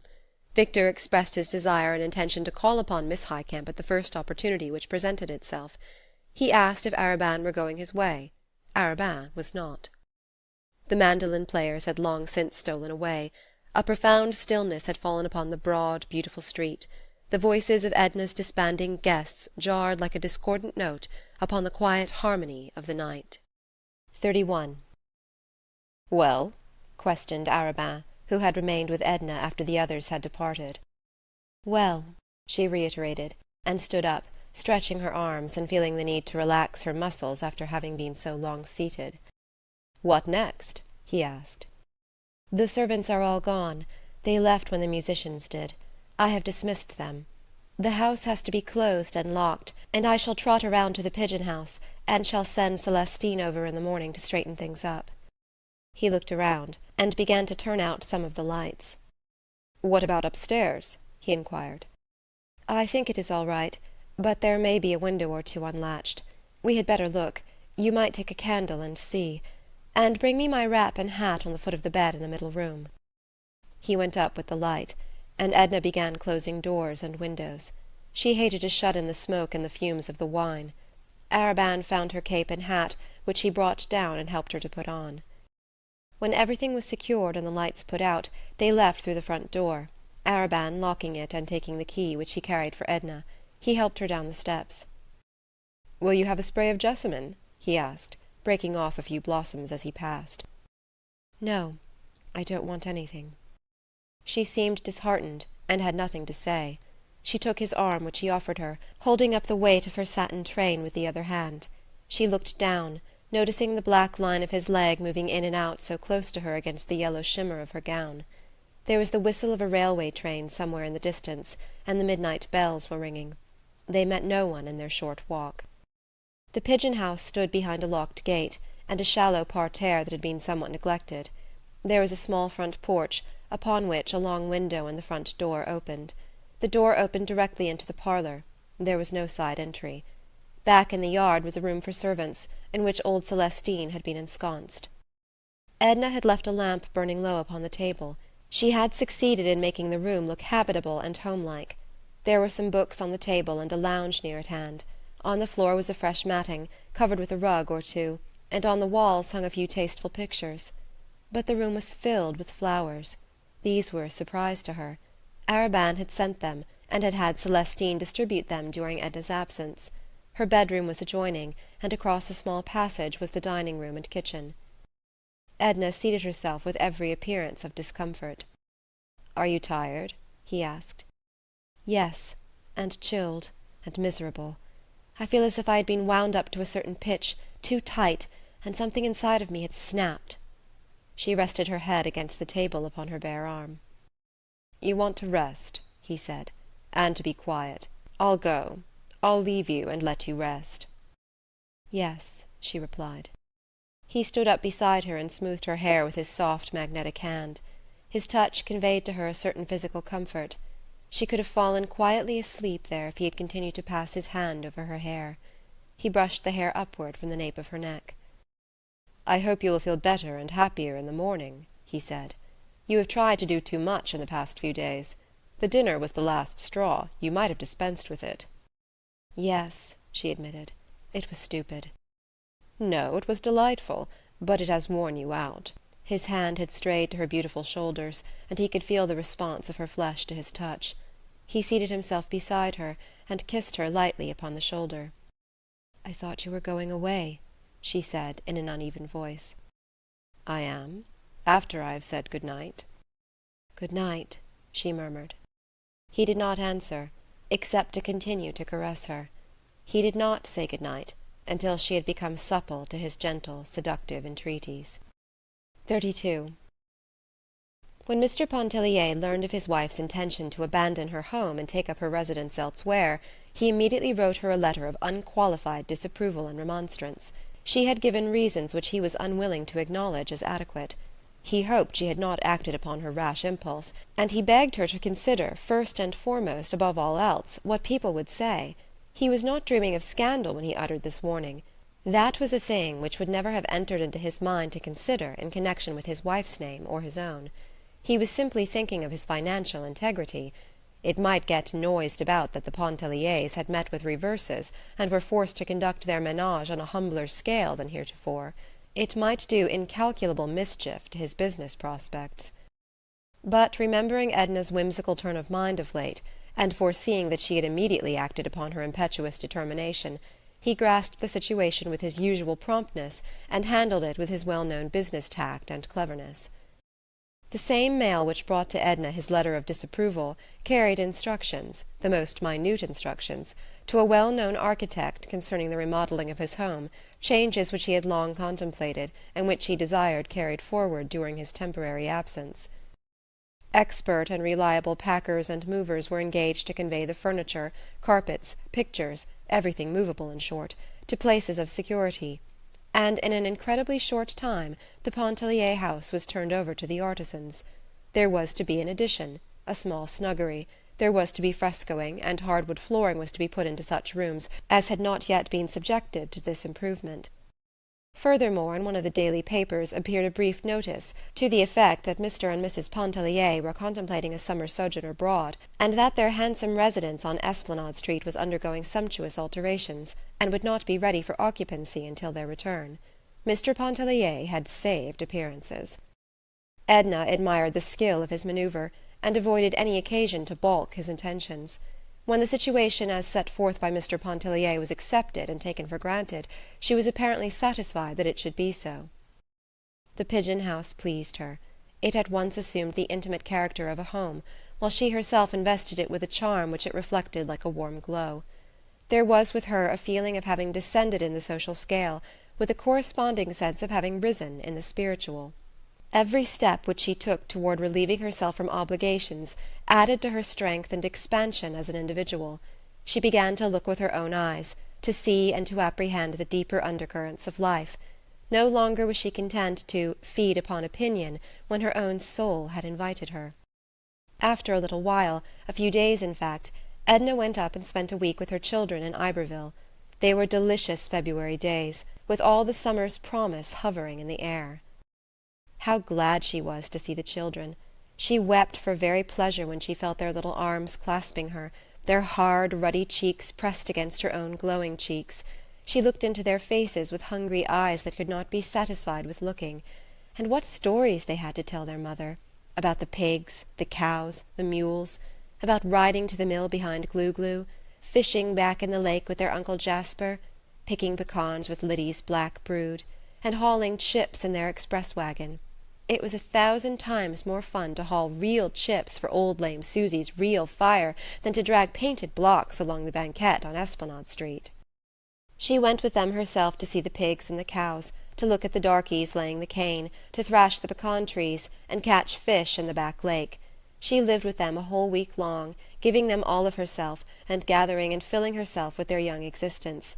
They listened, breathless, when she told them the house in Esplanade Street was crowded with workmen, hammering, nailing, sawing, and filling the place with clatter.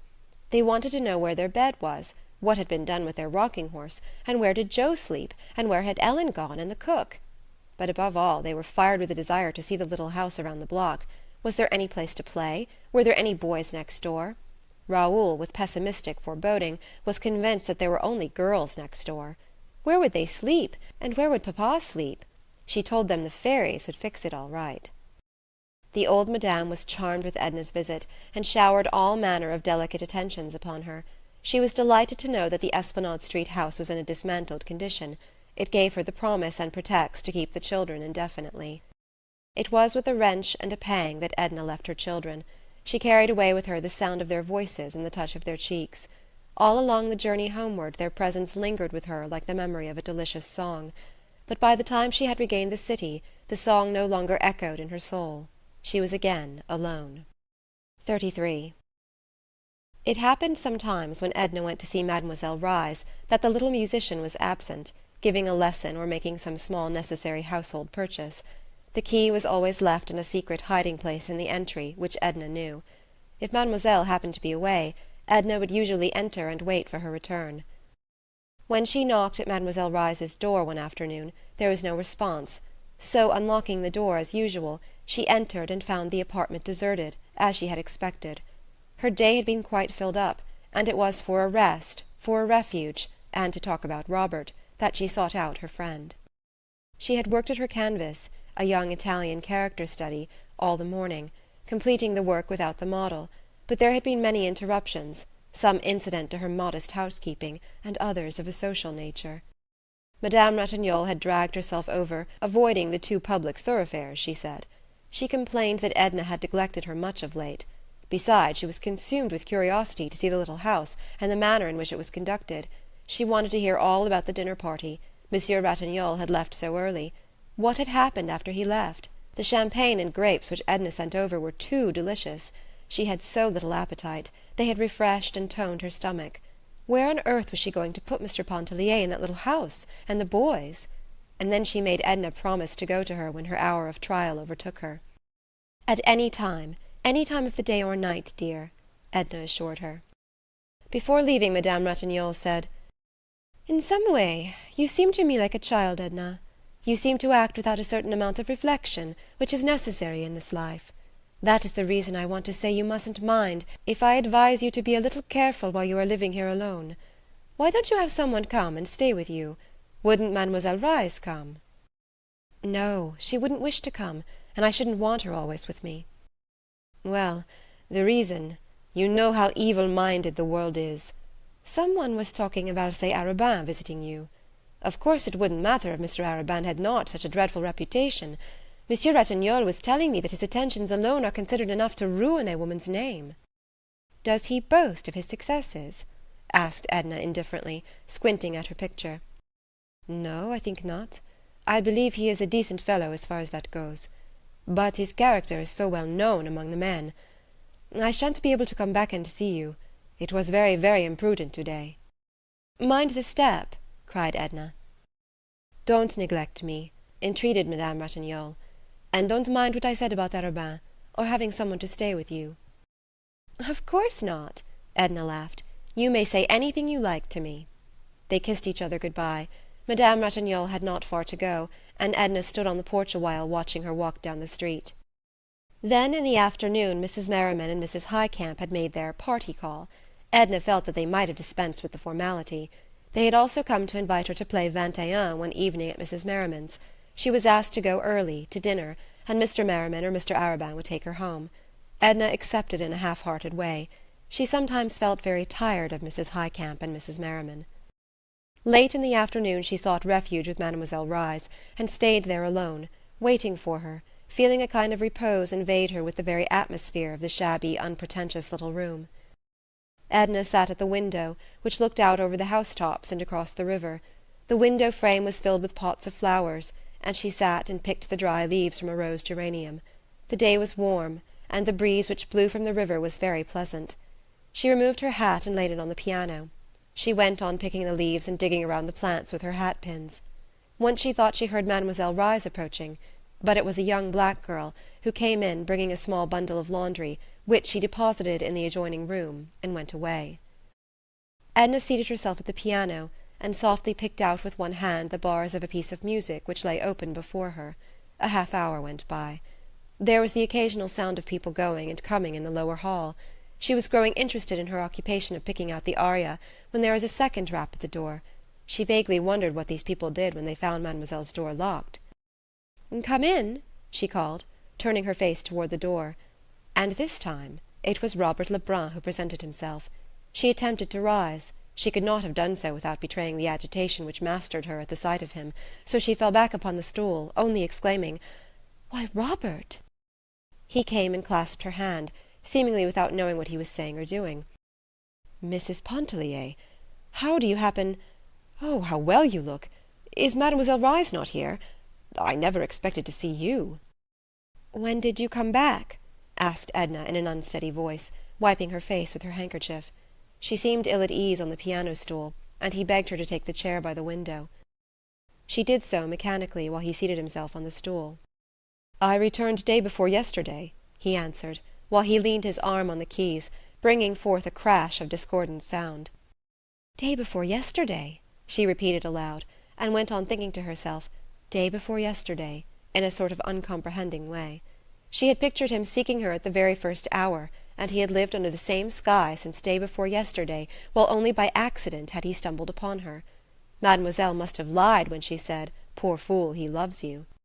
"Day before yesterday," she repeated, breaking off a spray of Mademoiselle's geranium. "Then if you had not met me here today you wouldn't... when... that is, didn't you mean to come and see me?" "Of course I should have gone to see you. There have been so many things..." He turned the leaves of Mademoiselle's music nervously. "I started in at once yesterday with the old firm. After all, there is as much chance for me here as there was there. That is, I might find it profitable some day. The Mexicans were not very congenial." So he had come back because the Mexicans were not congenial, because business was as profitable here as there, because of any reason, and not because he cared to be near her. She remembered the day she sat on the floor, turning the pages of his letter, seeking the reason which was left untold. She had not noticed how he looked, only feeling his presence, but she turned deliberately and observed him. After all, he had been absent but a few months, and was not changed. His hair, the colour of hers, waved back from his temples in the same way as before. His skin was not more burned than it had been at Grand Isle. She found in his eyes, when he looked at her for one silent moment, the same tender caress, with an added warmth and entreaty which had not been there before, the same glance which had penetrated to the sleeping places of her soul and awakened them. 100 times Edna had pictured Robert's return, and imagined their first meeting. It was usually at her home, whither he had sought her out at once. She always fancied him expressing or betraying in some way his love for her. And here the reality was that they sat 10 feet apart, she at the window, crushing geranium leaves in her hand and smelling them, he twirling around on the piano stool, saying: "I was very much surprised to hear of Mr. Pontellier's absence. It's a wonder Mademoiselle Reisz did not tell me. And you're moving. Mother told me yesterday. I should think you would have gone to New York with him, or to Iberville with the children, rather than be bothered here with housekeeping. And you are going abroad too, I hear. We shan't have you at Grand Isle next summer. It won't seem... Do you see much of Mademoiselle Reisz? She often spoke of you in the few letters she wrote." "Do you remember that you promised to write to me when you went away?" A flush overspread his whole face. "I couldn't believe that my letters would be of any interest to you." "That is an excuse. It isn't the truth." Edna reached for her hat on the piano. She adjusted it, sticking the hat-pin through the heavy coil of hair with some deliberation. "Are you not going to wait for Mademoiselle Reisz?" asked Robert. "No. I have found when she is absent this long, she is liable not to come back till late." She drew on her gloves, and Robert picked up his hat. "Won't you wait for her?" asked Edna. "Not if you think she will not be back till late," adding, as if suddenly aware of some discourtesy in his speech, "and I should miss the pleasure of walking home with you." Edna locked the door and put the key back in its hiding-place. They went together, picking their way across muddy streets and sidewalks encumbered with the cheap display of small tradesmen. Part of the distance they rode in the car, and after disembarking, passed the Pontellier mansion, which looked broken and half torn asunder. Robert had never known the house, and looked at it with interest. "I never knew you in your home," he remarked. "I am glad you did not." "Why?" She did not answer. They went on round the corner, and it seemed as if her dreams were coming true after all when he followed her into the little house. "You must stay and dine with me, Robert. You see I am all alone, and it is so long since I have seen you. There is so much that I want to ask you." She took off her hat and gloves. He stood irresolute, making some excuse about his mother who expected him. He even muttered something about an engagement. She struck a match and lit the lamp on the table. It was growing dusk. When he saw her face in the lamplight, looking pained, with all the soft lines gone out of it, he threw his hat aside and seated himself. "Oh, you know I want to stay if you will let me," he exclaimed. All the softness came back. She laughed and went and put her hand on his shoulder. "This is the first moment you have seemed like the old Robert. I'll go tell Celestine." She hurried away to tell Celestine to set an extra place. She even sent her off in search of some added delicacy which she had not thought of for herself. And she recommended great care in dripping the coffee and having the omelette done to a proper turn. When she re-entered, Robert was turning over magazines, sketches, and things that lay upon the table in great disorder. He picked up a photograph and exclaimed: "Alcée Arobin?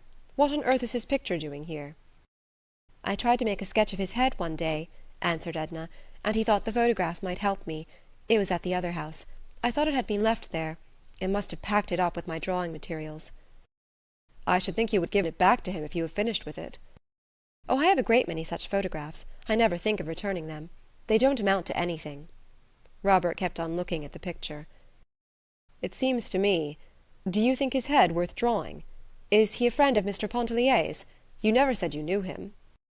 "He isn't a friend of Mr. Pontellier's. He's a friend of mine. I always knew him. That is, it is only of late that I know him pretty well. But I'd rather talk about you, and know what you have been seeing and doing and feeling out there in Mexico." Robert threw aside the picture. "I've been seeing the waves and the white beach of Grand Isle, the quiet, grassy street of the Cheniere, the old fort at Grande Terre. I've been working like a machine, and feeling like a lost soul. There was nothing interesting." She leaned her head upon her hand to shade her eyes from the light. "And what have you been seeing and doing and feeling all these days?" he asked. "I've been seeing the waves and the white beach of Grand Isle, the quiet grassy street of the Cheniere Caminada, the old sunny fort at Grande Terre. I've been working with a little more comprehension than a machine, and still feeling like a lost soul. There was nothing interesting." "Mrs. Pontellier, you are cruel," he said, with feeling, closing his eyes and resting his head back in his chair. They remained in silence till old Celestine announced dinner. 34. The dining-room was very small. Edna's round mahogany would have almost filled it. As it was, there was but a step or two from the little table to the kitchen, to the mantel, the small buffet, and the side door that opened out on the narrow brick-paved yard. A certain degree of ceremony settled upon them with the announcement of dinner. There was no return to personalities. Robert related incidents of his sojourn in Mexico, and Edna talked of events likely to interest him, which had occurred during his absence. The dinner was of ordinary quality, except for the few delicacies which she had sent out to purchase. Old Celestine, with a bandana tignon twisted about her head, hobbled in and out, taking a personal interest in everything, and she lingered occasionally to talk patois with Robert, whom she had known as a boy.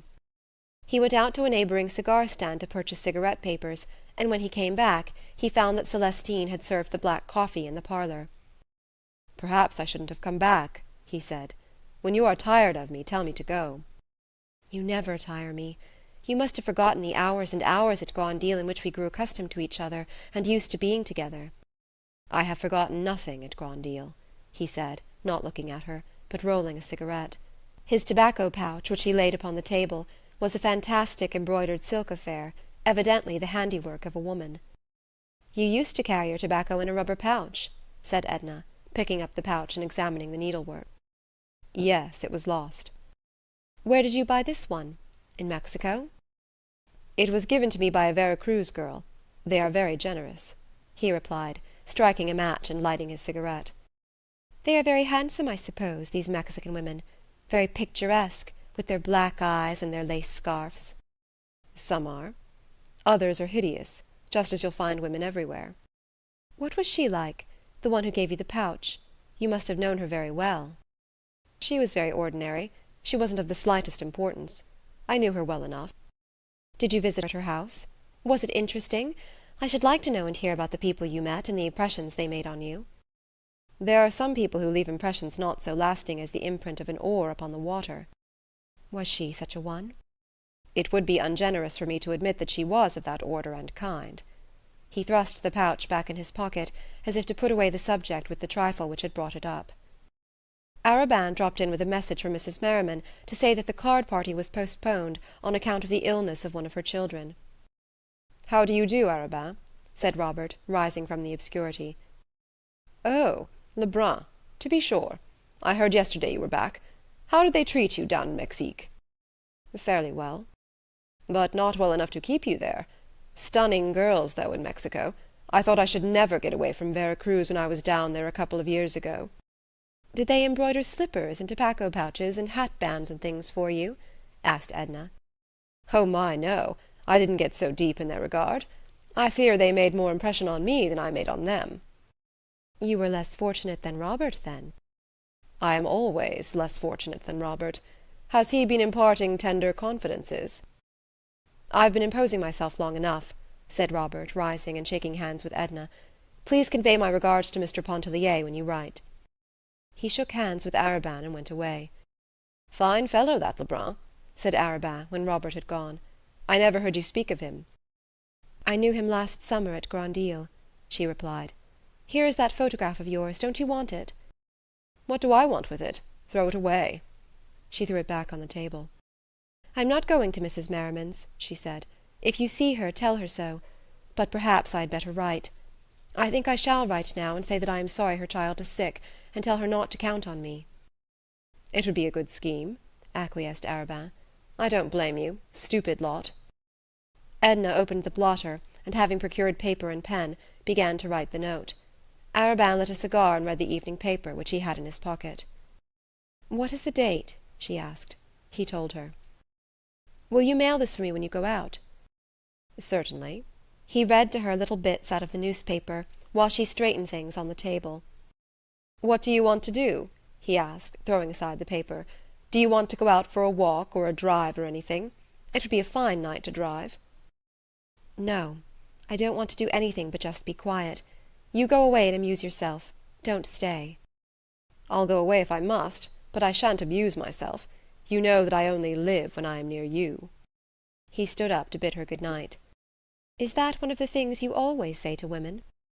"I have said it before, but I don't think I ever came so near meaning it," he answered with a smile. There were no warm lights in her eyes, only a dreamy, absent look. "Good night. I adore you. Sleep well," he said, and he kissed her hand and went away. She stayed alone in a kind of reverie, a sort of stupor. Step by step she lived over every instant of the time she had been with Robert after he had entered Mademoiselle Reisz's door. She recalled his looks, his words. How few and meagre they had been for her hungry heart. A vision, a transcendently seductive vision of a Mexican girl rose before her. She writhed with a jealous pang. She wondered when he would come back. He had not said he would come back. She had been with him, had heard his voice and touched his hand, but some way he had seemed nearer to her off there in Mexico. 35. The morning was full of sunlight and hope. Edna could see before her no denial, only the promise of excessive joy. She lay in bed awake, with bright eyes full of speculation. He loves you, poor fool. If she could but get that conviction firmly fixed in her mind, what mattered about the rest? She felt she had been childish and unwise the night before in giving herself over to despondency. She recapitulated the motives which no doubt explained Robert's reserve. They were not insurmountable, they would not hold if he really loved her. They could not hold against her own passion, which he must come to realize in time. She pictured him going to his business that morning. She even saw how he was dressed, how he walked down one street and turned the corner of another, saw him bending over his desk, talking to people who entered the office, going to his lunch and perhaps watching for her on the street. He would come to her in the afternoon or evening, sit and roll his cigarette, talk a little, and go away as he had done the night before. But how delicious it would be to have him there with her! She would have no regrets, nor seek to penetrate his reserve if he still chose to wear it. Edna ate her breakfast only half dressed. The maid brought her a delicious printed scrawl from Raoul, expressing his love, asking her to send him some bonbons, and telling her they had found that morning 10 tiny white pigs all lying in a row beside Liddy's big white pig. A letter also came from her husband, saying he hoped to be back early in March, and then they would get ready for that journey abroad which he had promised her so long, which he now felt fully able to afford. He felt able to travel as people should, without any thought of small economies, thanks to his recent speculations in Wall Street. Much to her surprise, she received a note from Arobin, written at midnight from the club. It was to say good morning to her, to hope she had slept well, to assure her of his devotion, which he trusted she in some faintest manner returned. All these letters were pleasing to her. She answered the children in a cheerful frame of mind, promising them bonbons, and congratulating them upon their happy find of the little pigs. She answered her husband with friendly evasiveness, not with any fixed design to mislead him, only because all sense of reality had gone out of her life. She had abandoned herself to fate, and awaited the consequences with indifference. To Arobin's note she made no reply. She put it under Celestine's stove-lid. Edna worked several hours with much spirit. She saw no one but a picture dealer, who asked her if it were true that she was going abroad to study in Paris. She said possibly she might, and he negotiated with her for some Parisian studies to reach him in time for the holiday trade in December. Robert did not come that day. She was keenly disappointed. He did not come the following day, nor the next. Each morning she awoke with hope, and each night she was a prey to despondency. She was tempted to seek him out, but far from yielding to the impulse, she avoided any occasion which might throw her in his way. She did not go to Mademoiselle Reisz's, nor pass by Madame Lebrun's, as she might have done if he had still been in Mexico. When Arobin one night urged her to drive with him, she went, out to the lake on the Shell Road. His horses were full of mettle, and even a little unmanageable. She liked the rapid gait at which they spun along, and the quick, sharp sound of the horses' hoofs on the hard road. They did not stop anywhere to eat or drink. Arobin was not needlessly imprudent, but they ate and drank when they regained Edna's little dining-room, which was comparatively early in the evening. It was late when he left her. It was getting to be more than a passing whim with Arobin to see her and be with her. He had detected the latent sensuality, which unfolded under his delicate sense of her nature's requirements, like a torpid, torrid, sensitive blossom. There was no despondency when she fell asleep that night, nor was there hope when she awoke in the morning. 36. There was a garden out in the suburbs, a small leafy corner, with a few green tables under the orange trees. An old cat slept all day on the stone step in the sun, and an old mulatress slept her idle hours away in her chair at the open window, till someone happened to knock on one of the green tables. She had milk and cream cheese to sell, and bread and butter. There was no one who could make such excellent coffee, or fry a chicken so golden brown as she. The place was too modest to attract the attention of people of fashion, and so quiet as to have escaped the notice of those in search of pleasure and dissipation. Edna had discovered it accidentally one day when the high-board gate stood ajar. She caught sight of a little green table, blotched with the checkered sunlight that filtered through the quivering leaves overhead. Within she had found the slumbering mulatress, the drowsy cat, and a glass of milk which reminded her of the milk she had tasted in Iberville. She often stopped there during her perambulations, sometimes taking a book with her, and sitting an hour or two under the trees when she found the place deserted.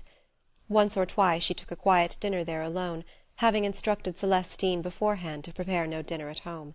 It was the last place in the city where she would have expected to meet anyone she knew. Still, she was not astonished when, as she was partaking of a modest dinner late in the afternoon, looking into an open book, stroking the cat, which had made friends with her, she was not greatly astonished to see Robert come in at the tall garden gate. "I am destined to see you only by accident," she said, shoving the cat off the chair beside her. He was surprised, ill at ease, almost embarrassed at meeting her thus so unexpectedly. "Do you come here often?" he asked.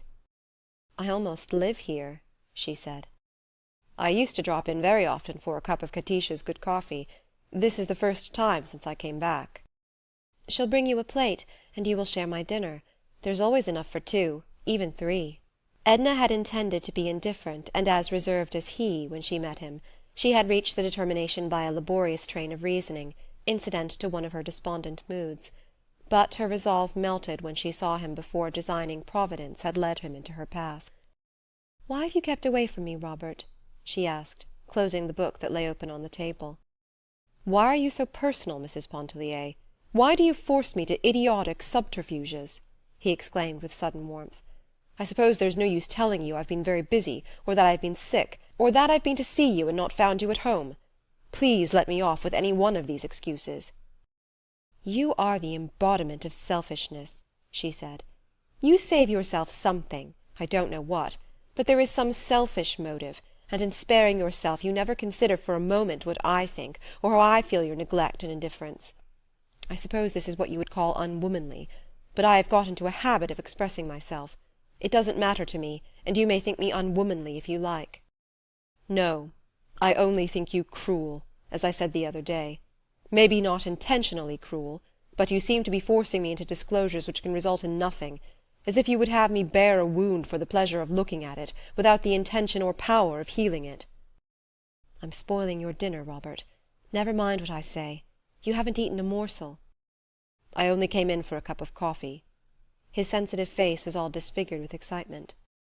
"Isn't this a delightful place?" she remarked. "I am so glad it has never actually been discovered. It is so quiet, so sweet here. Do you notice there is scarcely a sound to be heard? It's so out of the way, and a good walk from the car. However, I don't mind walking. I always feel so sorry for women who don't like to walk. They miss so much, so many rare little glimpses of life, and we women learn so little of life on the whole. Katisha's coffee is always hot. I don't know how she manages it, here in the open air. Celestine's coffee gets cold bringing it from the kitchen to the dining room. 3 lumps! How can you drink it so sweet? Take some of the cress with your chop. It's so biting and crisp. Then there's the advantage of being able to smoke with your coffee out here. Now in the city, aren't you going to smoke?" "After a while," he said, laying a cigar on the table.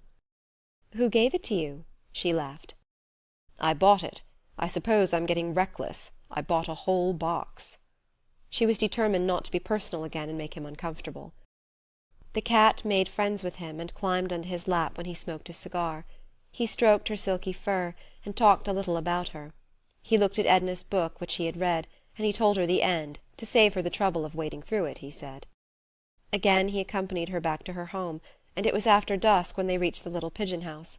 She did not ask him to remain, which he was grateful for, as it permitted him to stay without the discomfort of blundering through an excuse which he had no intention of considering. He helped her to light the lamp. Then she went into her room to take off her hat, and to bathe her face and hands. When she came back, Robert was not examining the pictures and magazines as before. He sat off in the shadow, leaning his head back on the chair as if in a reverie. Edna lingered a moment beside the table, arranging the books there. Then she went across to where he sat. She bent over the arm of his chair and called his name. "Robert," she said, "are you asleep?" "No," he answered, looking up at her. She leaned over and kissed him, a soft, cool, delicate kiss, whose voluptuous sting penetrated his whole being. Then she moved away from him. He followed and took her in his arms, just holding her close to him. She put her hand up to his face and pressed his cheek against her own. The action was full of love and tenderness. He sought her lips again. Then he drew her down upon the sofa beside him and held her hand in both of his. "Now you know," he said. "Now you know what I have been fighting against since last summer at Grand Isle, what drove me away and drove me back again." "Why have you been fighting against it?" she asked. Her face glowed with soft lights. "Why? Because you were not free. You were Léonce Pontellier's wife. I couldn't help loving you if you were 10 times his wife, but so long as I went away from you and kept away I could help telling you so." She put her free hand up to his shoulder, and then against his cheek, rubbing it softly. He kissed her again. His face was warm and flushed. "There in Mexico I was thinking of you all the time, and longing for you." "But not writing to me," she interrupted. "Something put into my head that you cared for me, and I lost my senses. I forgot everything but a wild dream of your some way becoming my wife." "Your wife?" "Religion, loyalty, everything would give way if only you cared." "Then you must have forgotten that I was Léonce Pontellier's wife." "Oh, I was demented, dreaming of wild, impossible things, recalling men who had set their wives free. We have heard of such things." "Yes, we have heard of such things." "I came back full of vague, mad intentions, and when I got here—" "When you got here you never came near me." She was still caressing his cheek. "I realized what a cur I was to dream of such a thing, even if you had been willing." She took his face between her hands and looked into it as if she would never withdraw her eyes more. She kissed him on the forehead, the eyes, the cheeks, and the lips. "You have been a very, very foolish boy, wasting your time dreaming of impossible things when you speak of Mr. Pontellier setting me free. I am no longer one of Mr. Pontellier's possessions to dispose of or not. I give myself where I choose. If he were to say, 'Here, Robert, take her and be happy, she is yours,' I should laugh at you both." His face grew a little white. "What do you mean?" he asked. There was a knock at the door. Old Celestine came in to say that Madame Ratignolle's servant had come round the back way with a message that Madame had been taken sick, and begged Mrs. Pontellier to go to her immediately. "Yes, yes," said Edna, rising. "I promised. Tell her yes, to wait for me. I'll go back with her." "Let me walk over with you," offered Robert. "No," she said.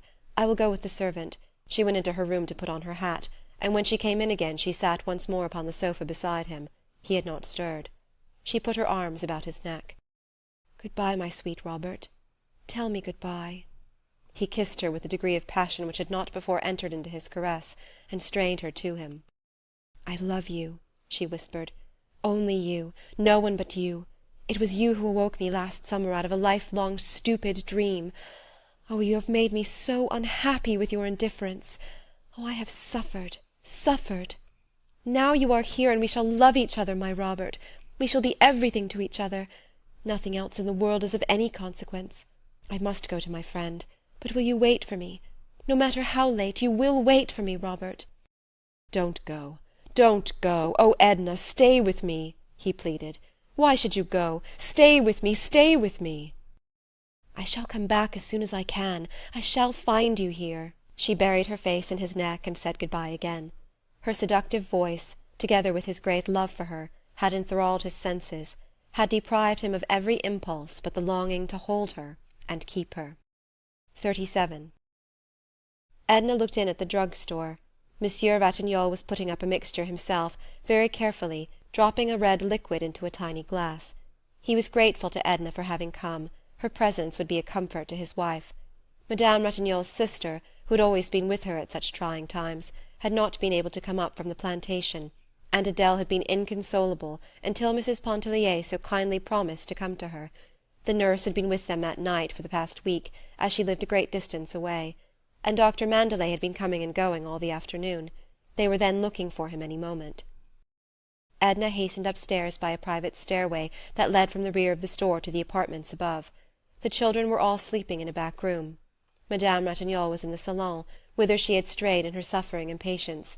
She sat on the sofa, clad in an ample white peignoir, holding a handkerchief tight in her hand with a nervous clutch. Her face was drawn and pinched, her sweet blue eyes haggard and unnatural. All her beautiful hair had been drawn back and plaited. It lay in a long braid on the sofa-pillow, coiled like a golden serpent. The nurse, a comfortable-looking grief woman in white apron and cap, was urging her to return to her bedroom. "There is no use, there is no use," she said at once to Edna. "We must get rid of Mandelet. He is getting too old and careless. He said he would be here at 7:30. Now it must be 8. See what time it is, Josephine." The woman was possessed of a cheerful nature, and refused to take any situation too seriously, especially a situation with which she was so familiar. She urged Madame to have courage and patience. But Madame only set her teeth hard into her under lip, and Edna saw the sweat gather in beads on her white forehead. After a moment or two she uttered a profound sigh, and wiped her face with the handkerchief rolled in a ball. She appeared exhausted. The nurse gave her a fresh handkerchief, sprinkled with cologne water. "This is too much," she cried. "Mandelet ought to be killed. Where is Alphonse? Is it possible I am to be abandoned like this, neglected by every one?" "Neglected indeed!" exclaimed the nurse. "Wasn't she there? And here is Mrs. Pontellier, leaving, no doubt, a pleasant evening at home to devote to her. And wasn't Monsieur Ratignolle coming that very instant through the hall? And Josephine was quite sure she had heard Dr. Mandelet's coupe. Yes, there it was, down at the door." Adele consented to go back to her room. She sat on the edge of a little low couch next to her bed. Dr. Mandelet paid no attention to Madame Ratignolle's upbraidings. He was accustomed to them at such times, and too well convinced of her loyalty to doubt it. He was glad to see Edna, and wanted her to go with him into the salon to entertain him. But Madame Ratignolle would not consent that Edna should leave her for an instant. Between agonizing moments she chatted a little, and said it took her mind off her sufferings. Edna began to uneasy. She was seized with a vague dread. Her own like experiences seemed far away, unreal, and only half remembered. She recalled faintly an ecstasy of pain, the heavy odour of chloroform, a stupor which had deadened sensation, and an awakening to find a little new life to which she had given being, added to the great unnumbered multitude of souls that come and go. She began to wish she had not come. Her presence was not necessary. She might have invented a pretext for staying away. She might even invent a pretext now for going. But Edna did not go. With an inward agony, with a flaming, outspoken revolt against the ways of nature, she witnessed the scene of torture. She was still stunned and speechless with emotion when later she leaned over her friend to kiss her and softly say good-bye. Adele, pressing her cheek, whispered in an exhausted voice, "Think of the children, Edna. Oh, think of the children. Remember them." 38. Edna still felt dazed when she got outside in the open air. The doctor's coupe had returned for him and stood before the porte-cochere. She did not wish to enter the coupe, and told Dr. Mandelet she would walk. She was not afraid, and would go alone. He directed his carriage to meet him at Mrs. Pontellier's, and he started to walk home with her. Up, away up over the narrow street between the tall houses, the stars were blazing. The air was mild and caressing, but cool with the breath of spring and the night. They walked slowly, the doctor with a heavy, measured tread, and his hands behind him. Edna in an absent-minded way, as she had walked one night at Grand-Isle, as if her thoughts had gone ahead of her and she was striving to overtake them. "You shouldn't have been there, Mrs. Pontellier," he said. "That was no place for you. Adele is full of whims at such times.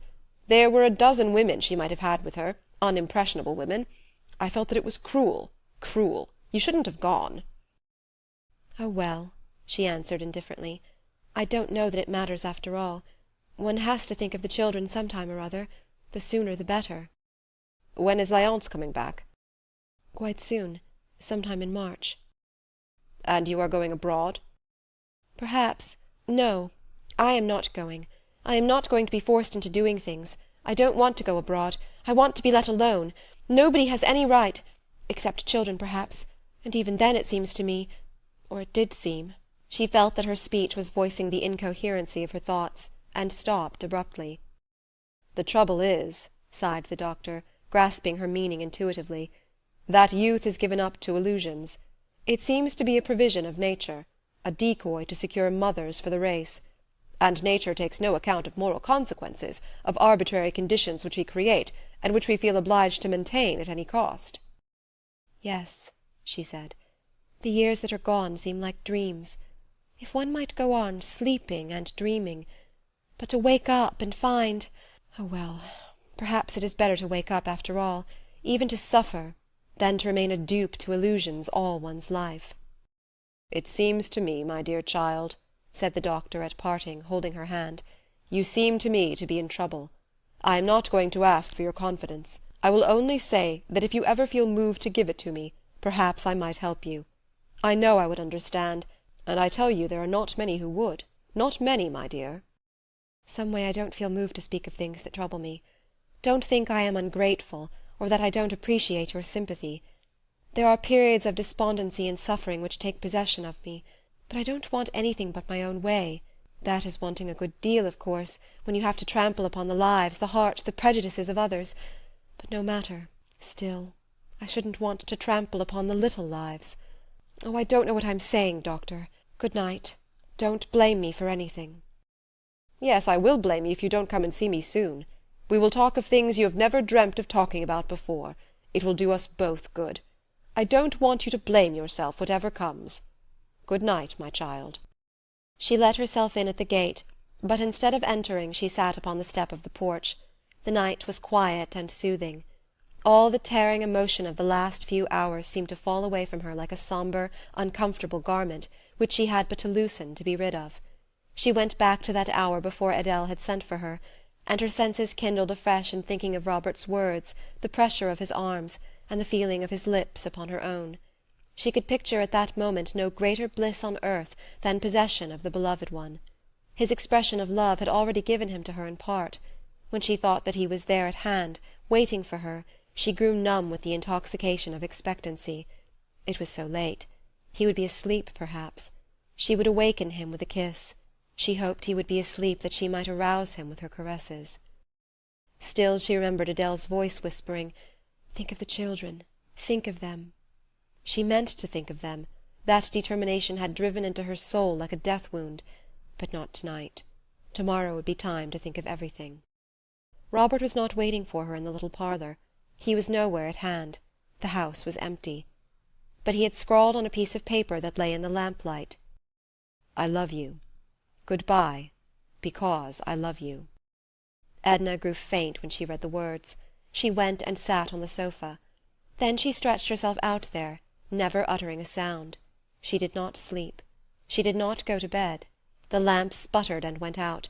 She was still awake in the morning, when Celestine unlocked the kitchen door and came in to light the fire. 39. Victor, with hammer and nails and scraps of scantling, was patching a corner of one of the galleries. Mariaquita sat near by, dangling her legs, watching him work, and handing him nails from the tool-box. The sun was beating down upon them. The girl had covered her head with her apron folded into a square pad. They had been talking for an hour or more. She was never tired of hearing Victor describe the dinner at Mrs. Pontellier's. He exaggerated every detail, making it appear a veritable Lucullean feast. The flowers were in tubs, he said. The champagne was quaffed from huge golden goblets. Venus rising from the foam could have presented no more entrancing a spectacle than Mrs. Pontellier, blazing with beauty and diamonds at the head of the board, while the other women were all of them youthful houris, possessed of incomparable charms. She got it into her head that Victor was in love with Mrs. Pontellier, and he gave her evasive answers, framed so as to confirm her belief. She grew sullen, and cried a little, threatening to go off and leave him to his fine ladies.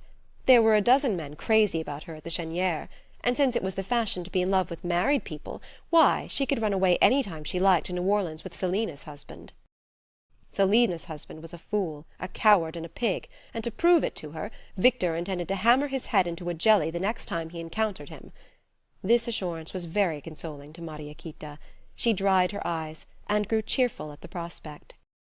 They were still talking of the dinner and the allurements of city life, when Mrs. Pontellier herself slipped around the corner of the house. The two youngsters stayed dumb with amazement before what they considered to be an apparition.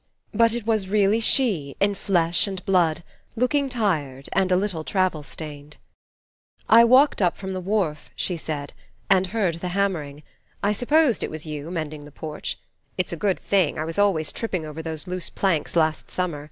How dreary and deserted everything looks!" It took Victor some little time to comprehend that she had come in Beaudelet's lugger, that she had come alone, and for no purpose but to rest. "There's nothing fixed up yet, you see. I'll give you my room, it's the only place." "Any corner will do," she assured him. "And if you can stand Philomel's cooking," he went on, "though I might try to get her mother while you are here. Do you think she would come?" turning to Mariaquita. Mariaquita thought that perhaps Philomel's mother might come for a few days, and money enough. Beholding Mrs. Pontellier make her appearance, the girl had at once suspected a lover's rendezvous. But Victor's astonishment was so genuine, and Mrs. Pontellier's indifference so apparent, that the disturbing notion did not lodge long in her brain. She contemplated with the greatest interest this woman who gave the most sumptuous dinners in America, and who had all the men in New Orleans at her feet. "What time will you have dinner?" asked Edna. "I'm very hungry. But don't get anything extra." "I'll have it ready in little or no time," he said, bustling and packing away his tools. "You may go to my room and brush up and rest yourself. Mariaquita will show you." "Thank you," said Edna. "But do you know, I have a notion to go down to the beach and take a good wash, and even a little swim before dinner." "The water is too cold!" they both exclaimed. "Don't think of it." "Well, I might go down and try, dip my toes in. Why, it seems to me the sun is hot enough to have warmed the very depths of the ocean. Could you get me a couple of towels? I'd better go right away, so as to be back in time. It would be a little too chilly if I waited till this afternoon." Mariaquita ran over to Victor's room, and returned with some towels, which she gave to Edna. "I hope you have fish for dinner," said Edna as she started to walk away. "But don't do anything extra if you haven't." "Run and find Philomel's mother," Victor instructed the girl. "I'll go to the kitchen and see what I can do. By Jiminy! Women have no consideration. She might have sent me word." Edna walked on down to the beach rather mechanically, not noticing anything special except that the sun was hot. She was not dwelling upon any particular train of thought. She had done all the thinking which was necessary after Robert went away, when she lay awake upon the sofa till morning. She had said over and over to herself, "To-day it is Arobin, to-morrow it will be someone else. It makes no difference to me, it doesn't matter about Léonce Pontellier, but Raoul and Etienne." She understood now clearly what she had meant long ago when she said to Adèle Ratignolle that she would give up the unessential, but she would never sacrifice herself for her children. Despondency had come upon her there in the wakeful night, and had never lifted. There was no one thing in the world that she desired. There was no human being whom she wanted near her except Robert, and she even realized that the day would come when he too, and the thought of him, would melt out of her existence, leaving her alone. The children appeared before her like antagonists who had overcome her, who had overpowered and sought to drag her into the soul's slavery for the rest of her days. But she knew a way to elude them. She was not thinking of these things when she walked down to the beach. The water of the gulf stretched out before her, gleaming with the million lights of the sun. The voice of the sea is seductive, never ceasing, whispering, clamouring, murmuring, inviting the soul to wander in abysses of solitude. All along the white beach, up and down, there was no living thing in sight. A bird with a broken wing was beating the air above, reeling, fluttering, circling disabled down, down to the water. Edna had found her old bathing-suit still hanging, faded, upon its accustomed peg. She put it on, leaving her clothing in the bath-house. But when she was there beside the sea, absolutely alone, she cast the unpleasant, pricking garments from her, and for the first time in her life she stood naked in the open air, at the mercy of the sun, the breeze that beat upon her, and the waves that invited her. How strange and awful it seemed to stand naked under the sky! How delicious! She felt like some new-born creature, opening its eyes in a familiar world that it had never known. The foamy wavelets curled up to her white feet, and coiled like serpents about her ankles. She walked out. The water was chill, but she walked on. The water was deep, but she lifted her white body and reached out with a long, sweeping stroke. The touch of the sea is sensuous, enfolding the body in its soft, close embrace.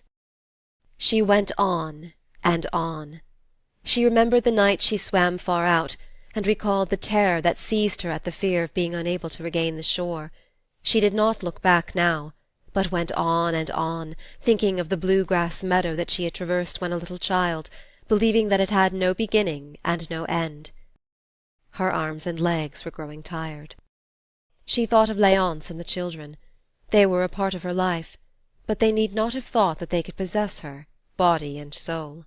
How Mademoiselle Reisz would have laughed, perhaps sneered, if she knew. "And you call yourself an artist? What pretensions, madame! The artist must possess the courageous soul that dares and defies." Exhaustion was pressing upon and overpowering her. "Good-bye, because I love you." He did not know. He did not understand. He would never understand. Perhaps Dr. Mandelet would have understood if she had seen him, but it was too late. The shore was far behind her, and her strength was gone. She looked into the distance, and the old terror flamed up for an instant, then sank again. Edna heard her father's voice, and her sister Margaret's. She heard the barking of an old dog that was chained to the sycamore tree. The spurs of the cavalry officer clanged as he walked across the porch. There was the hum of bees, and the musky odour of pinks filled the air.